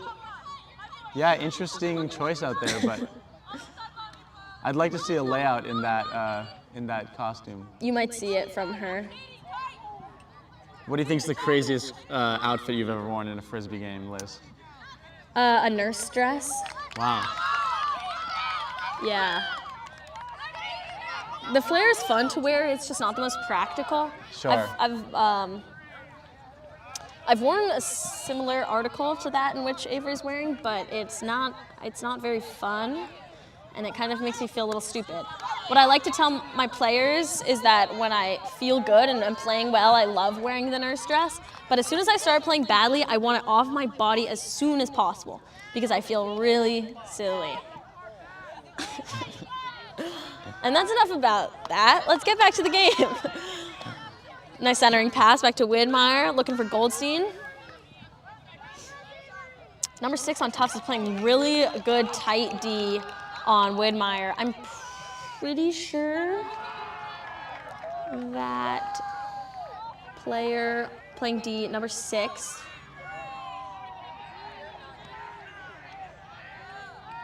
I'm not entirely sure what their name is. Great Nice bid. bid. And a huck. That's freshman number 12. That's going to go to the Middlebury player instead of a Tufts player, but once you get a surge of energy like that, when you make an incredible play, you kind of have to throw something. It is like very that. hard after a layout to get up and not want to throw a huck or Yeah. a crossfield hammer. It's impossible. I can't resist. The adrenaline really forces those throws. We have Laramie going deep again. Tail as old as time. Let's see if she can get this. Oh! Almost over the head of the Tufts defender, but Good block there, though, from Tufts. that's I'm trying to read the jersey, number 9 on Tufts with that great block. This is Glizzy, or Gliz, I should say. Oh, and then a run through D by Izzy.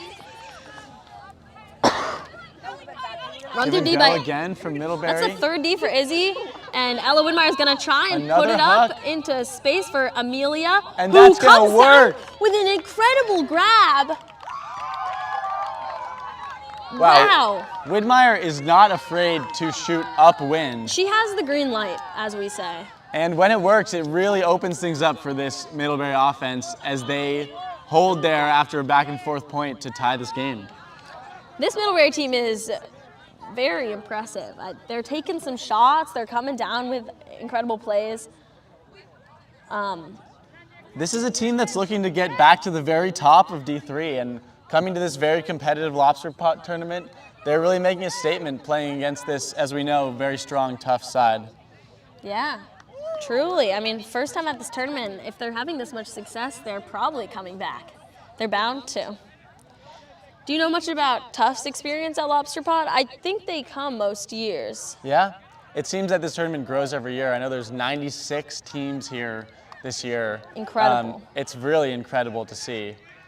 I think this is one of the best run college ultimate tournaments, fall or spring, that I've seen competitive with college nationals. Yeah, I agree. 96 teams, the farthest team being from Florida. I mean, that's so impressive. For a fall tournament especially. Yeah, indeed. And you couldn't ask for better weather. Speaking of this time of year, we have to shout out our sponsor, Sweetster's Apple Barrel. Some of the best apples in the area. The players sure love them. Sweetster's Apple Barrel is the apple sponsor of Lobster Pot. Visit them online at mainapple.com. Thank you so much for sponsoring us. Enjoy some apples this fall.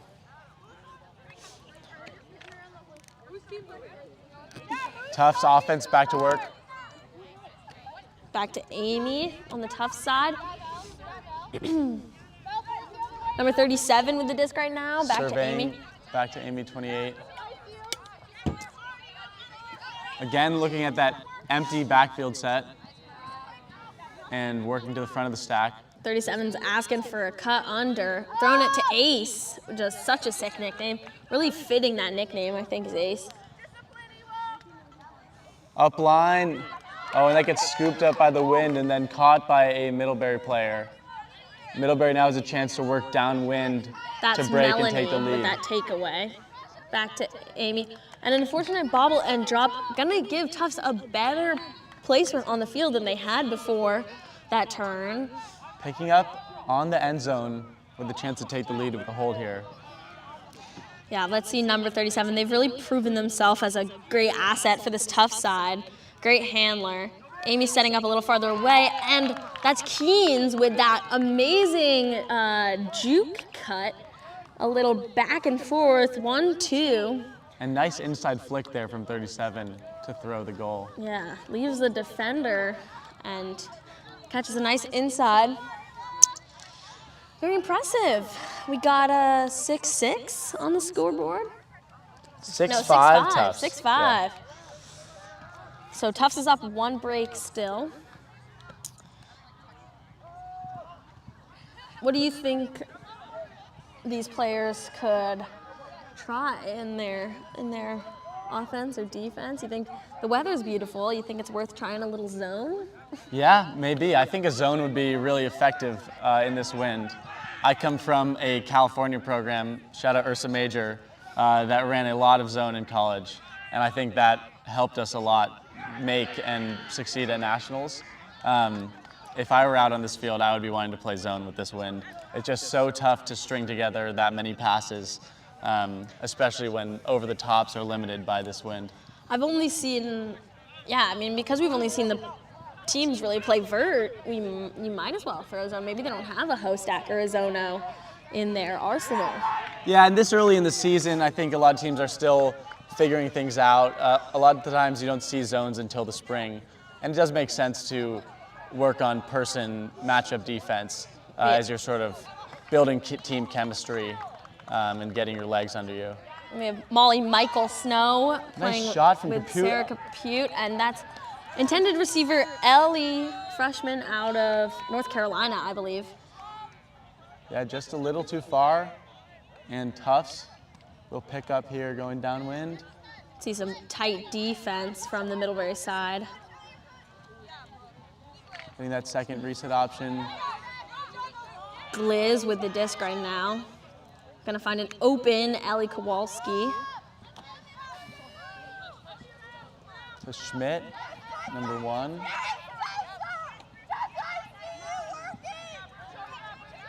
Floats over the head of the intended receiver, and Middlebury will have another chance. That's Gretchen with that D. Finding Snow, who's open in the backfield. Feeling a little wind. Gonna need an option, maybe looking downfield. Gonna find freshman Lizzie. Nice backhand break there. Middlebury working the disc. Oh, and that's gonna be a little bit behind the receiver and hit the turf.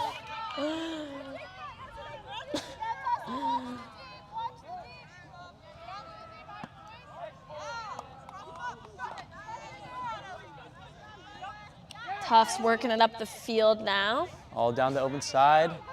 Looks like another open undercut. Nice cut from Gliz Knock there on the to open up some. doorstep.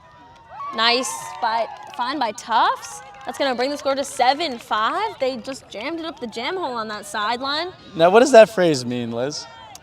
You know what, Sam? I'm not entirely sure, but I hear people say it, so I repeat it. It's catchy.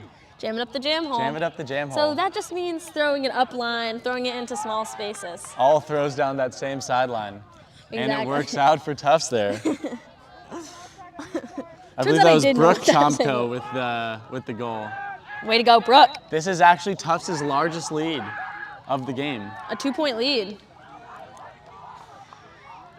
We'll see if they can break upwind to take half here, or if Middlebury can hold to pull back to within one.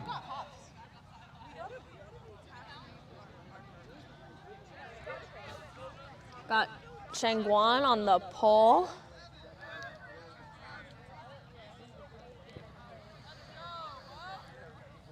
And Amy and Yaila out there, the two players we know personally.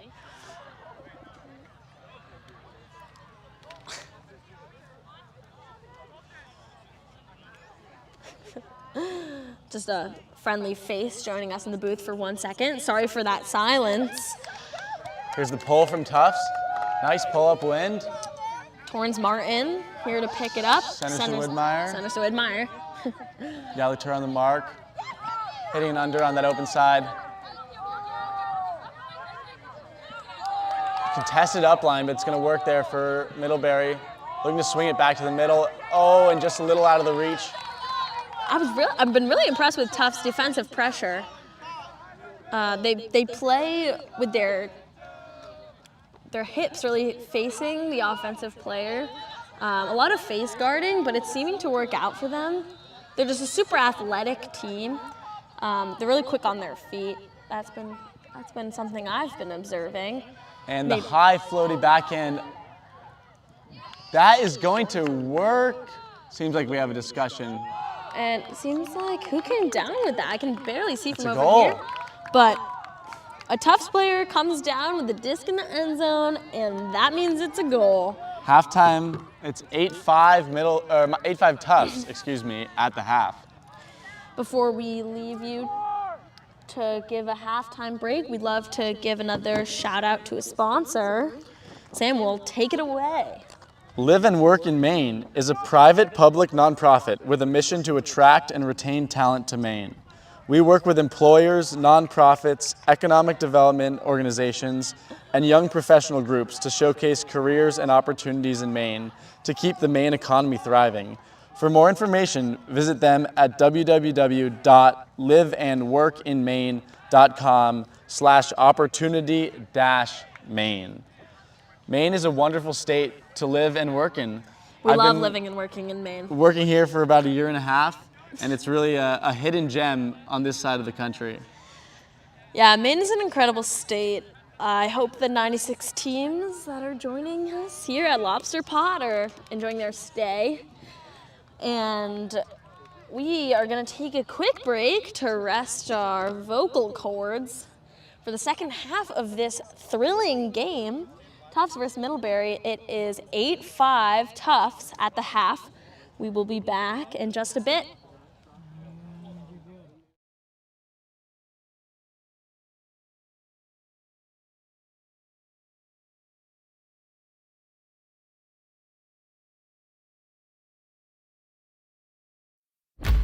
There is a place where we are us at our best. A place where everyone is welcome.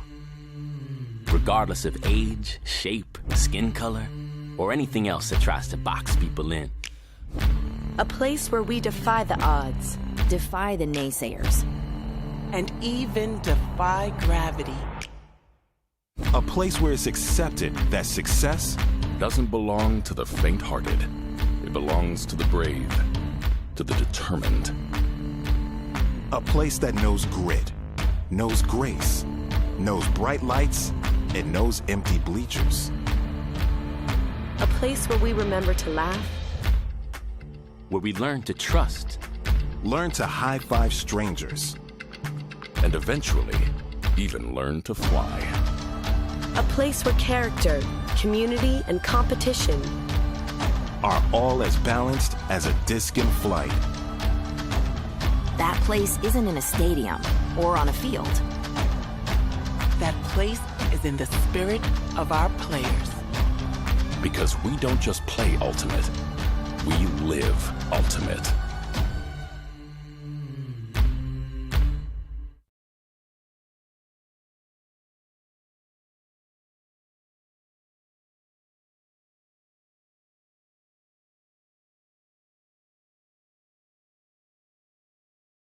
Recover 180 was created as a better way to hydrate.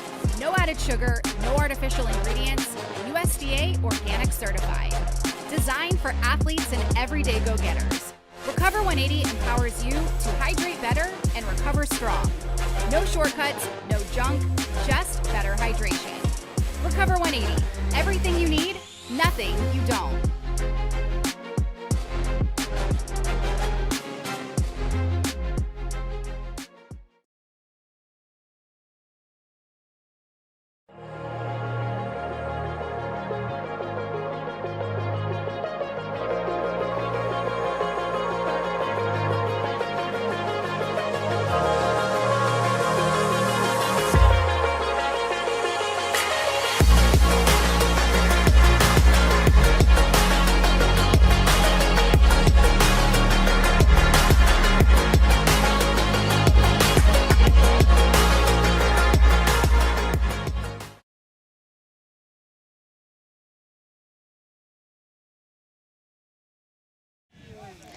Hi, it's Liz Crawford joining you in front of the camera instead of from behind. I'm here with Izzy Laramie, one of Middlebury's sophomores and a huge contributing factor to this game. Izzy. Good. Was I breathing into it? Keep going. Can you give us a couple thoughts about this game that's happening behind us? We're just so happy to be here. 2/3 of our team have never played Frisbee before, like 5 weeks ago when we stepped onto campus. So we haven't been to Lobster Pot in a few years, and we were feeling kind of apprehensive, like what was it gonna look like? But vibes are up. Tufts is a really great match. We have so much to learn from them, and it's just so great to like build new players and to like work on our own skills. And what are you guys thinking about for the second half? You talking strategy over there? We're talking strat, going back over basics. We love a system, so we're just trying to get everyone to like be on the same page, especially our newbies. Love it. Anyone you want to shout out? Like who's watching? Many people are watching. Oh, of course they are. I'm gonna shout out Swan Steve, and I'm gonna shout out all the parents who are hosting us in Portland, Maine, because we didn't have to pay for housing. And I was talking a little bit on the live stream about flair. Can you run us through this outfit you're wearing? Whose flair is this? So this is something I acquired myself, but usually we have like flair passed down. Last year it took 2 hours, and every senior who's graduating gives away a bunch of odd clothing, and I think it just makes the game super fun and kind of gives us a chance to build community within our members, and it's just exciting. Like you get to throw on a skirt, a dress, something like this Wonder Bread button up, and you still get to play a good game of Frisbee. Thank you so much, Izzy. Have a great second half. Thank you, Liz. Thank you, guys.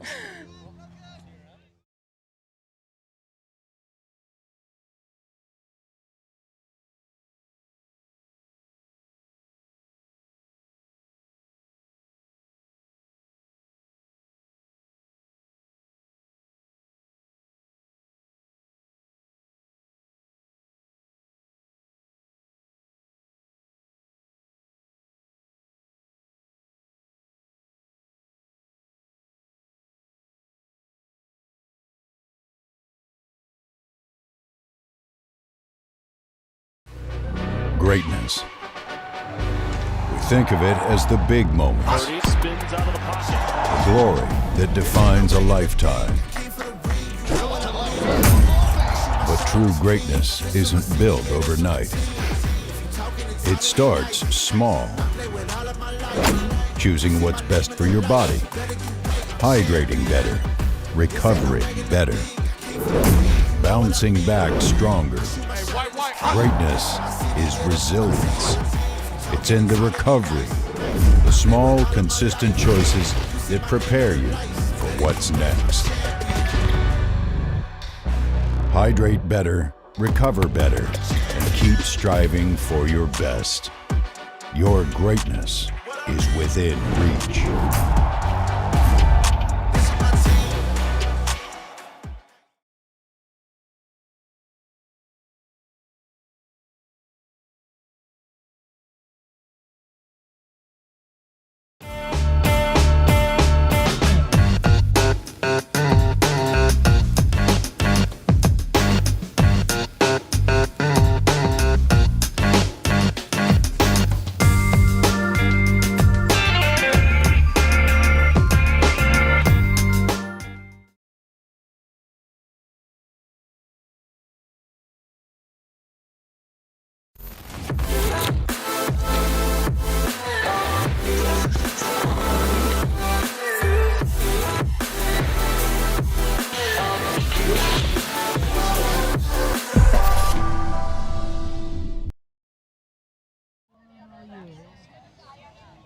Welcome back to the second half of this Tufts versus Middlebury game here in beautiful South Portland. What a nice October day we have here, and a really competitive game between one of the best D1 teams and one of the best D3 teams in the country on these fields here. This tournament is partially brought to you by Ghost Energy, the fully transparent, fully loaded, feel-good energy drink we've all been waiting for. Authentic flavors, zero sugars, no BS. Official energy drink of the Lobster Pot. And you can find Ghost Energy over at our Tourney Central tent if you happen to be here today or tomorrow. Really incredible Tourney Central with lots of drinks and food. Maine Ultimate has done a great job to set that up here over the years. So looking at what we have out here, Tufts with a chance to score. The disc kind of dies in the wind, but they did a great job working it up the sideline there. Quick shoe tie on the field. Equipment, usually a call, not a call anymore. Freshman on Middlebury, Amy picking up the disc. And Sasha Hanna running deep, coming back under. Cece Ryanier with the disc. And looking for a reset. Gonna have to put it up field. Had an open receiver, unfortunate turn. You know, the Middlebury stack looked just a little bit deep on that possession, which makes it tough to work upwind because the Tufts defenders were smartly sitting underneath a lot of those players and really making those in cuts contested. I agree, Sam. I observed that as well. Tufts did a really good job with that. Another turn happening on the field. Feel like I'm having deja vu. Yep, Amy like picking it up again, Cece Ryanier. on that same cone, starting in the same place? On the same cone. I think the wind is probably pushing into that spot. A lot of discs are going to be dying over there. Yeah. Oh, nice run another through block D. from Tufts. That was 82 on that D. Number 3 with the disc right now. Looking for number 7. Or 17, rather. Number 3, Lila Troutman with the disc. Knocking on the doorstep. Gets off the around. Nice high release backhand. And all the way over to the other side of the field. Swinging the field and being able to attack from the opposite side in this end zone offense can really open things up. Sasha Hanna in pursuit of Troutman. Amy on the reset. And number 6 scores for Tufts. High stall hammer downwind that works there for Tufts. What a throw. That, if you have that in your arsenal, you're gonna have to put that up at some point. An impressive throw, an impressive point by Tufts. Way to get it back after the turn. It's 9-5 Tufts.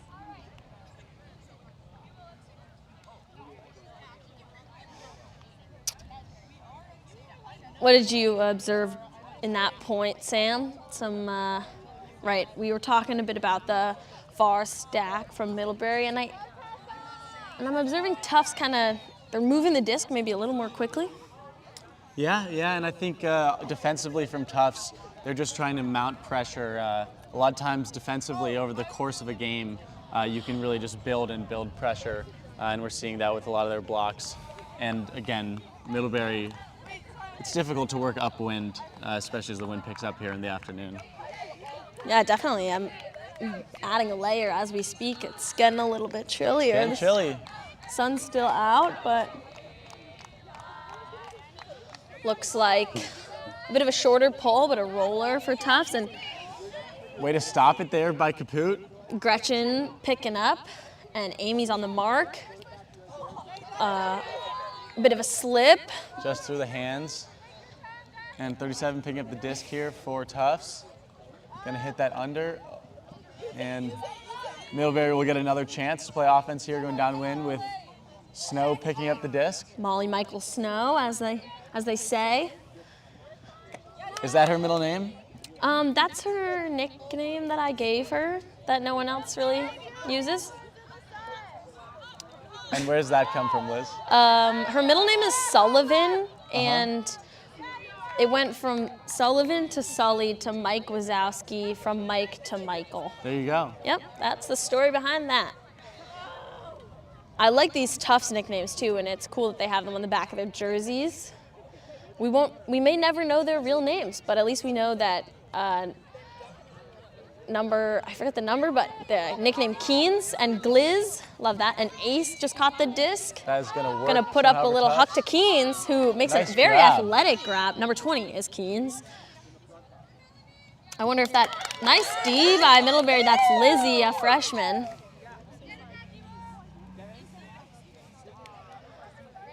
Molly Snow to pick up, Molly Michael Snow, as they say. A nice poach D by Yila. Yila Turwood, that D. At least their second block of the game, remembering that kick block in the first half. Oh, that was sweet. I recall. Tufts doing a great job of working into the break side. Keens with that grab. Gonna find Ace in the end zone for an electric Tufts score. That was some great flow. Tufts pulling away with it a bit now. Remember, it was tied 5-5, and Tufts has since gone on a unanswered 5-goal run. Yeah, Middlebury went up 2-0, so Tufts is really answering that back. Better to go up 10-5 than 2-0. That's a good point, Liz. 5-goal lead. I'd rather be winning at the end of the game than losing at the beginning. You know, that's good strategy, and not all teams seem to employ that. I'm going to tell that to Middlebury. I always try to score more points than the other team. Yeah, if I was going to be coaching these teams, I would say just score more points than the other team, and then you win. You know, after your broadcasting career, Liz, I think you could have a real career in coaching. Yeah, I'm going to be a really effective coach. Anyway, what are we looking at down here? Let's see. I believe that's Kowalski with the pull. Set to pull. Thanks to our observers helping the teams move quickly. Nice big downwind pull. These games are happening fast. Looks like Middlebury's more traditional O-line back on the field, centering to Widmeyer. Big upfield break throw. That's to Laramie. If you joined us for our halftime interview, you will get to hear some of her thoughts on the game. She talks about the article of flair that she's wearing. Nice D by Tufts on Widmeyer. They're playing super tight defense on her. They know she's such a threat. So great work by number 6 on Tufts. And number 1 booking it deep. No one in coverage. Big huck. Number 12 is going to bring this one down, and I called nice it goal into. By 12. I believe that's Ellie Lemberg, a rookie on this Tufts team. Ellie Lemberg, have yourself a game. They've been Having a a big huge impact, contributor to We've this been Tufts calling squad. their number a lot today. We surely have. We surely have. Surely, Liz. Surely. Don't call me Shirley.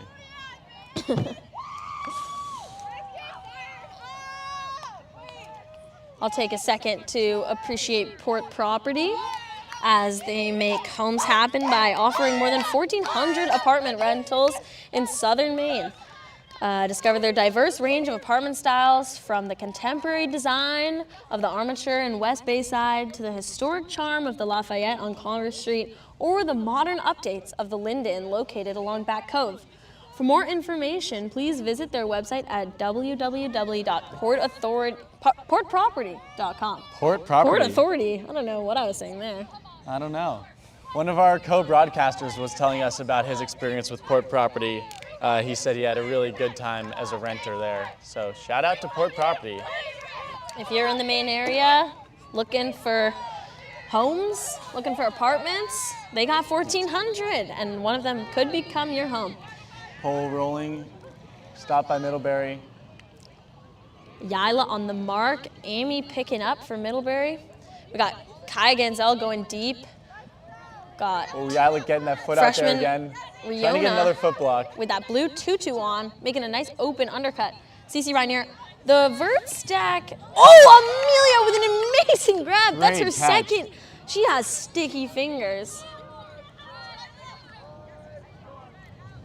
Yeah, Amelia Hayward on that. And not to Those are actually my shorts that I passed down to her that she's wearing. Great defense by Yila Wow, there. amazing. Forcing that difficult throw. Yila with amazing defense. I think Amy got a hand on that. That was a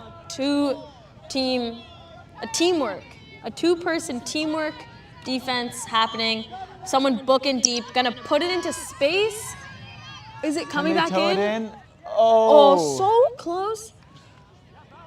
That's a tricky shot in this wind. The wind is pushing towards us, so that throw is gonna fade on that side. But Middlebury will have to work at the length again to score. Cece Rainier picking up the disc.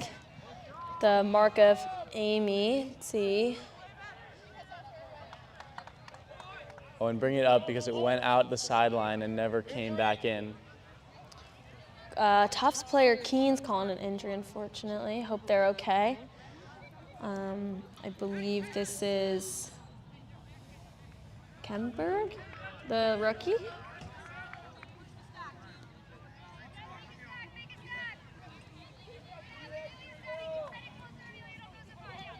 Lemberg, number 12, coming in for Keens. Amy with the disc on the mark. Middlebury needs an option, gonna resort to putting it deep, gonna find the turf. Now, I don't think that was intended to be a deep shot, Liz, but it is good for this Middlebury side that the disc traveled so far because Tufts is gonna have to work farther as we see that go out of bounds. And Middlebury will have a shorter field than they started with to try to score here. The wind is affecting everyone. It surely is. So let's see some, or another deep shot. Kaya just elevates. At the fingertips. That would have been an incredible grab. I thought it was gonna go way over, but she had a good read on it.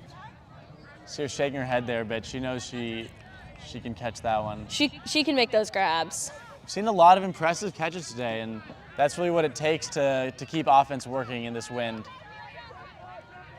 Nice grab from Amy there. It was a low throw. Got ace with the defense of Amelia Hayward. Gonna throw it to number 33. Valerie with the disc. She's gonna shoot. That was number 28. I don't know why I saw 33, but another turn for Tufts. Another chance for Middlebury. Cece Rainier picking up again. I would love to see Middlebury changing things up. They're getting deep cuts, but the deep looks haven't been working. I think that what they should do is set their stack a little bit closer, get some closer undercuts. Maybe we'll see some adjustment. That's Avery Goldstein with the under there. Throw it upfield to Kaya Ganzel, who's looking reset. And striking up line, maybe she'll head to the end zone. And a lot of separation here. Another piece of that throw by Yala Turb, but it's going to be caught downfield. Formidable mark. And it looks like this one's coming back. Potential pick call. I think we had a pick call on the receiver there.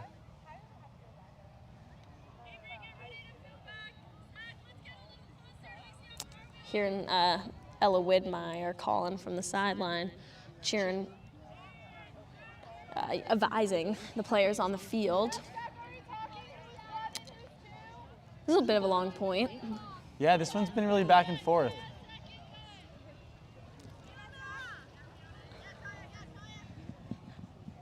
Some nice cuts underneath, but maybe the handlers will work it through. Good thing Amy and Cece can keep getting open so Middlebury can maintain possession. Yeah, and we see Middlebury bringing the stack in closer. They recognize that they need to connect between the handlers and the cutters downfield. Oh, wow. But we see Amy almost caught that on the second effort.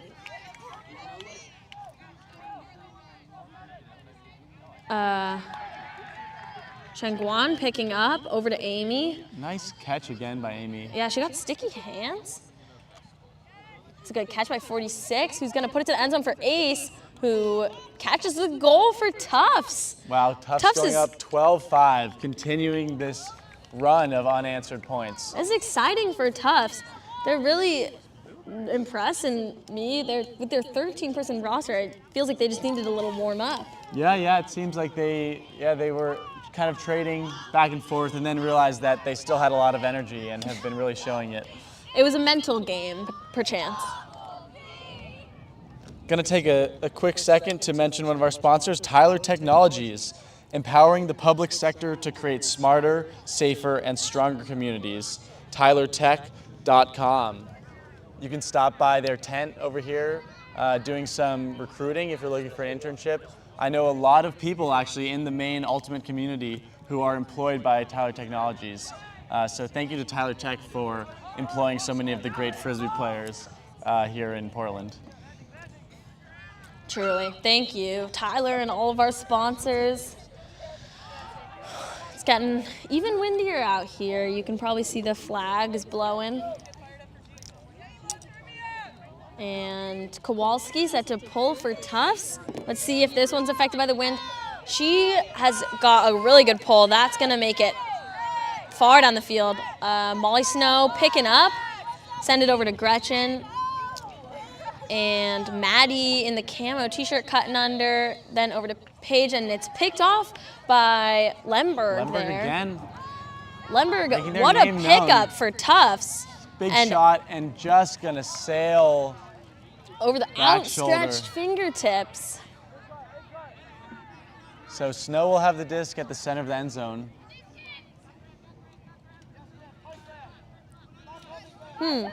Poached by Tufts there. Makes Snow look off that open undercut from Compute. And Middlebury finding a hard time with open looks downfield. That's a bit of a trust throw to Snow there. Gonna send it up a little too high for the receiver. Number 1 Schmidt with the pass upfield. There's Gliz with the disc. Gonna give it over to number 6 and Sasha Hanna on the mark. And just gonna keep giving and going. They're really using their legs, and it's another goal for Tufts to make it 13-5. This Tufts defense is crushing, and their offense is really quick to put it back into play. That's at least what I'm observing. Any other notes about that, Sam? Yeah, I think this Tufts offense really is starting to click here in this game. I'm really impressed by the way that they're moving the disc laterally on the field, really being able to attack from different angles, and that's then helping open up some of these downfield break shots that we're seeing.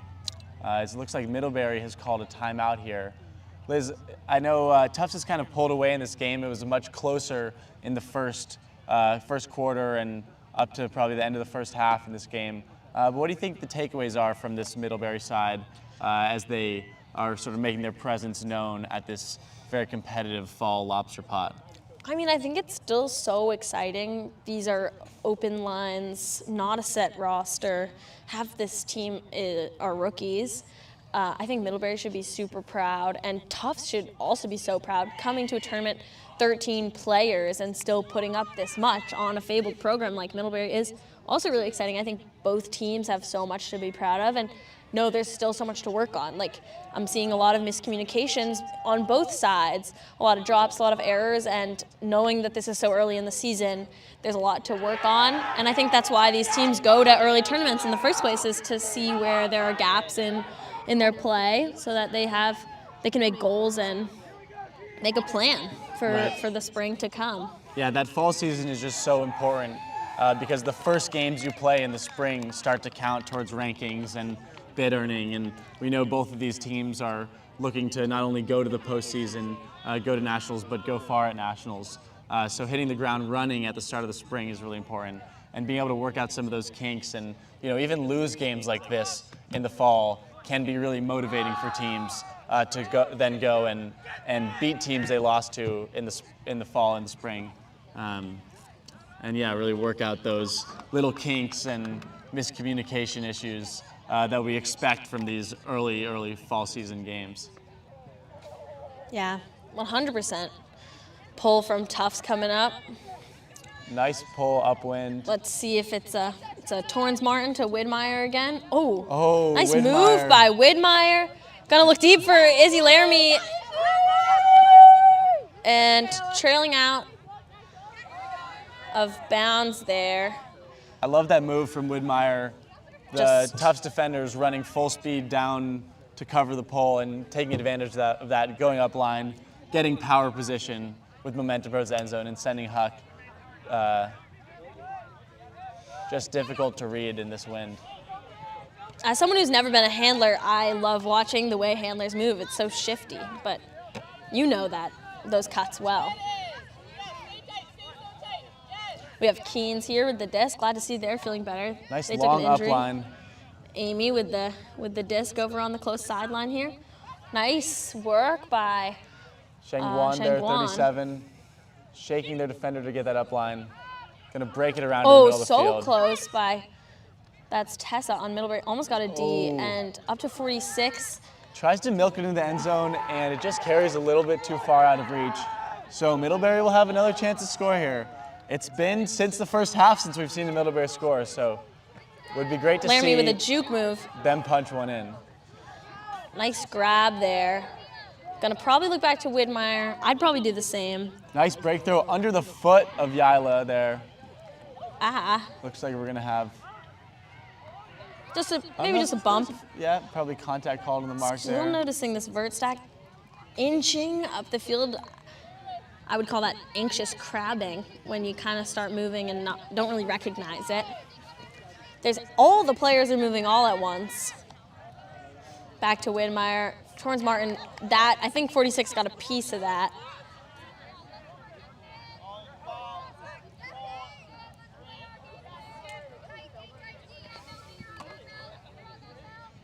.46 down to Keens and Ace with a great grab and not in the end zone yet, but knocking on the doorstep. And a floating great ball. D by Widmeyer. Really gets up for that block, helping off of the back of the stack. Good awareness and athleticism to make that play. I know she just wants to put it deep, but let's see if something else is in her arsenal. I know it is. Looking for some kind of option. Gotta follow it. Oh, good bid Martin there. with a bid. But not going to be able to get that pass, and Tufts will have a chance to score from the end zone line. Yeah, Shengguan, who's been a huge centering handler for this Tufts side, picking it up with a chance to score. And a nice cut to the open side there for the goal. Incredible cut. A classic move. The good old 1-2. Way to go. That's Keens. The individual who took an injury earlier. I know I already touched on that. I'm just glad that they're feeling better because they're an incredible player. And we've seen them getting open a lot this game. It seems like this Tufts offense has had a pretty easy time recently working it up the open side. What do you think Middlebury can do to sort of slow that down in the very final points of this game here? I think I would definitely decide to pick a direction in which to force them to cut. You can either make them cut deep, make them cut under, and I think that what they're doing is trying to change midway and just stay neck and neck. But what Middlebury should recognize is that this is a super athletic Tufts team, and they need to just take away one option. Maybe I would even poach in the open lane, try something new. I just think changing it up, even this late in the game, one last point, you can put it all out there. You can keep doing what you're doing and know you're going to get scored on. Yeah, we may not see Middlebury come back and win this game, although you never know, and they can what? clip Actually, this and Sam, soundbite it if they do. Let's give them some sound bites for them to put in their next highlight reel. Middlebury's still enthusiastic on the sideline. We hear that fired up for Jesus cheer, which I think comes from BYU or maybe Grand Canyon, a couple West Coast schools. Yeah, but I think has been co-opted by a lot of these Vermont schools. I remember the Oklahoma Christian team came up to us and when I was at Middlebury and thought that the "Let's Get Fired Up for Jesus" cheer was sincere, which I don't know. They're goofing off, you know. It's a fun cheer, and I think It's it a brings a fun lot cheer. of energy for these teams. Back to Snow, to Widmeyer in the middle of the field, surveying, pumping, really communicating with those pump fakes, gets it to Compute, throws it right back to Widmeyer. A poach in the open lane, just like you were talking about, Liz. I think Tufts has been doing a really good job of sitting some defenders in that open lane and saying, hey, Middlebury, you can't get this easy pass. We're going to make you go somewhere else that's more difficult. Widmeyer's going to put it up for Compute. I've seen her make that grab Oh. 100 times. That's an athletic grab from Tuki Compute. And She caught the disc, got another score for Middlebury on the board, and this game will keep going. And when you have a thrower who can just attack upwind like that, throwing those deep shots, it's really opens up the offense and kind of takes away some of that poaching and fronting that we're seeing from this Tufts team. So good for Middlebury to get back on the board here. Quickly, if you're here at the tournament or intending to be tomorrow or later today, there's Can Jam, which is another one of our sponsors here at Lobster Pot.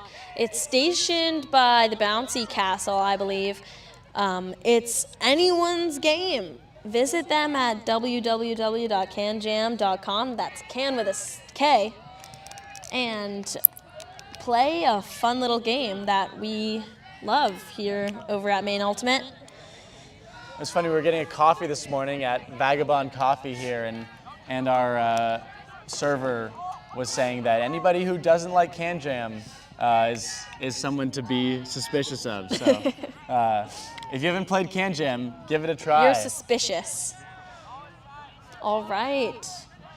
Middlebury chasing the pull down. Amy setting into play, working with Kowalski. Looks like Gliz is the front of the stack, and Ace cutting for an under there. Gonna have to resort to throw on a round and reset it to Amy, but that's still a good option.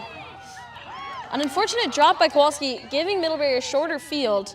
Sam, maybe we shouldn't have written off Middlebury. You know, they talk about the broadcaster's jinx. The commentator's curse. But we see Middlebury turn the disc back over there. So maybe it is our curse after you might all. have cursed Middlebury back. I Who knows? think They might so, have gone on a 9-goal run. But now Tufts has the disc again.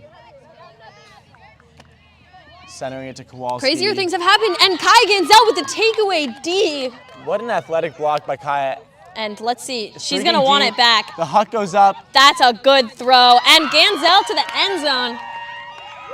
That's bookends for Kaya. Middlebury showing no quit here, running onto the field with a lot of energy, scoring 2 goals in a row after a long drought, and showing that they're still in this game, still fighting to the last minute.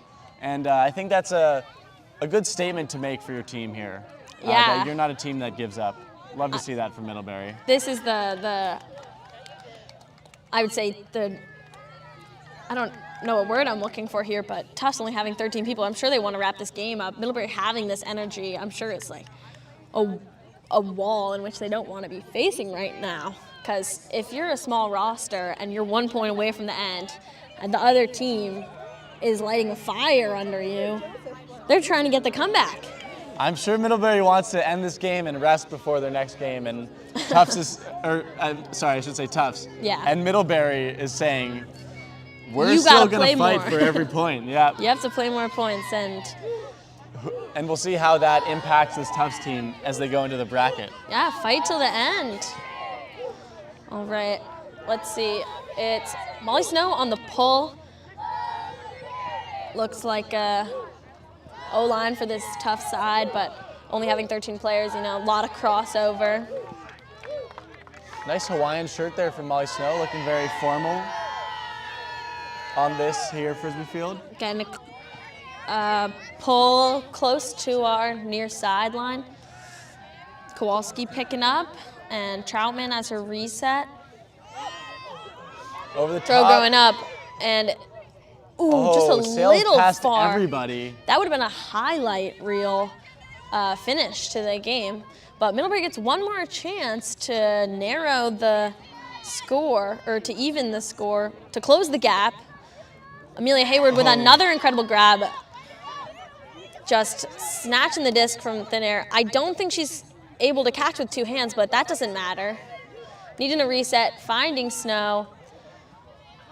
Now Snow's stranded in the backfield, looking for Gretchen. Gretchen What a catch there. picks and it up. Back Nice. to Snow, another great catch. Grab. People are getting excited, and a great D by number 17 on Tufts, making it Tufts game, making it Tufts ball one more time. Brooke Chomko with the block there. Nice D by Brooke. as Lila Troutman picks up for Tufts. Compute playing really tight D in the end zone, but oh, and it's gonna be to Goldstein. Backs it to Compute, and she's probably gonna rip it. Just kidding. I expected that, but still gonna end up in the hands of Hayward. Throwing that backhand that she pumped a minute ago.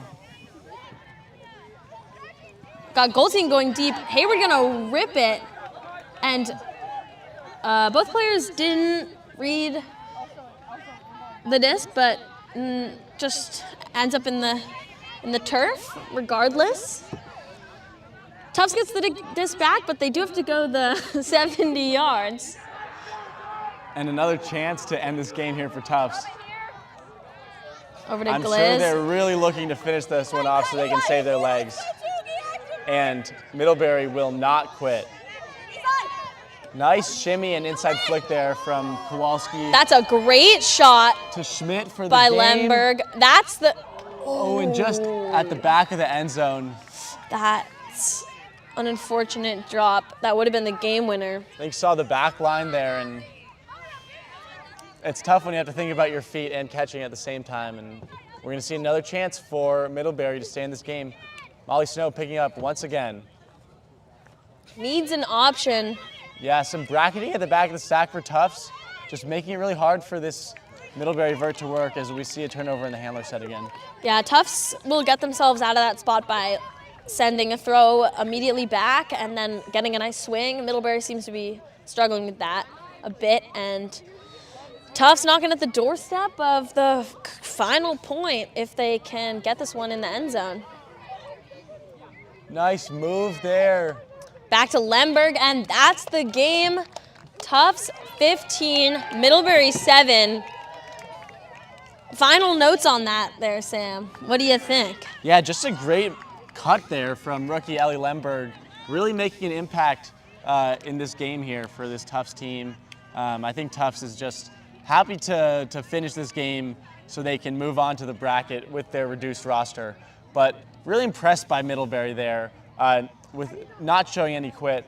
We saw Tufts go on a 9-goal run there, and then Middlebury with a hold finally and a break saying, hey, we're still in this game and we can break against one of the best D1 teams in the nation. Impressed by both sides here today, Liz. Yeah, me as well, Sam.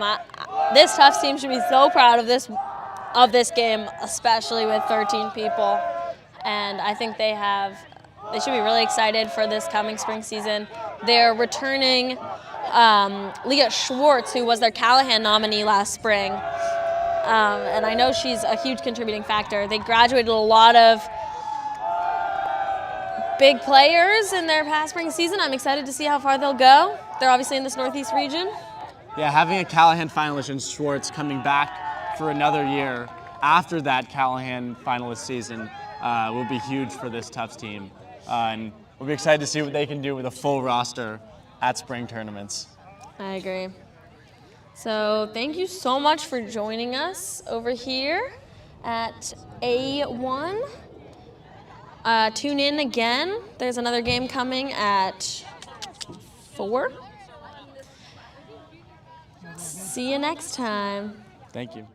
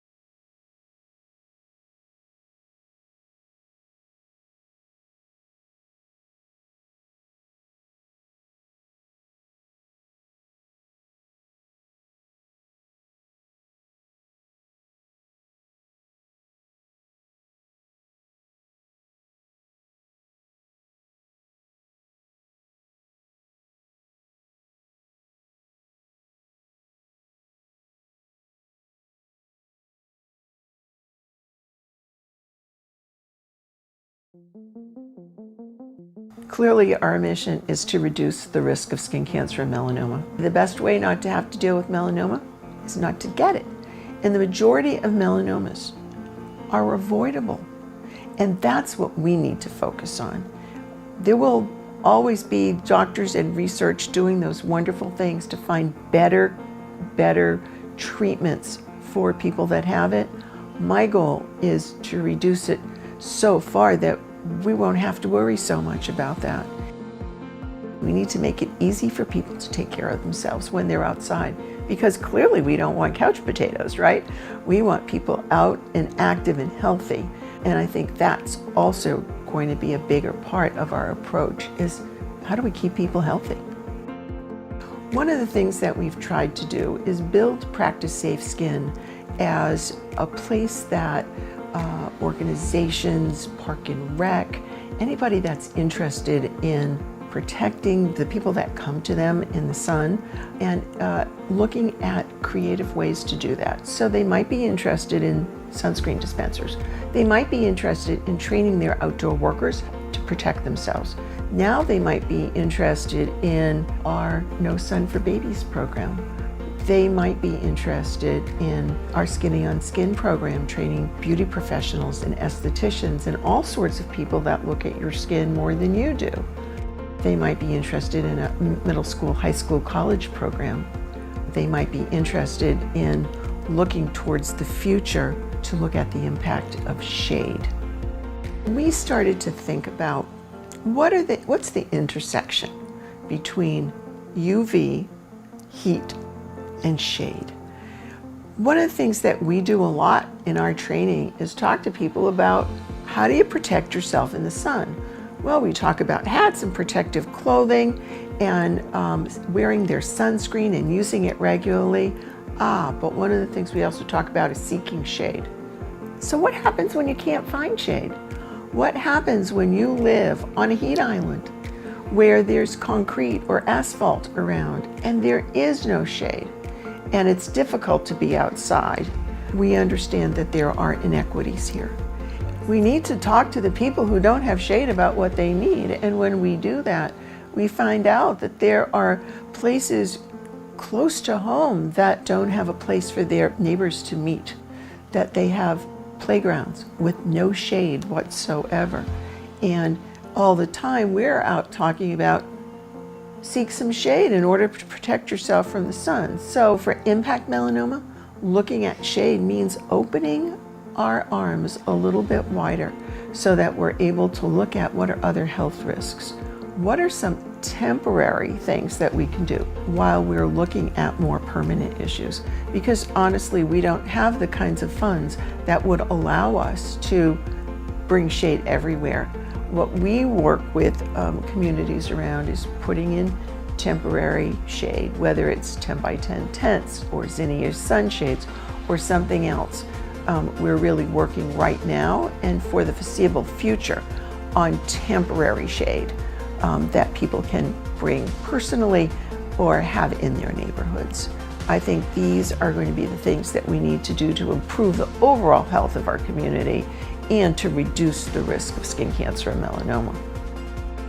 The call to action that I'm challenging you with is go out and find a group of people that are interested in supporting their community in a way that will potentially save lives. We can help you do that.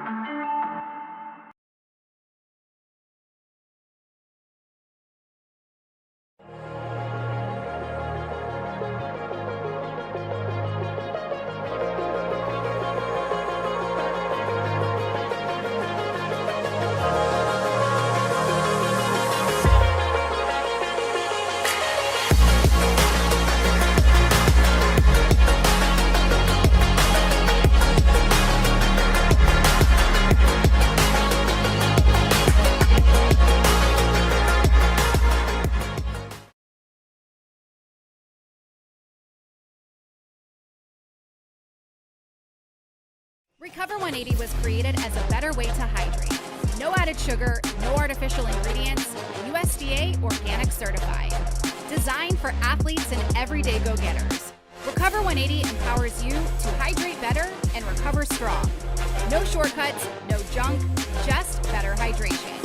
Recover 180, everything you need, nothing you don't.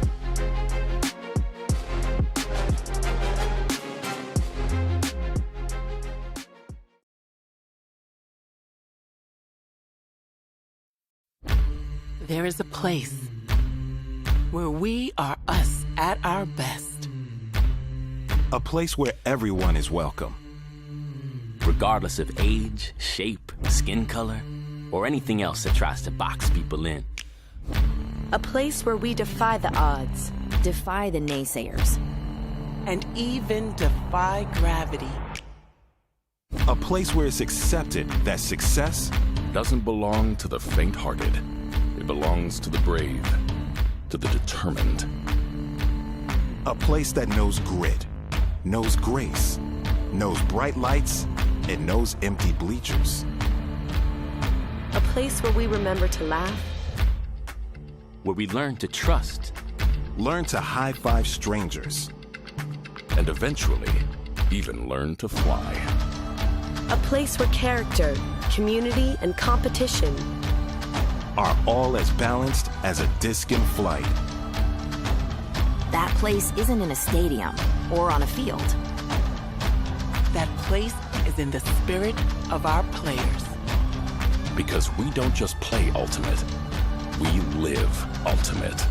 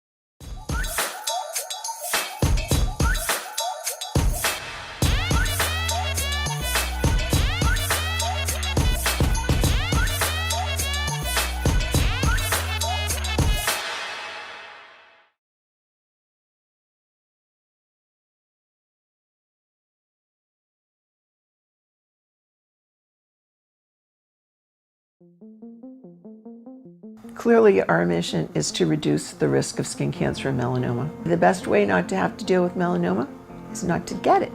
And the majority of melanomas are avoidable. And that's what we need to focus on.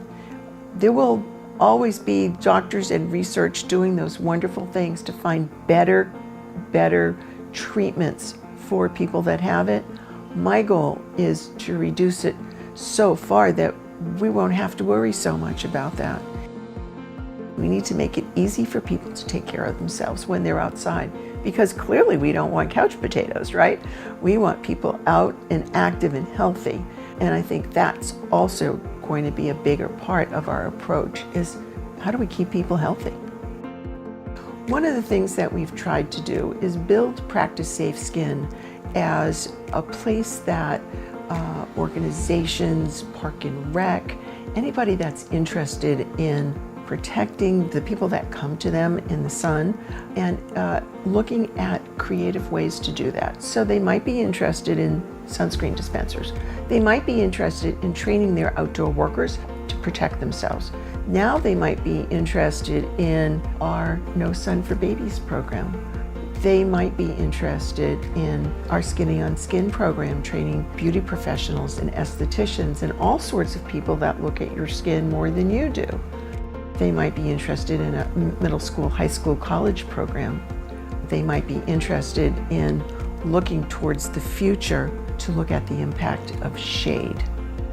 We started to think about what's the intersection between UV, heat, and shade.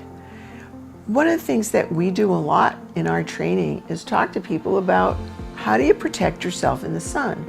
Well, we talk about hats and protective clothing and wearing their sunscreen and using it regularly. But one of the things we also talk about is seeking shade. So what happens when you can't find shade? What happens when you live on a heat island where there's concrete or asphalt around and there is no shade and it's difficult to be outside? We understand that there are inequities here. We need to talk to the people who don't have shade about what they need, and when we do that, we find out that there are places close to home that don't have a place for their neighbors to meet, that they have playgrounds with no shade whatsoever. And all the time we're out talking about seek some shade in order to protect yourself from the sun. So for impact melanoma, looking at shade means opening our arms a little bit wider so that we're able to look at what are other health risks. What are some temporary things that we can do while we're looking at more permanent issues? Because honestly, we don't have the kinds of funds that would allow us to bring shade everywhere. What we work with communities around is putting in temporary shade, whether it's 10 by 10 tents or zinnias sunshades or something else. We're really working right now and for the foreseeable future on temporary shade that people can bring personally or have in their neighborhoods. I think these are going to be the things that we need to do to improve the overall health of our community and to reduce the risk of skin cancer and melanoma. The call to action that I'm challenging you with is go out and find a group of people that are interested in supporting their community in a way that will potentially save lives. We can help you do that.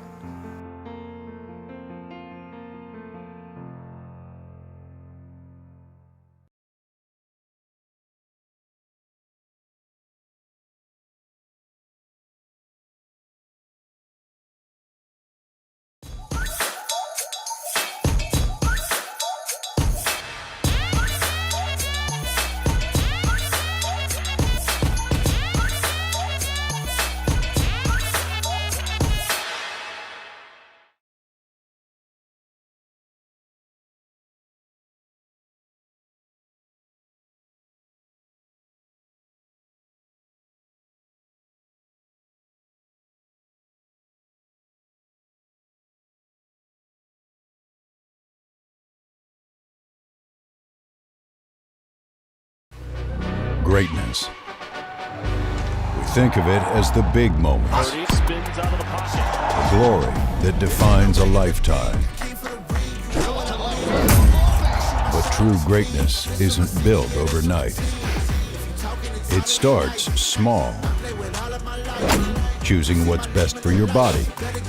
Hydrating better. Recovering better. Bouncing back stronger. Greatness is resilience.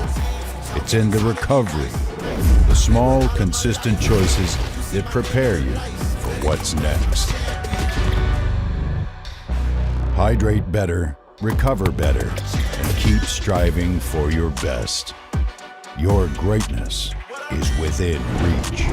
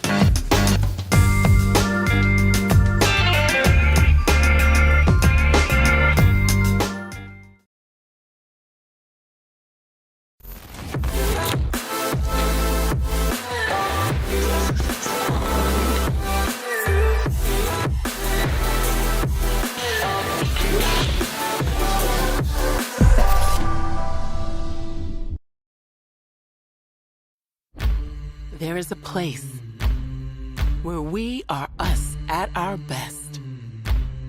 A place where everyone is welcome. Regardless of age, shape, skin color, or anything else that tries to box people in. A place where we defy the odds. Defy the naysayers. And even defy gravity.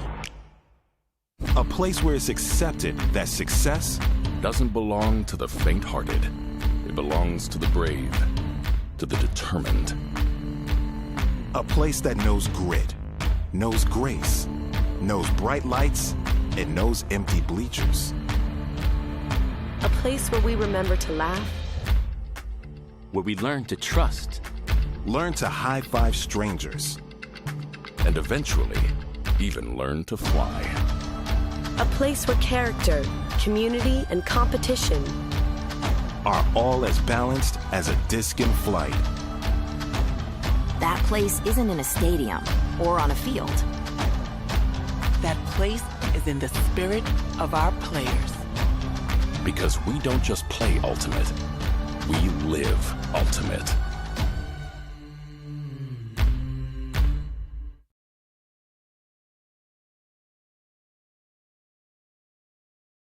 Recover 180 was created as a better way to hydrate. No added sugar, no artificial ingredients, USDA organic certified. Designed for athletes and everyday go-getters. Recover 180 empowers you to hydrate better and recover strong. No shortcuts, no junk, just better hydration.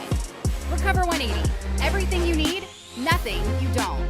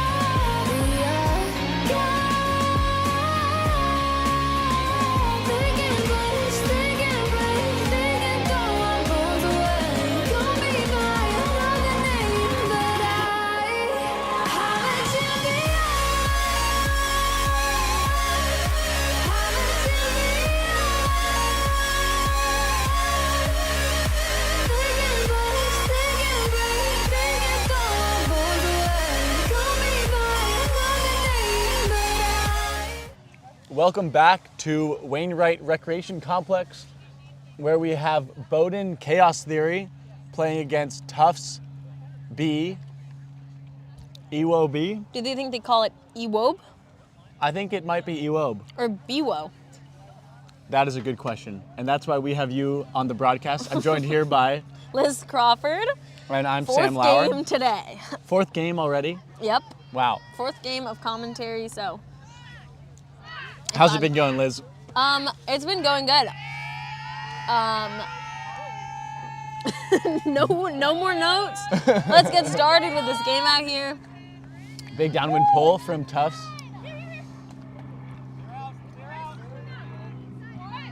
Bowdoin. Oh, and a run through D from Tufts there. And they'll have a pretty short field to work with. But it looks like Bowdoin is setting up a zone here. Now, we were talking the last game that zone could be really effective with these windy conditions. Yeah, it's definitely getting windier too. It really is, and cold. We're feeling cold in the booth over here. The booth meaning our foldable table. Yeah, no fancy box seats for us on the commentary here. We're out in whatever weather it is today, which is pretty windy right now. Thankfully lovely. Oh, looks like Tufts B, we're gonna call them the Ewob, are getting it back. Oh, a near block by the Chaos Theory player, but it's gonna be Ewob score. A Biwo. Biwo score. And that's a break for them to start off the game. Oh, yeah. Is this correct or not correct? That is correct.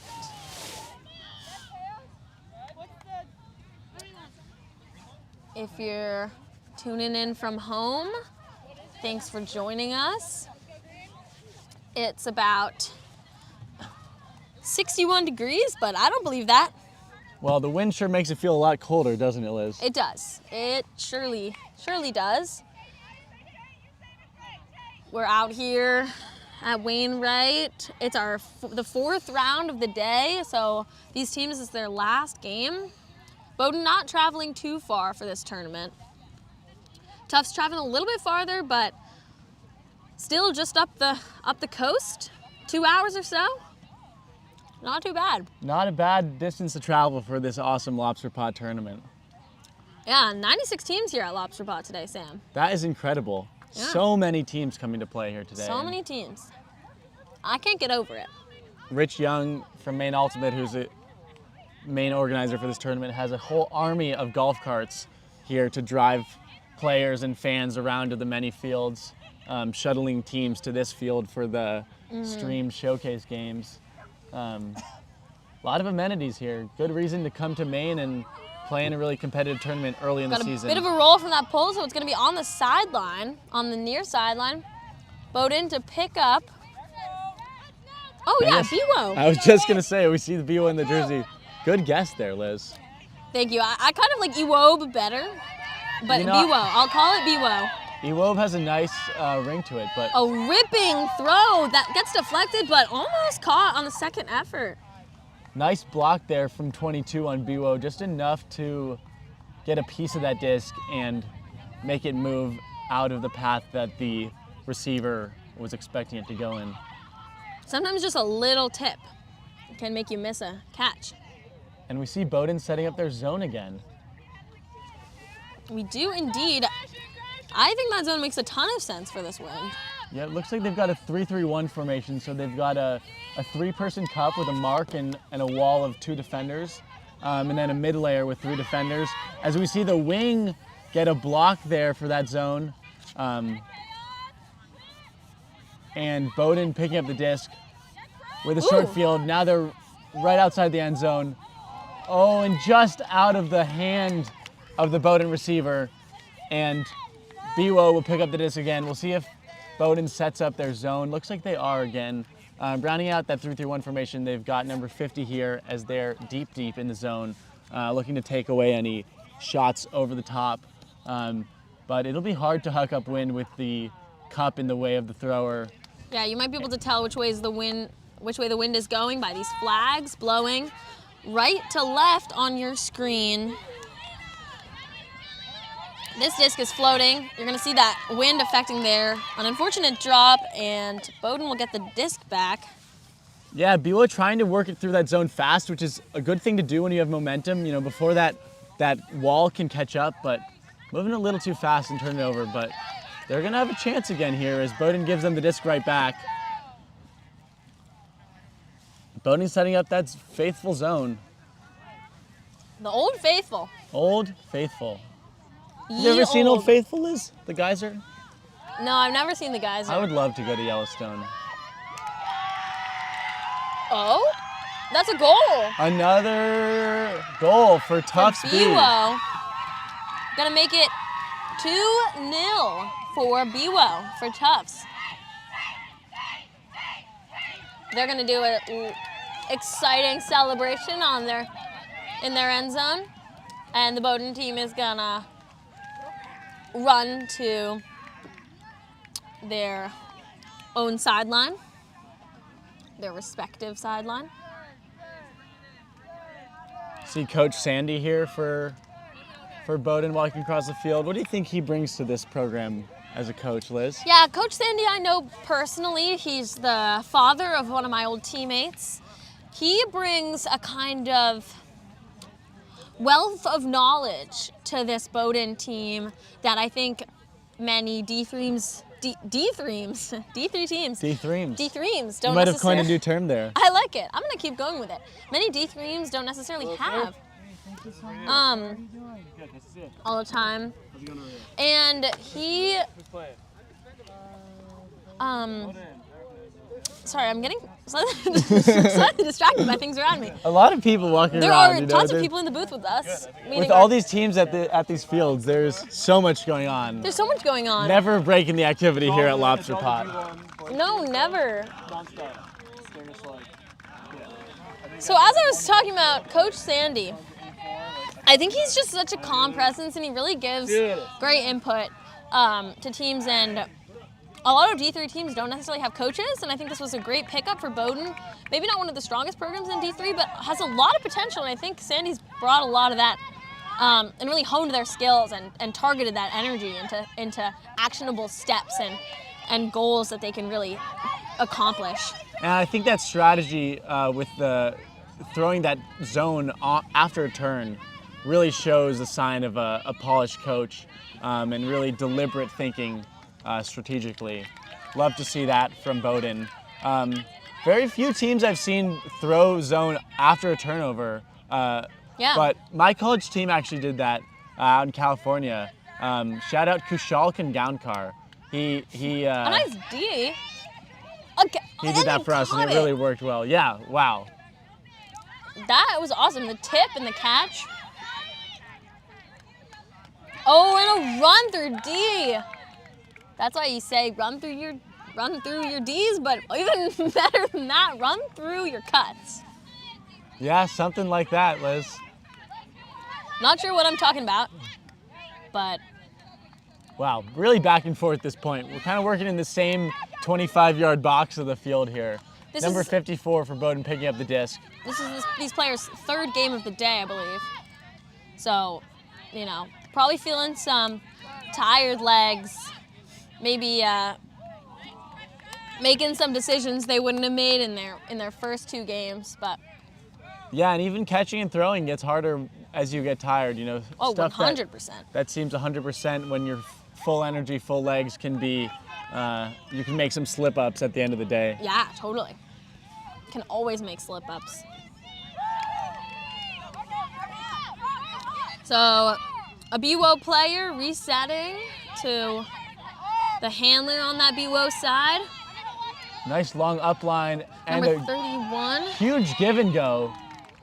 Oh, but a turnover. Didn't quite see what happened there.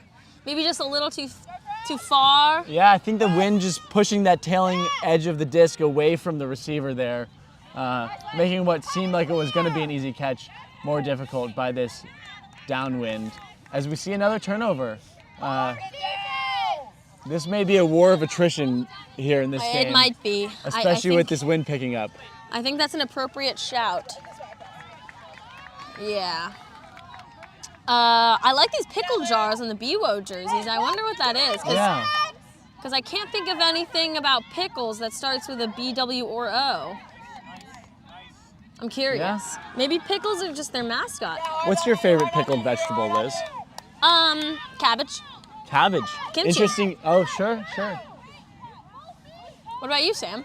I would have to say red onions. Pickled red love onions pretty a good. pickled That's onion. a floater and a pig pile. And Wow. the disc hits the turf.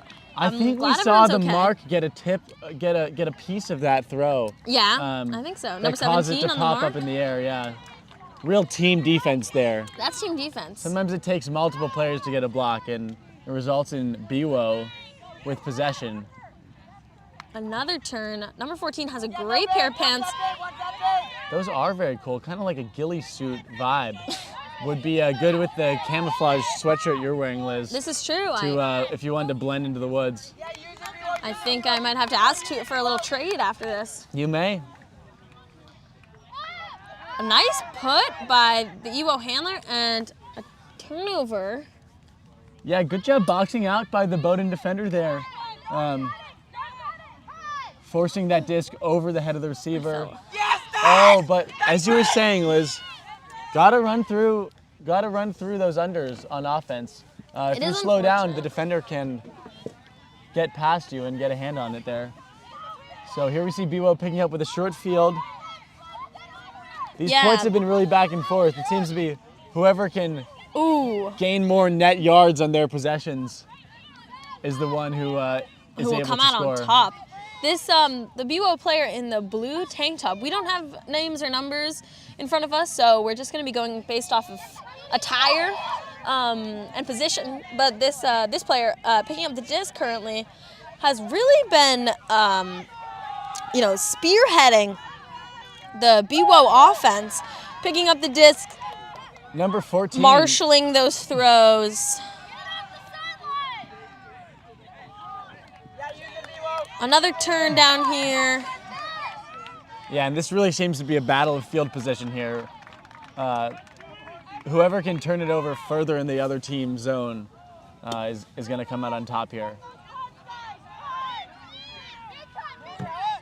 Hearing some communication between teams, that's always important. Nice little cut there from the handler. A Nice nice little up juke line there. move. Into the Oh. hands of a Bowdoin player. Got to shake out those nerves there, maybe. Number 14 with that block. Almost did. And Bowdoin now stringing some passes together, looking to move to the middle of the field. A player's pointing deep, wanting the disc. Gonna give it to 14. Has to go low for that, but scoops it up. Throw to open hands. Ooh. Another Just wide. turn. 31 to pick up for BWO. It's like Getting a closer look at these jerseys, I really like it. McNeely here with the disc for BWO. And he cut off the stack in the center of the field, stringing together some passes to Kai, 34. Kai's finding the handler there. And that's a BWO score. That was well fought. That's a back and forth point. Real battle of a point there. And BWO thrilled to finally punch one in. Thrilled, Man, they Sam. deserve that one. Thrilled. Thrilled. I'm thrilled for them. They deserve that. Those battles, it's whoever comes out. And Bowdoin able to string some passes together during that point, get some momentum going, but not able to execute all the way into the end zone. So they'll be looking to get on the board for the first time in this next point. They'll be going downwind, so hopefully that will aid them to pull back into this game. Still early on and really back and forth in terms of possession in these points, even though BWO has a 3-0 lead. Yeah, I wouldn't feel deterred if I was Bowdoin. Like you were saying, they are able to string together these passes. It seems like they are putting their throws into the right spaces. They might want to, adjust the timing of their cuts and not cut each other off. But people are they're cutting into the right spaces and throwing to open hands is always good. I like to say, sometimes you just have to do the easy things. Sometimes you just gotta throw to open hands. Don't try and force these hard things. But Sam, did you wanna give a little note to our sponsors while we have a break here? Yeah, Liz, do you like apples? I like apples, yeah. Well, how do you like these apples from Sweet Setter's Apple Barrel? Oh, man. The players sure do. Sweet Sir's Apple Barrel is the apple sponsor of Lobster Pot. Visit them online at mainapple.com. That's Maine with an E, like our beautiful state, apple.com. Thanks, Sweetster's Apple Barrel. You help us run our tournament and you keep us healthy and happy. Did you know, Sam, that apples are considered the natural toothbrush of the world? Really? Yes, they clean your teeth. Huh. People think carrots do as well, and maybe they do. I They know say that about apples. an apple a day keeps the dentist away. They say that. Liz, do you know what % air apples are? I learned this in trivia the other day. Take your guesses at home, viewers. Wait, I think, I remember pumpkin. We can do that trivia It's a later lot, on. 80. I believe it was 25%. Yeah, how would it be 80%? But that's what helps them float. You know, Halloween season coming up, bobbing for apples is popular. 25%. Pumpkins are 90% water, Wow. which means they're 10% something else. 10% pumpkin, I suppose. More water than humans are. This is true. Which I would think that we have more water than a pumpkin, but If you're local in the Portland area, there's trivia every other Monday night at Orange Bike Brewery, which is where I worked this summer and still work a couple nights during the month. They helped us over the summer with some summer league things through Maine Ultimate. And if you're interested in trivia, the next upcoming trivia is the 27th of October, and then it's every other weekend after that, or every other Monday, I should say. And Orange Bike, if you're listening and you like that shout out, you should become one of our official sponsors to get more regular ad reads. Isn't Yeah, that Orange right, Liz? Bike. You're not an official sponsor, but you could be. And we see that pull from BWO sail out of bounds, so that'll be centered by Bowden here. Bowden in these great pineapple shorts that I love. I'd be cold, but they seem to be fine, which I'm very surprised about. Chaos Theory coming out in a they're running horizontal around. stack. Seeing some frustration from the players on the field after that turn, but we've seen a lot of long points so far this game, so we'll see what happens here. Let's see, BWO set to pick up here. A nice inside throw that's gonna rise and picked off by a Bowden player who's gonna Getting this back, shoot it back mid-range, the other way. away shot, and another away shot towards the end zone. Nice find. Bowden on the doorstep, a flick. Ooh, just out of the reach of number 17 there on Bowden. We'll see if they set their zone again with BWO on their own end zone line. And no, looks like they're coming out in person defense. You know, despite running that zone for those first few points, they have not been able to score yet, so. Switching up the defensive look. And they get a block immediately by number 20 with the clap catch. Going over. Oh, good body by 17 to get in position there. But the disc just goes off their fingertips as BWO picks it up again. Looking to go 70 yards upwind. Maybe another huck ensuing. Gonna end up in a pile of people again. Hits the Bowden defender. That'll go on their stat sheet. Not sure they expected that, but Smile on their face smile after on that their play. face. I just love seeing people running around with smiles.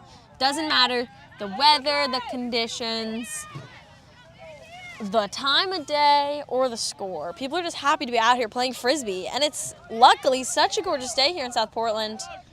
BWO, number 42, here with the disc. Looking for a reset, gonna give it to 69, Nala.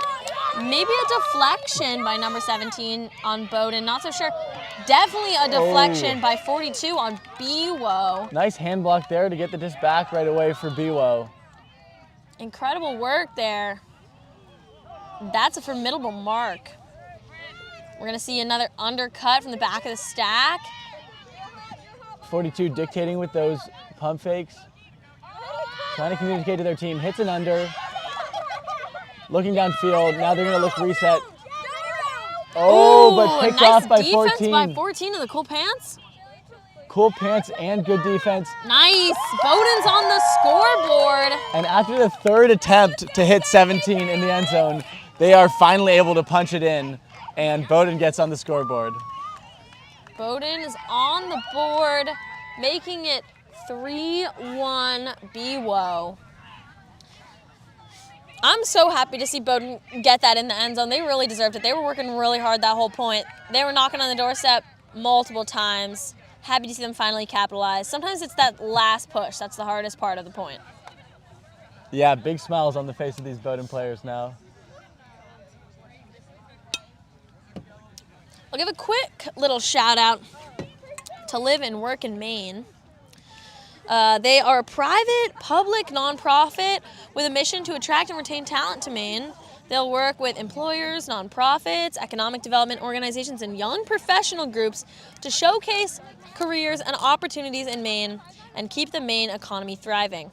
For more information, if that sounds like it's up your alley, you can visit them at www.liveandworkinmaine.com/opportunity-Maine. Now, Liz, you live and work in Maine. Would you recommend it? I would highly recommend this lovely state of Maine, Sam. I moved here from Vermont. It's amazing. Number 21, pulling for Bowdoin. Disc up in the air, gonna find its resting place. More than halfway down the field, you love to see it. BWO is gonna pick it up. They're waiting for the defense to set. Maybe a miscommunication there. Sometimes players are new to Frisbee, and it might have been a bit of a rules clarification. Nice catch by 44, having to go to the turf. And a great D from Bowdoin. Bowdoin local team. There. Yeah, from Brunswick, Maine. Local liberal arts college, NESCAC, the polar bear. But in Frisbee, they are Chaos Theory. Cool name, cool jersey. I like the ombre.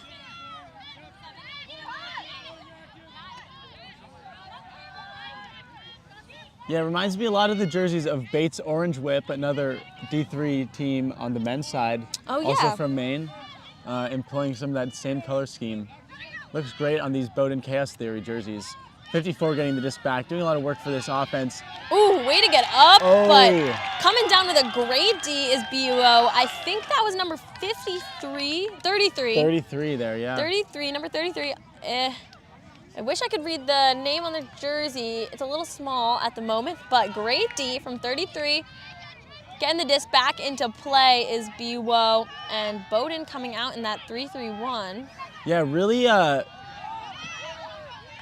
threading the needle there between the mark and the first defender in the wall of that zone. Able to break it through to get the offense moving for BUO, but they do eventually turn it, and Bowdoin has a chance to score again. Two attempts on that catch. Still hits the turf, but great effort by the Bowdoin player there. BUO number 24, back to 44, across the field. A deep shot, no one's home. I think Bowdoin's gonna have another chance here. some of these throws might be going a little bit farther than these players anticipate, just given the nature of the wind. Yeah, if you're just joining us, we've got this upwind, downwind situation with the wind blowing from right to left across your screen. And it's a little gusty, so it's not consistent. Nice under there from There's Bowdoin. a call on the field, injury call, but the players are still moving. Finally recognizing the call, play stops here. Looks like we're gonna have an injury sub.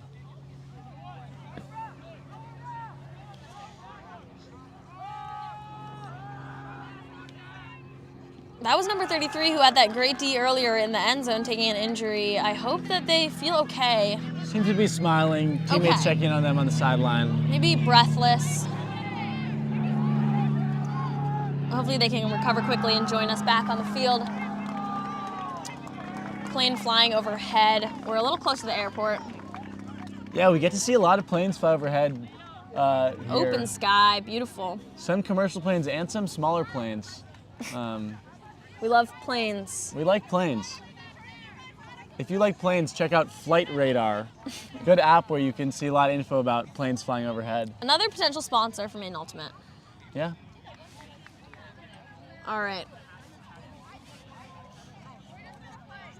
Some confusion, some conversation happening on the field. Yeah, Potentially so, talk of rules. Right, according to the rules, the play is supposed to stop when the injury is called, and the disc go back to wherever it was at the moment of the injury. But players seem to be utilizing the captain's clause here to agree to put it back into play where it was on the field. Lots of people cutting to the same space, which caused that pass to be much shorter than I think the thrower wanted it. Number 20 had to cut into a much tighter space. 44 Zoodle swings it across the field. Now, do you think that's their real last name, Liz, or is that I a kind Frisbee of hope it nickname? is, yeah. It's hard to tell sometimes with these jersey names whether It they're is last tricky. names It's or... mixed in, nickname, last name. One of my club teammates has Go Birds on the back of his jersey and has been asked if, by other teams that we play, if that's his real last name. That would be an awesome last name. I have a feeling it's not. It's nice not, find through the cup.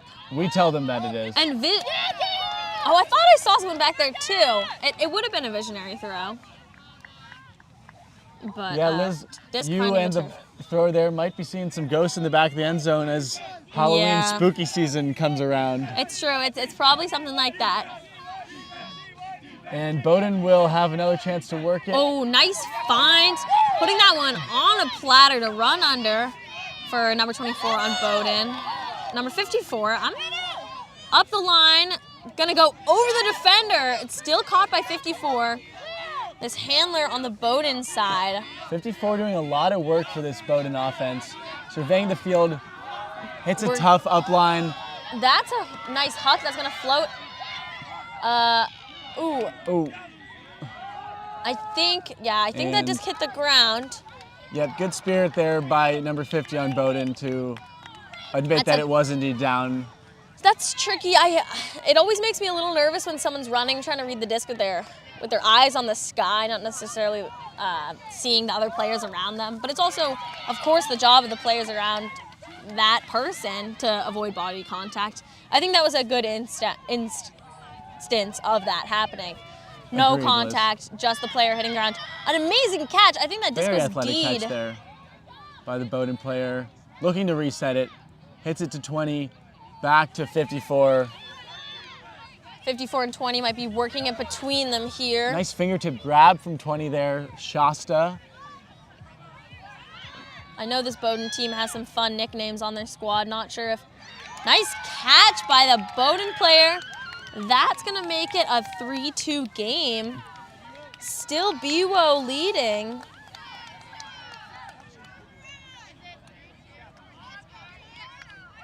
BWO, I should say, not BWO.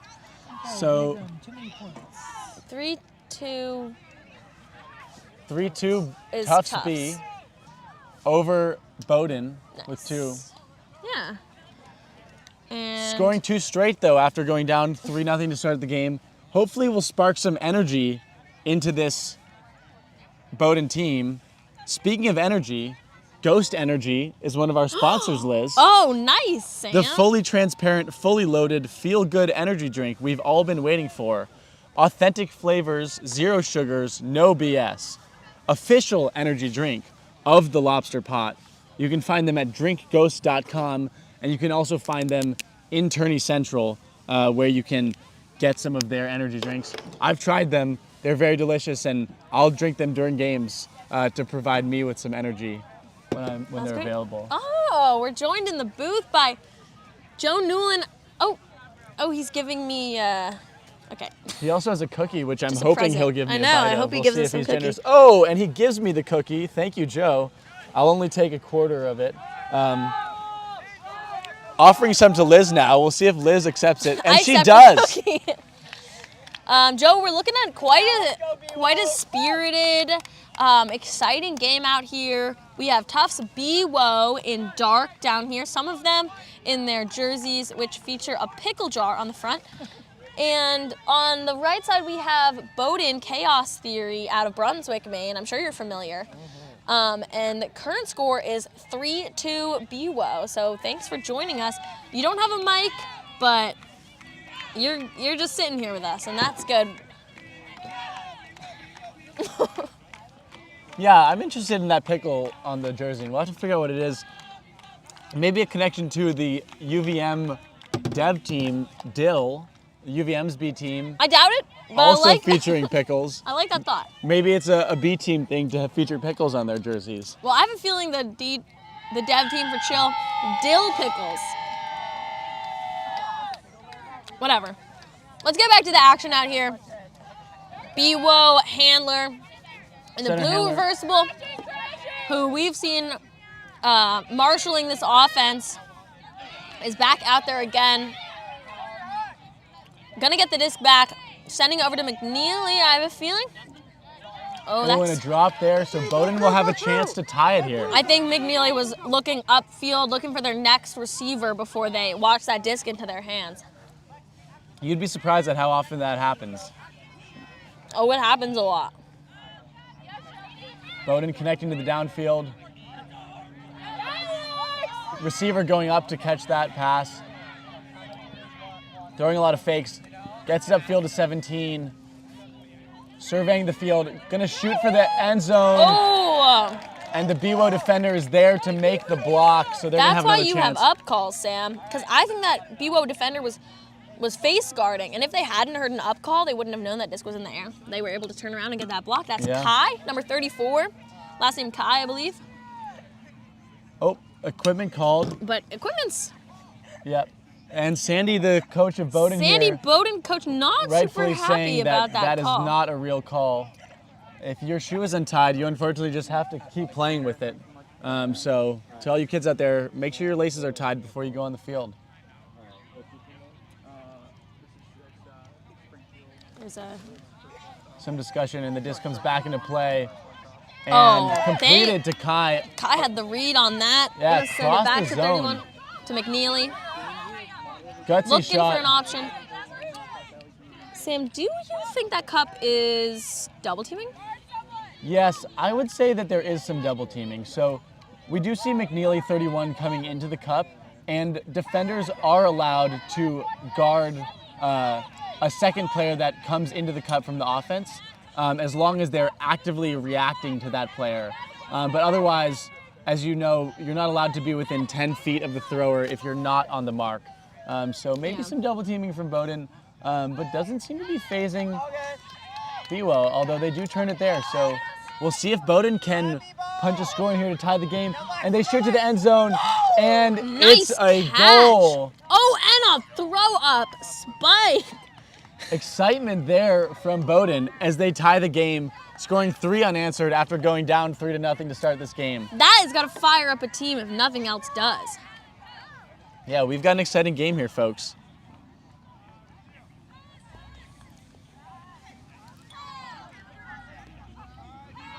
Oh my gosh. We have some information that I hope is exciting for you folks at home. Sam, what does this say?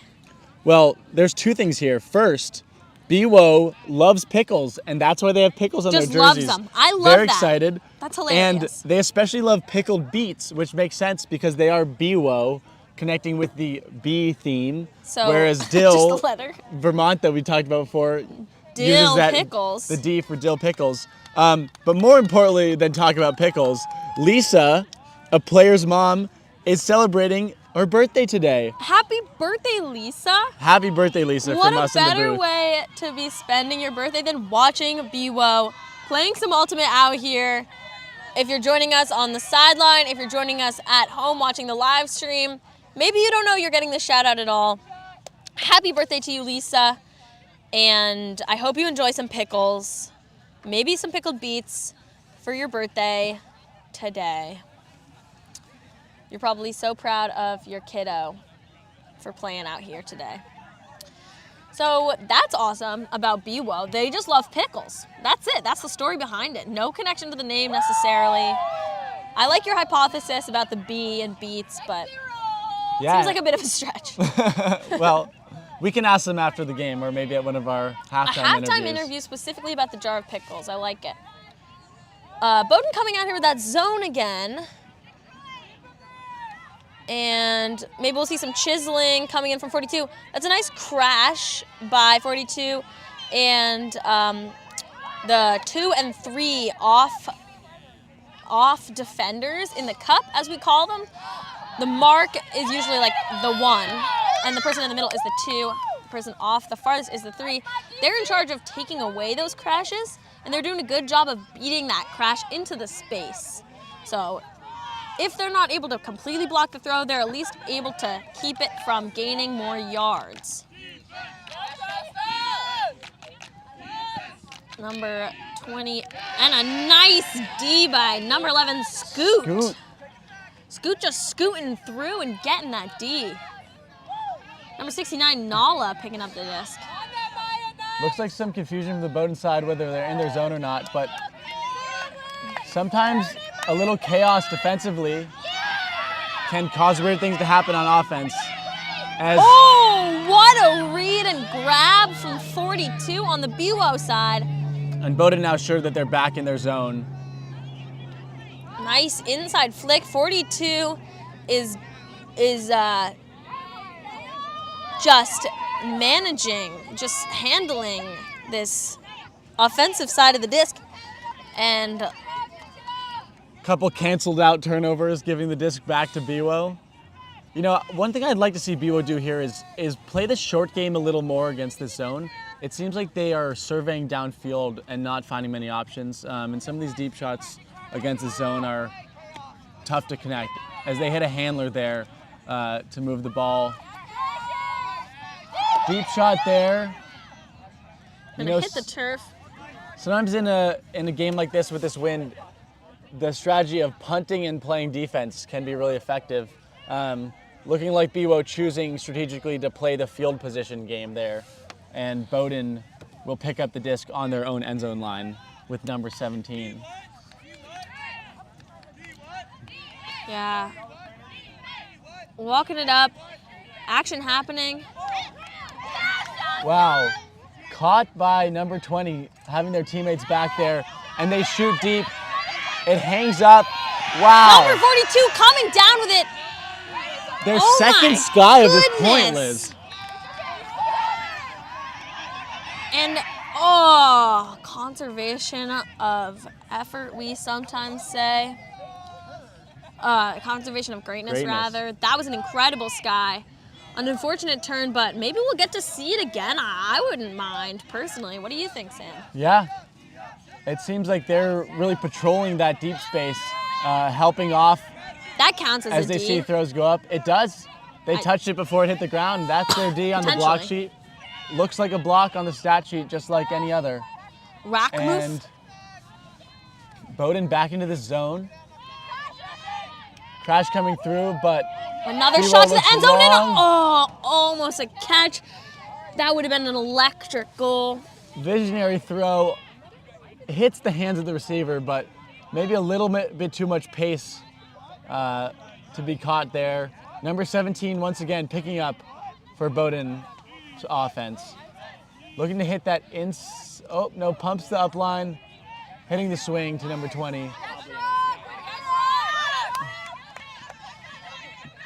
There's our other stream field, a player is down, just checking in, making sure they're okay.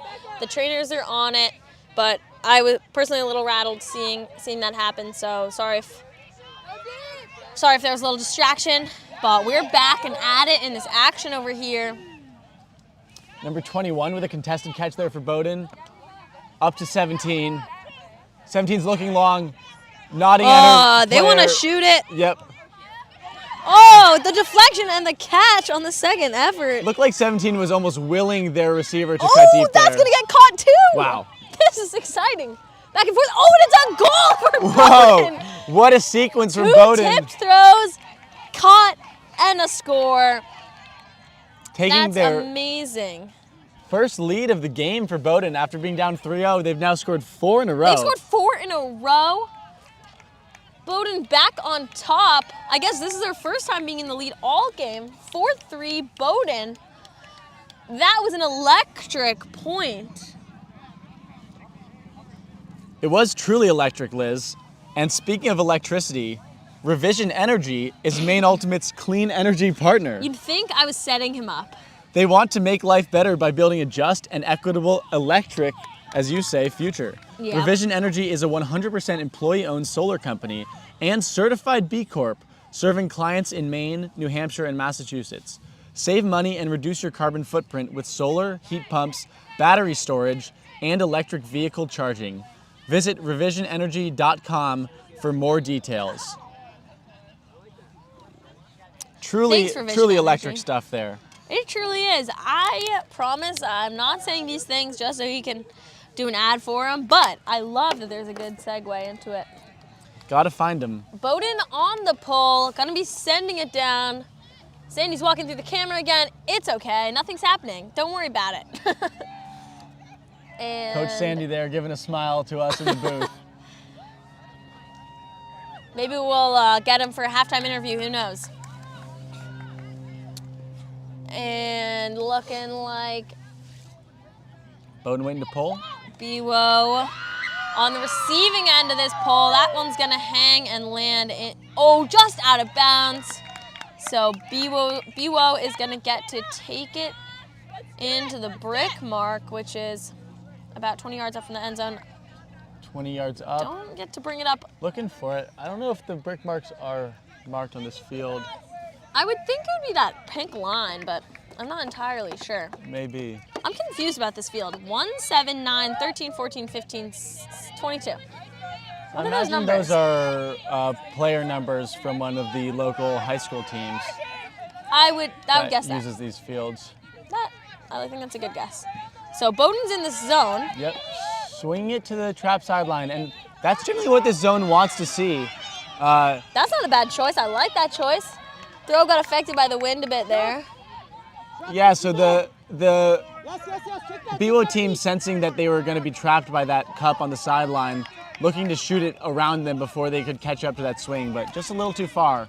And we'll see Bowden with a chance to work the disc downwind. Another contested catch. We've seen a lot of those tight window catches from this Bowden team. I like this focus coming from them. They're locking eyes on that disc, and they're not going to look away until it's on the ground or in someone's hands. Turnover there, but able to work down a good chunk of the field, making it harder for this Coach BWO Sandy offense. calling out for defense now, meaning set up that zone. And a block from Bowden. They're going to have another chance here to get the break on defense. 54, who's been really driving this offense as a handler, picking up. They're in their horizontal stack look. And that throw was looking Maybe for the getting end zone. caught. A little errant. Number 50 is smiling. They're ready to play defense, get it back. Setting back up that zone is Bowden. And Bowden forcing the disc to go to this near sideline where we're sitting by the direction of their cup, content with those sideways passes from BWO, and then they turn it over when they look upfield. 54. Oh, Sam, there's also a fried egg on this pickle jar. Maybe they also like fried eggs. Just noticed that. Back to 54.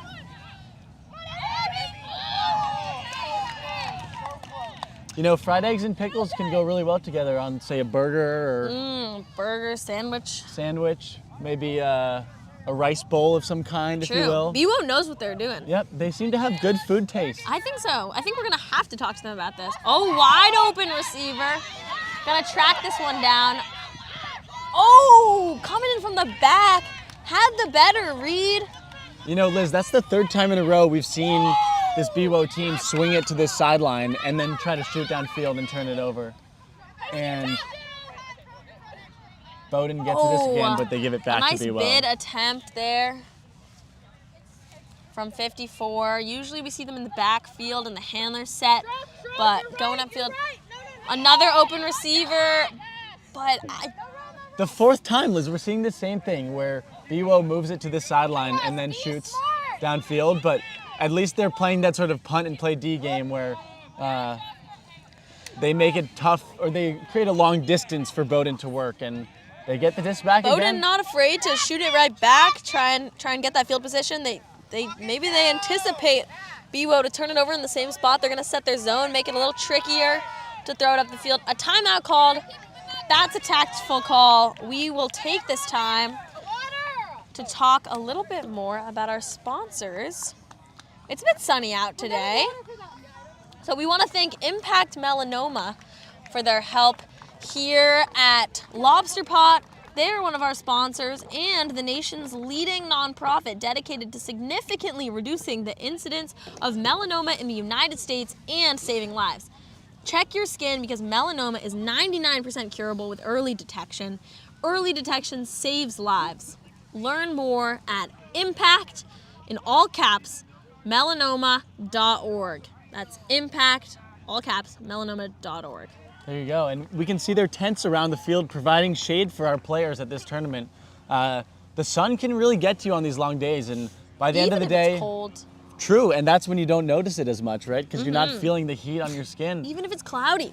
Even when it's cloudy. I've been sunburned in cloudy weather before, embarrassingly enough. I need sunscreen chapstick. That's what I need. Yes, that is a My place that lips, people always forget to apply sunscreen.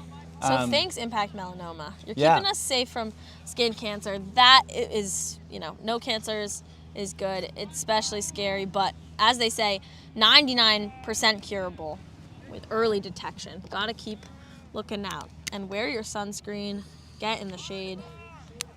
Thanks for sponsoring us. Not only for your long-term health, but short-term tournament benefits. Sometimes the players who have applied sunscreen throughout the day have more energy for these late-round games, and we'll see who's taken the advice of Impact Melanoma and taken those preemptive measures to apply sunscreen, protect their skin, and protect themselves from having the sun impact them in this game, just like Impact Melanoma impacts cancer.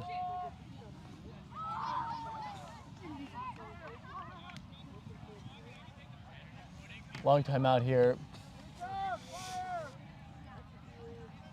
Wonder what we'll see out of this timeout. We were talking a bit about how Tufts seems to be getting into this close sideline. Looking, they see an open receiver downfield, but this receiver is usually open in the soft space in the zone where the wind seems to be pushing the disc back towards the middle of the field, so they're not reading the disc in the correct way. But we've seen that throw go up a couple times, resulting in a turn. So maybe Tufts is talking about that, adjusting accordingly. And Bowdoin, what do you think Bowdoin's talking about in this huddle? Yeah, so I think they're just probably talking about their zone, making some adjustments to close up some of those gaps that BWO is trying to hit through.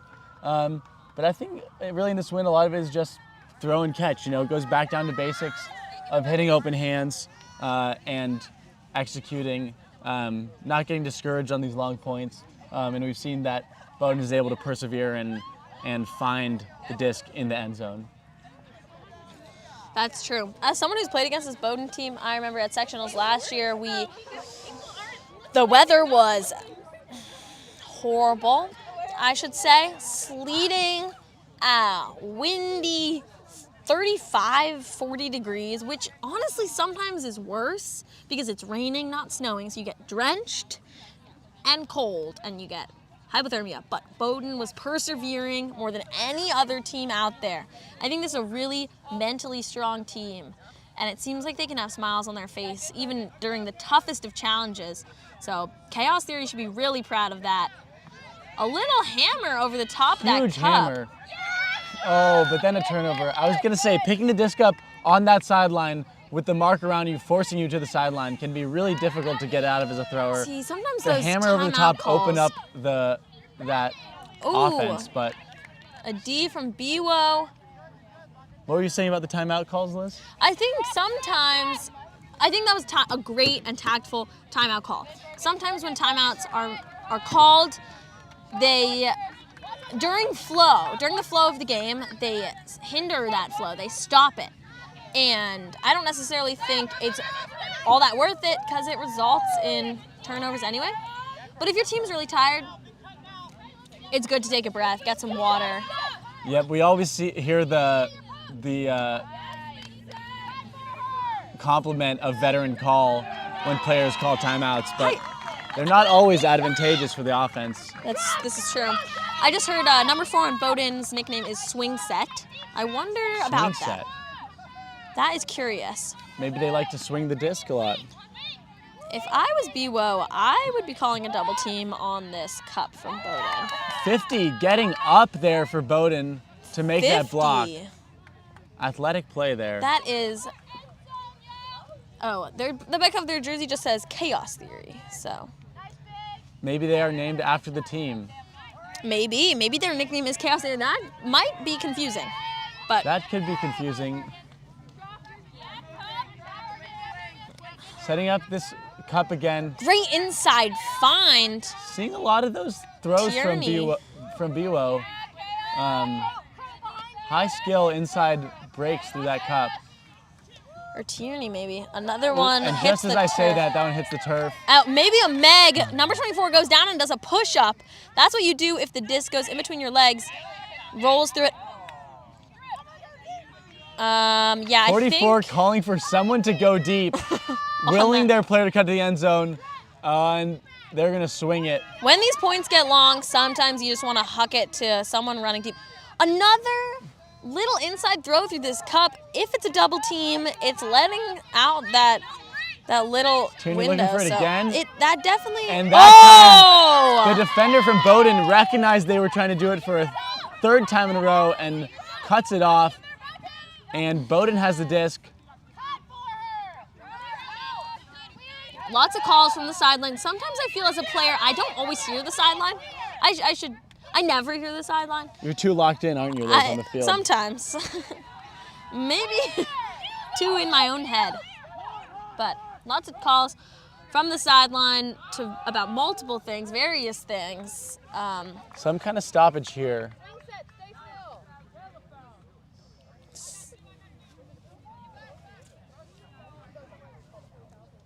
Players resetting where they were when the foul was called. 54 cutting for a reset, needing a swing. Gonna send it up to 50, who catches it.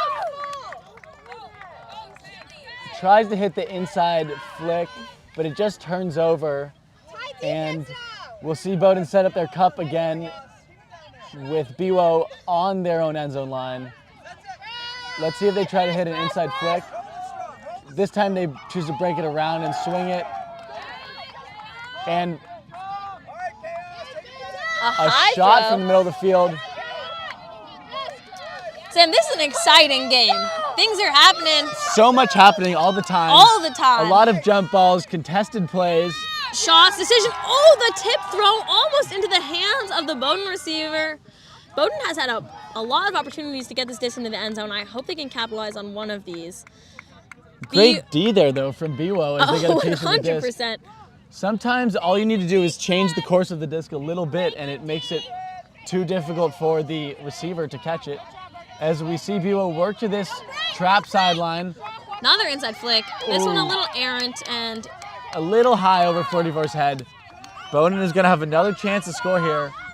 Again, they've scored 4 unanswered points. This could be the 5th. 54. Oh my gosh, that's a lot of contact. Don't know if it happened before or Looks after. like it was after the drop, but number 20 gets run over and seems to be discussing the play at least. Assume they're calling a foul here. If anything, that was probably a dangerous play by the way that they were sort of tackled by the I'd love to see some BWO hand player. signals for us over in the booth. Yeah, we need some mics on the... I guess we don't have observers this game, but No having some mic'd up observers is always nice to hear what the players are discussing. I guess it's going to be contested, sent back to 54. I think that's a reasonable outcome there. And caught That's by a goal. 20 for Bowdoin's 5th straight score. Got caught by 50, I think. 50 had some great catches, got up high for a big D in that point, and that is Bowdoin's 5th point in a row. You're right there, number 50, Liz. Number 50. Making some great plays at that point. 5-3 Chaos Theory over BWO. 5-3. We're looking at the scoreboard. It's 4:30. And we're gonna be waiting to see what happens next. I think some really good adjustments happened during that point. I loved seeing the perseverance as we talked about. It's obviously tough when there's a breeze. You know, we've talked a lot about this whole day about how these are new teams, not necessarily, maybe they're not necessarily their set rosters for the spring. Maybe this is the first ever competitive tournament these teams or players or both are playing in. And yeah, I think there's some nerves associated with that. Potentially just, you know, having only had a couple practices this fall, that using this opportunity as a way to learn more Frisbee. Yeah, sometimes a lot of those gains and team tweaks happen mid-tournament, mid-game, that you can't really get in practice and have to get from live playing. And I think we've seen Bowdoin kind of settle in and gel a little bit just in this first half. Seems like their offense has calmed down a little, taking some more patient looks, trying to hit more easy shots, whereas maybe BWO could do a little bit more of that if they want to get back to even the score, as some of their more difficult high-risk shots have fallen to the ground. But we'll see if they're able to stop this Bowdoin scoring train here as they attempt to go downwind to hold here. And they're going to be working from about half field. Able to give Bowdoin the time to run. Sorry, been a long day. Able to give Bowdoin the time to run down onto that defense. The disc slips out of the handler's hand on BWO and goes up into a crowd. What a grab from Bowdoin. Comes down with it. Shooting. Almost into the end zone.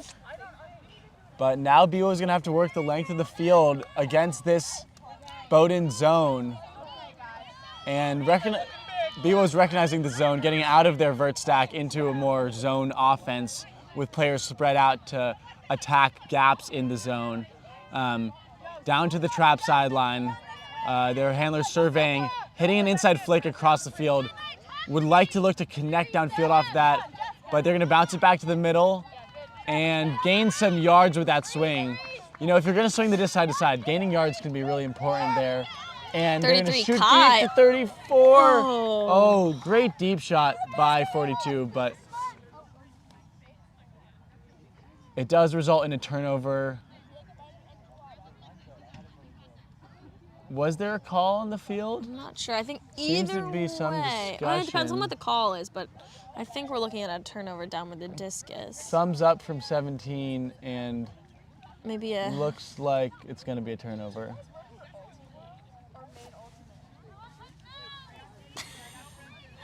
Sorry.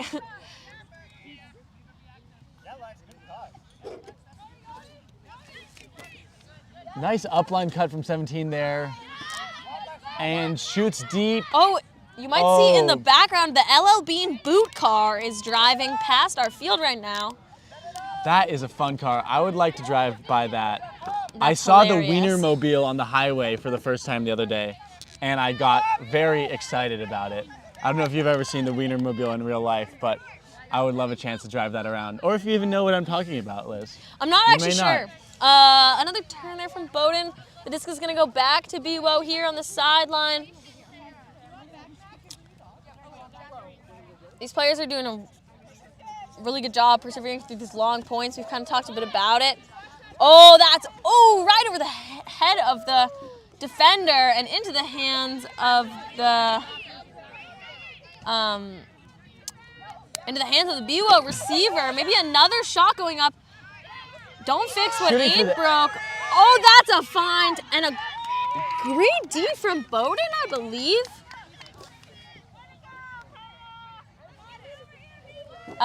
We are impressed by BWO's ability to work quickly through that zone once they sort of broke through the initial layer and just unable to connect in the end zone. But that was some promising offense from BWO. And again, Bowdoin will have to work the length of the field here. Getting crowded and... Going up, landing in the hands of who else? 42 with 42. another skying block. Shoots across the end zone. Oh, caught in And the caught. end zone for, I wish I knew their name because they've been a huge contributor for Tufts, but the Tufts handler. And Yep, another goal from Tufts to make it 5-4. I think we should be getting up to the time half. We might be able to ask a player when half is. With these long points, yeah, we're likely to hit half tap before we might before we hit the end of the game. No, sorry.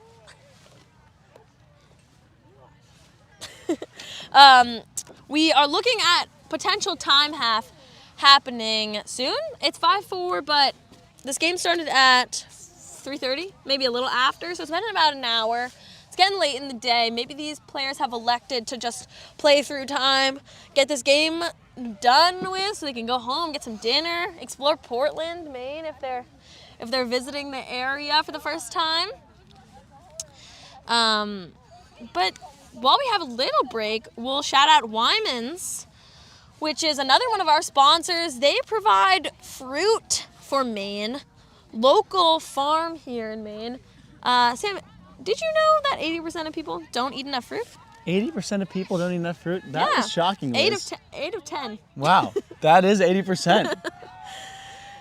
Well, thank you, Wyman's, for sponsoring us. You help Maine and the world access fruit, which is great for us, great for the world. Yeah, go to www.wymans.com and live fruitfully. Nice. And now, back to the action. Nice throw there. Wow, sun is starting to go down, getting a little I'm dark. cold. Little chilly out here. I can't imagine how these players feel in shorts and t-shirts. I'm sure that their adrenaline and the heat from running around is probably keeping them Nice warm. find. Nice find from Bowdoin. Great find. Really like the spacing there by Bowdoin's Coach offense. Sandy's happy about it. Opening the field that up. is a good throw. Throwing it into space. I got excited. Sam was talking. Talking over him. No, that's okay. Good goal from Bowdoin there. Any notes about that execution?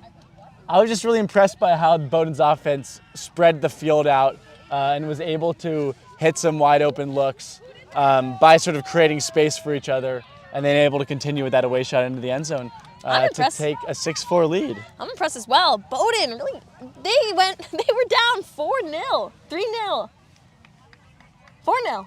3-0. I'm forgetting things. It's been a long first half. Really shows the battle and the lack of quit from these teams as they fight hard through this half. Lack of quit. Yeah, we've talked a lot about their perseverance. I feel like a broken record, but it really remains true throughout. Staying warm out here. We're trying. Luckily, the players are running around. And let's see, I wish I knew their names. I wish I knew more about this Bowdoin team. Brunswick, Maine. I know that they, last year at sectionals, they were the only D3 team to beat the Middlebury program before they went to nationals, but they opted to not go to regionals. Wow. Because they had a party they needed to go to. And I respect that so much. Shout out to the Bowdoin team. They're prioritizing what they see is most important about college, but it seems like, Yeah, Frisbee teams used to really prioritize the partying, it seems. We see less of that as the sport gets more competitive now, but some teams still trying to stay strong to those roots. Tell us more about that game, Liz, against Bowdoin at sectionals last year. oh, horrible weather. You having obviously captained that Middlebury team. Yes, true. Yeah, disgusting weather.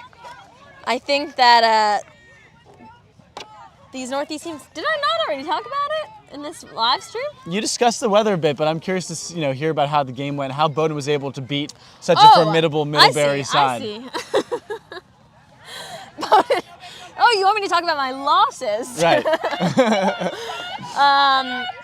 Yeah, Bowdoin, like I was saying, they have this mental toughness that a lot of teams, I think, could learn a lot from. You see them continue to work even from being down. They had 0 points while Tufts had many.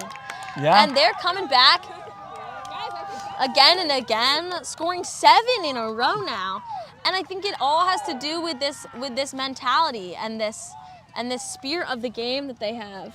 Yeah, taking a 7-4 lead, 3-goal lead, which is the same size as that 3-0 lead that Tufts beat started the game with. So kind of turning the tables on them. Yes, the tables are turning. I'm wondering what will happen in this point. You think we'll see anything new? I think we'll see Bowdoin with a big downward pull throw their 3-3-1 zone and BWO work it to this sideline that we're sitting on and try to shoot deep. And we'll see what happens from there, see if that prediction is correct or if these teams will look to sort of change things up as this half comes to a close. I'd love to see more swinging of the disc. Yeah, it seems that, yeah. BWO is attempting to swing the disc. We've seen some of those nice inside flick shots. Gotta love an inside flick. It's a great throw. It is a great throw. What's your favorite throw, Liz? That I can throw, it's an IO backhand. No, it's not. It's the lefty over the head. It's a lefty. I said throws that I can throw, Sandy.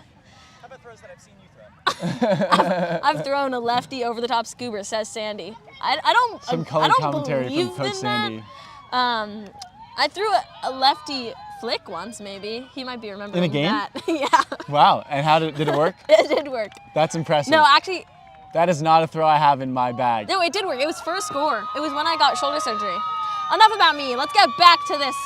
Let's get back to this game. Big Bowdoin pull, rolling around. BWO able to pick it up. Oh, and just out of the reach of number 31, McNeely. 54 on Bowdoin, picks up the disc. He's going to get an opportunity to score 8 in a row. Oh, so close was that defender. Down to number 20. 20 snatches the disc out of the air. Looking for an option, finding one. Quick movement from Bowdoin. The Tufts team is putting on the defense, but leaving some people behind. The BWO player on the mark right now seems to be going back and forth. And what a run through D from BWO.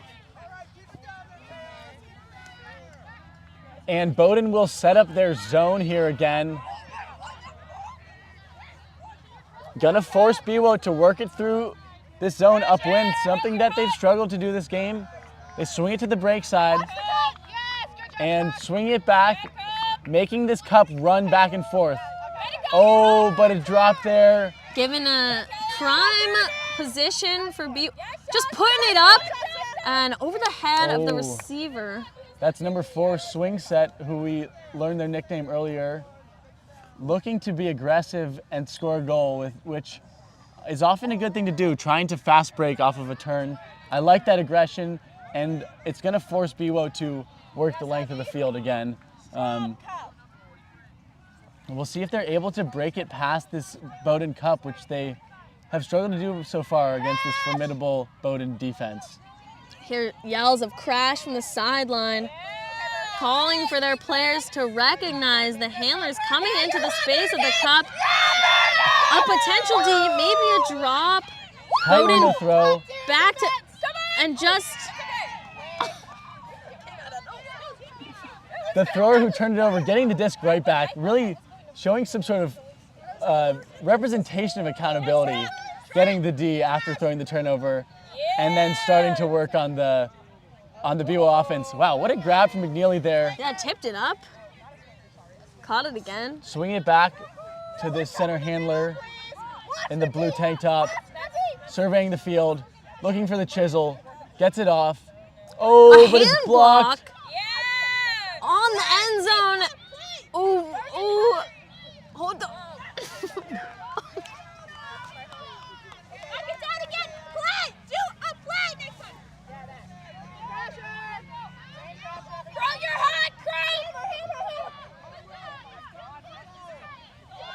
Bowdoin gets the disc again on the end zone line. Gonna shoot, and they goal! score to number 4 swing set to take half 8-4. That 3-0 deficit that started the game would not hold for long, and now Bowdoin takes a 4-goal lead into half.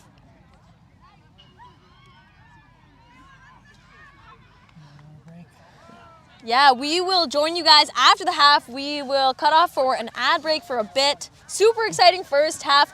Bowdoin on an 8-goal spree. Tufts scored 1 goal there to get their 4th, but it was 8-1 there on that run. That is very impressive from Bowdoin. Excited to see more of Tufts in the second half. We will see you guys soon.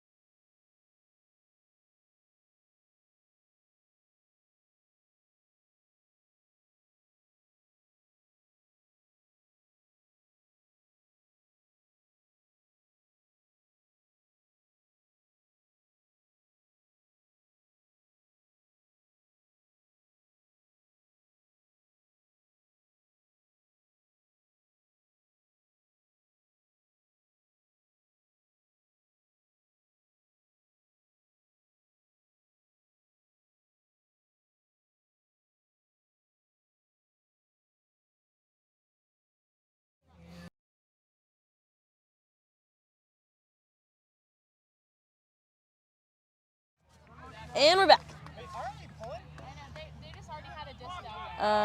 Welcome back to the second half of Bowdoin versus Tufts BWO. 8-4 Bowdoin, if you're just joining us. And it looks like Bowdoin will be pulling to BWO, who will be looking to hold to cut Bowdoin's lead to 3. Yeah, I don't know if you saw on the broadcast during halftime, both teams got together on the field and did a dance to the wobble, which was awesome. Classic song. I love seeing Little throwback. people who are competing join together in a dance. Me too. Shows that spirit of the game is still alive and well. It does, doesn't it? Now, Liz, what kind of focuses do you think we'll see from these teams in the second half, based on what we saw in the first half? I think there is a lot of forcing of the throws up the field. I would love to see some more small ball, potentially some more work through the handlers. We've seen this Bowdoin zone. It would be awesome to see BWO crashing, passing, moving it up. The wind is affecting throws, and these teams are going to have to recognize that. Number 42, who just got the disc, has had an electric game. Just been all over the place, skying, catching, throwing, left and right. It's been amazing. And we hear the call from the BWO player, gain yards, looking to do something productive with that swing. And we see that away shot go just out of bounds. So Bowdoin will get the disc with a chance to break. Yeah, that disc should come back up here. I think that disc came out of bounds a while back, but it seems like they're electing to take it on the cone. Nice Maybe around, some confusion on the rules. 14 with their round break to get it to the disc, player of the disc, but they turn it over, and BWO will have a short field to work with. Looking to punch it in through this zone. Inside flick shot across the field. Back to the middle to number 8, Daly, who shoots through the cup. Ooh. Just off the fingertips of the receiver there. I see that vision, but yeah, just a little execution error there. Back to Bowdoin. Ooh. That looked like a on the fingertips grab, but then maybe contact through the ground. Almost got on the second effort, but trying to change direction to go back for it after the initial tip. And another drop there. Disc back to Bowdoin, 54 with the disc. Seems to be sort of the main center handler driving this Bowdoin offense. Just off the fingertips of the receiver there. And BWO will have another chance to work it against the zone. I think having that break from running around could have made fingers a bit chillier. I'm definitely getting cold. I'm shivering a bit in our makeshift booth over here. So we might be seeing some of these drops due to some cold hands. That always tends to happen. Oh, and wow, away shot through this Bowdoin zone. Player running into the back end zone. A lot of times you don't really see that sort of away shot against a zone because of the way that the defense sort of sets up in different spaces. But that one works out really well, and a nice play by the BWO receiver to run onto the disc for the goal there. Getting Tufts B back onto the board after a little bit of a run from Bowdoin to end the half there. That's got to feel good for BWO team's confidence starting out the second half. yeah, I would say so. And that's a nice, hold to start the game. Dirty hold, but hold nonetheless. I'll quickly shout out Port Property while we have this time. Port Property makes homes happen by offering more than 1,400 apartment rentals in southern Maine, mostly in Portland, Maine. Discover their diverse range of apartment styles, from the contemporary design of the Armature in West Bayside to the historic charm of the Lafayette on Congress Street, or the modern updates of the Linden located along Back Cove. For more information, please visit their website at www.portproperty.com. They're an amazing sponsor. We're so grateful to have them supporting us here at Lobster Pot. Thank you so much for your support, and check them out if you are interested.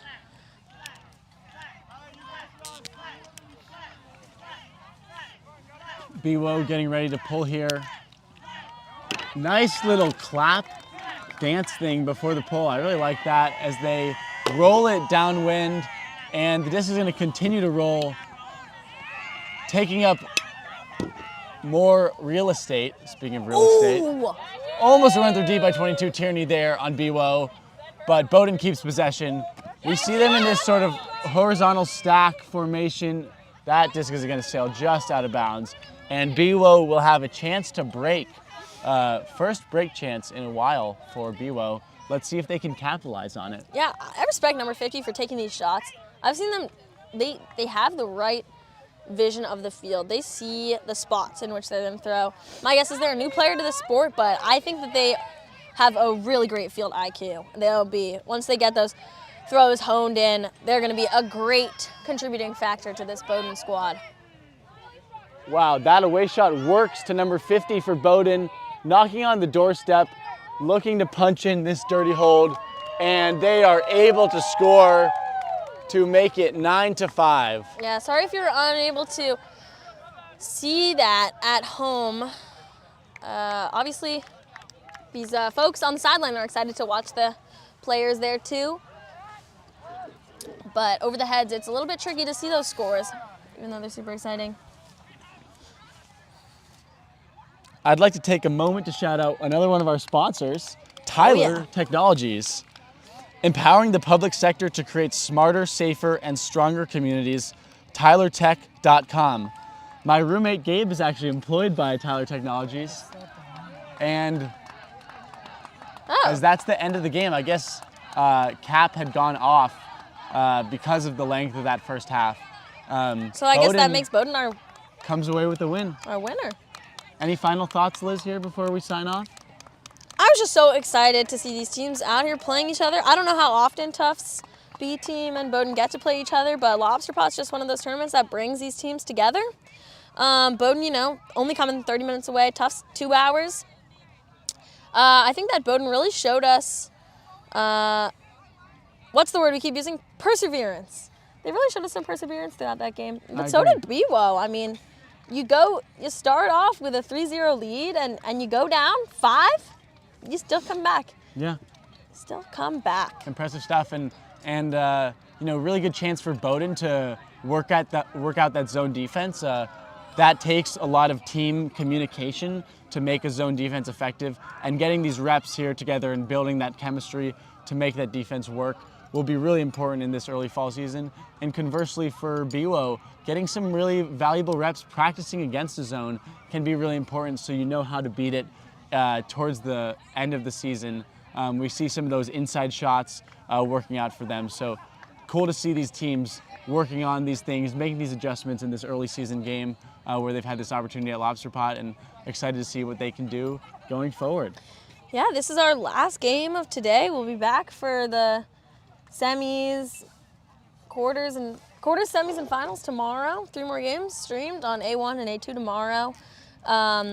First day of Lobster Pot done. Thank you to our sponsors. Thank you to our camera crew. We have Andy behind the camera. Shout out Andy. Thanks, Andy. And yeah, thanks for tuning in. Hope to see you tomorrow. I've been Sam. I've been Liz. And we'll see you next time.